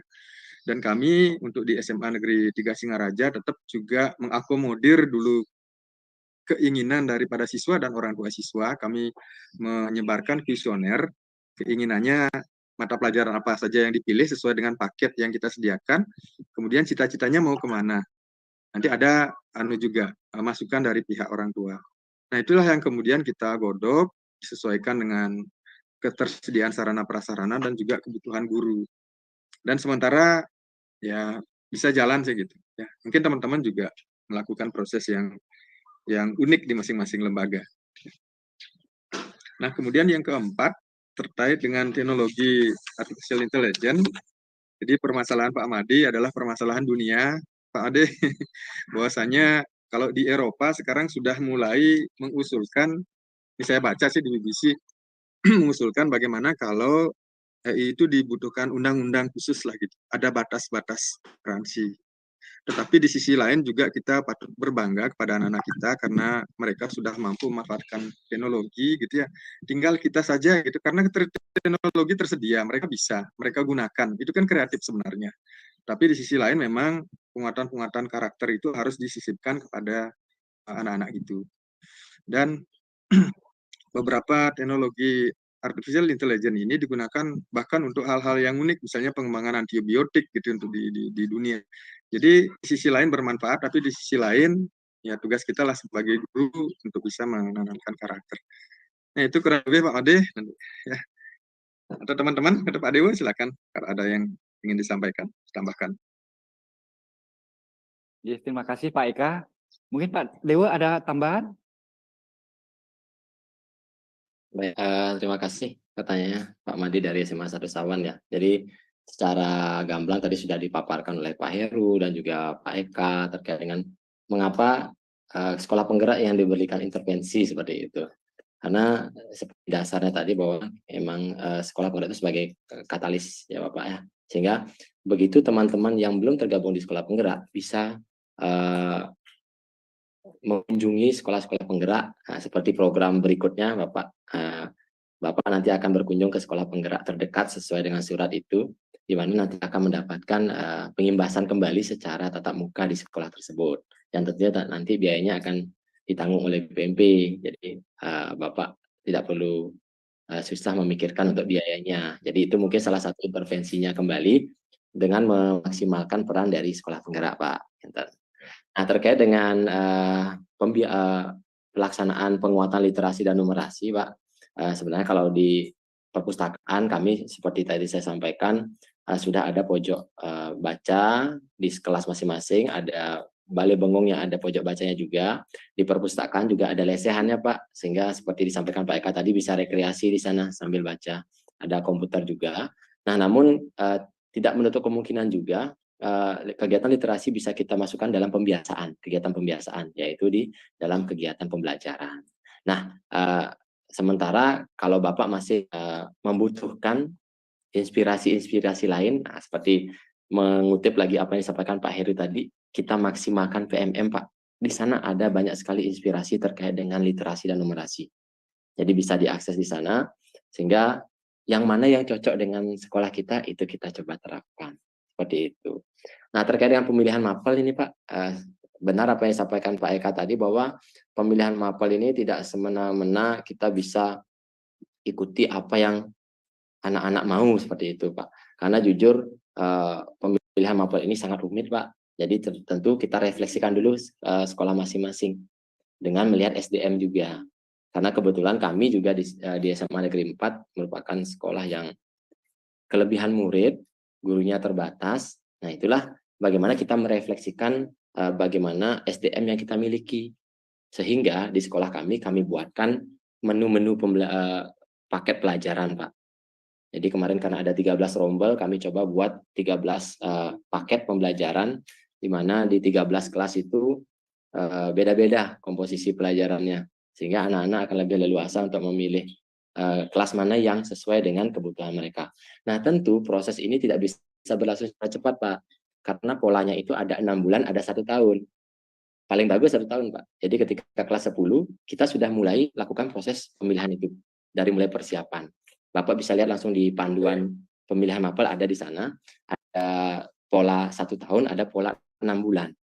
Jadi kalau kita baru melakukan itu di tahun ajaran baru, itu akan kesulitan, Pak, untuk pemilihan mapel. Memang prosesnya panjang, termasuk bagaimana kita mengemas sosialisasi agar pemahaman anak-anak, orang tua itu bisa nyambung dengan apa yang menjadi program sekolah kita. Itu yang cukup berat dalam pemilihan mapel, sehingga kami dapatkan, sementara kami gunakan paket-paket mapel dulu. Nah, masalahnya yang terjadi adalah ada satu kelas yang jumlahnya sedikit, ada satu kelas yang banyak jumlahnya.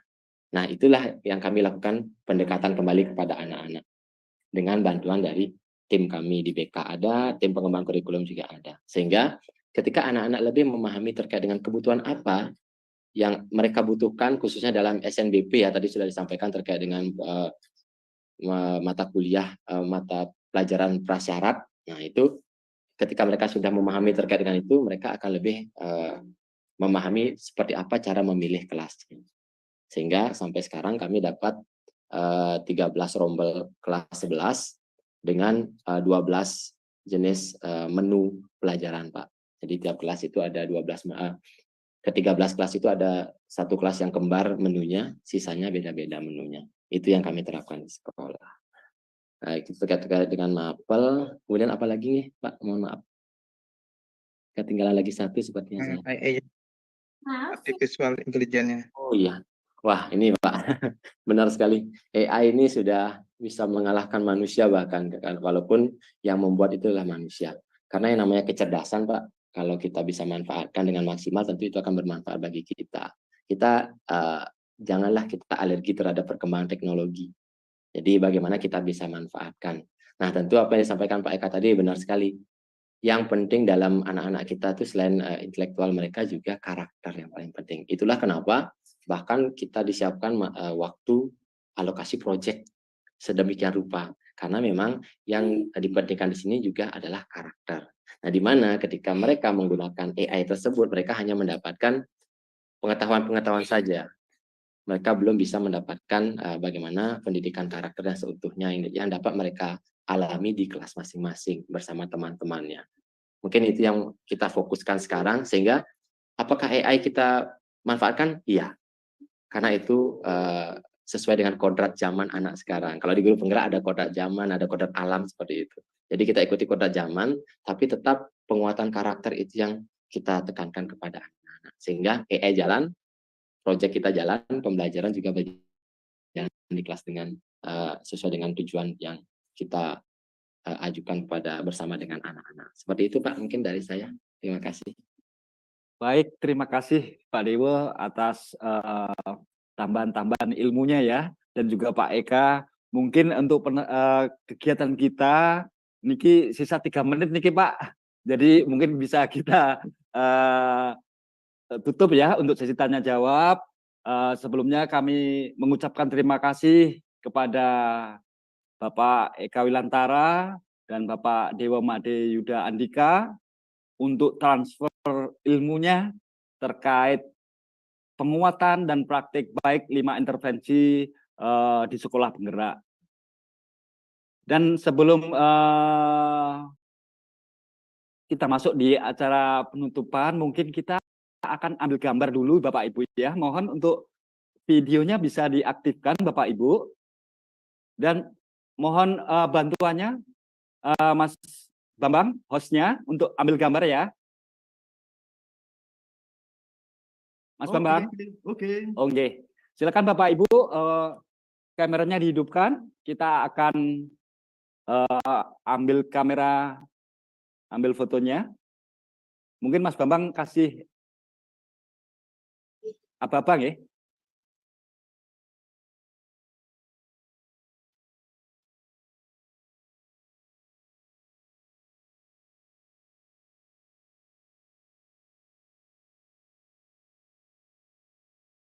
Tutup dulu kameranya ya, karena suaranya ya.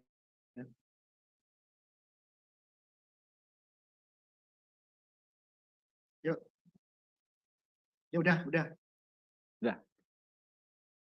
Baik, Bapak Ibu peserta yang kami hormati, demikian tadi kegiatan kita hari ini. Kami mengucapkan terima kasih atas atensi dan partisipasi Bapak Ibu selama kegiatan berlangsung. Semoga apa yang disampaikan para fasilitator hebat kita ini pada sore hari ini dapat bermanfaat serta dapat diimplementasikan di satuan pendidikan masing-masing. Dan sebelum masuk ke penutupan, saya ada 2 pantun buat kenang-kenangan Bapak Ibu. Bungkuslah ikan dengan kertas, lalu ditaruh di atas talas. Jika berkualitas, pasti jadi bangsa berkelas. Mantap, Satu mantap. lagi Bapak Ibu. Putra mahkota bernama Rama, beliau datang untuk membebaskan. Semua pihak harus bekerja sama untuk tingkatkan mutu pendidikan. Terima kasih Bapak Ibu, kami yang bertugas hari ini mohon maaf bila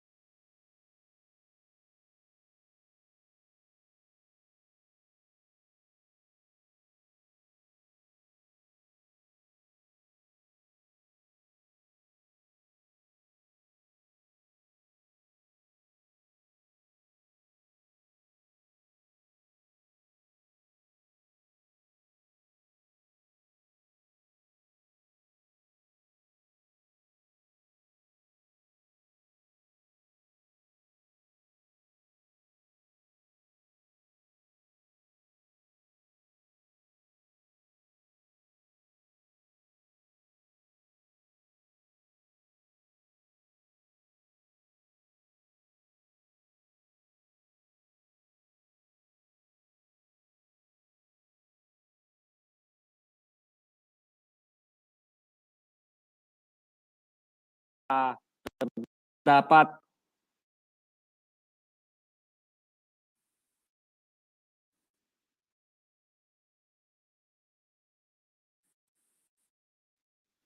akhir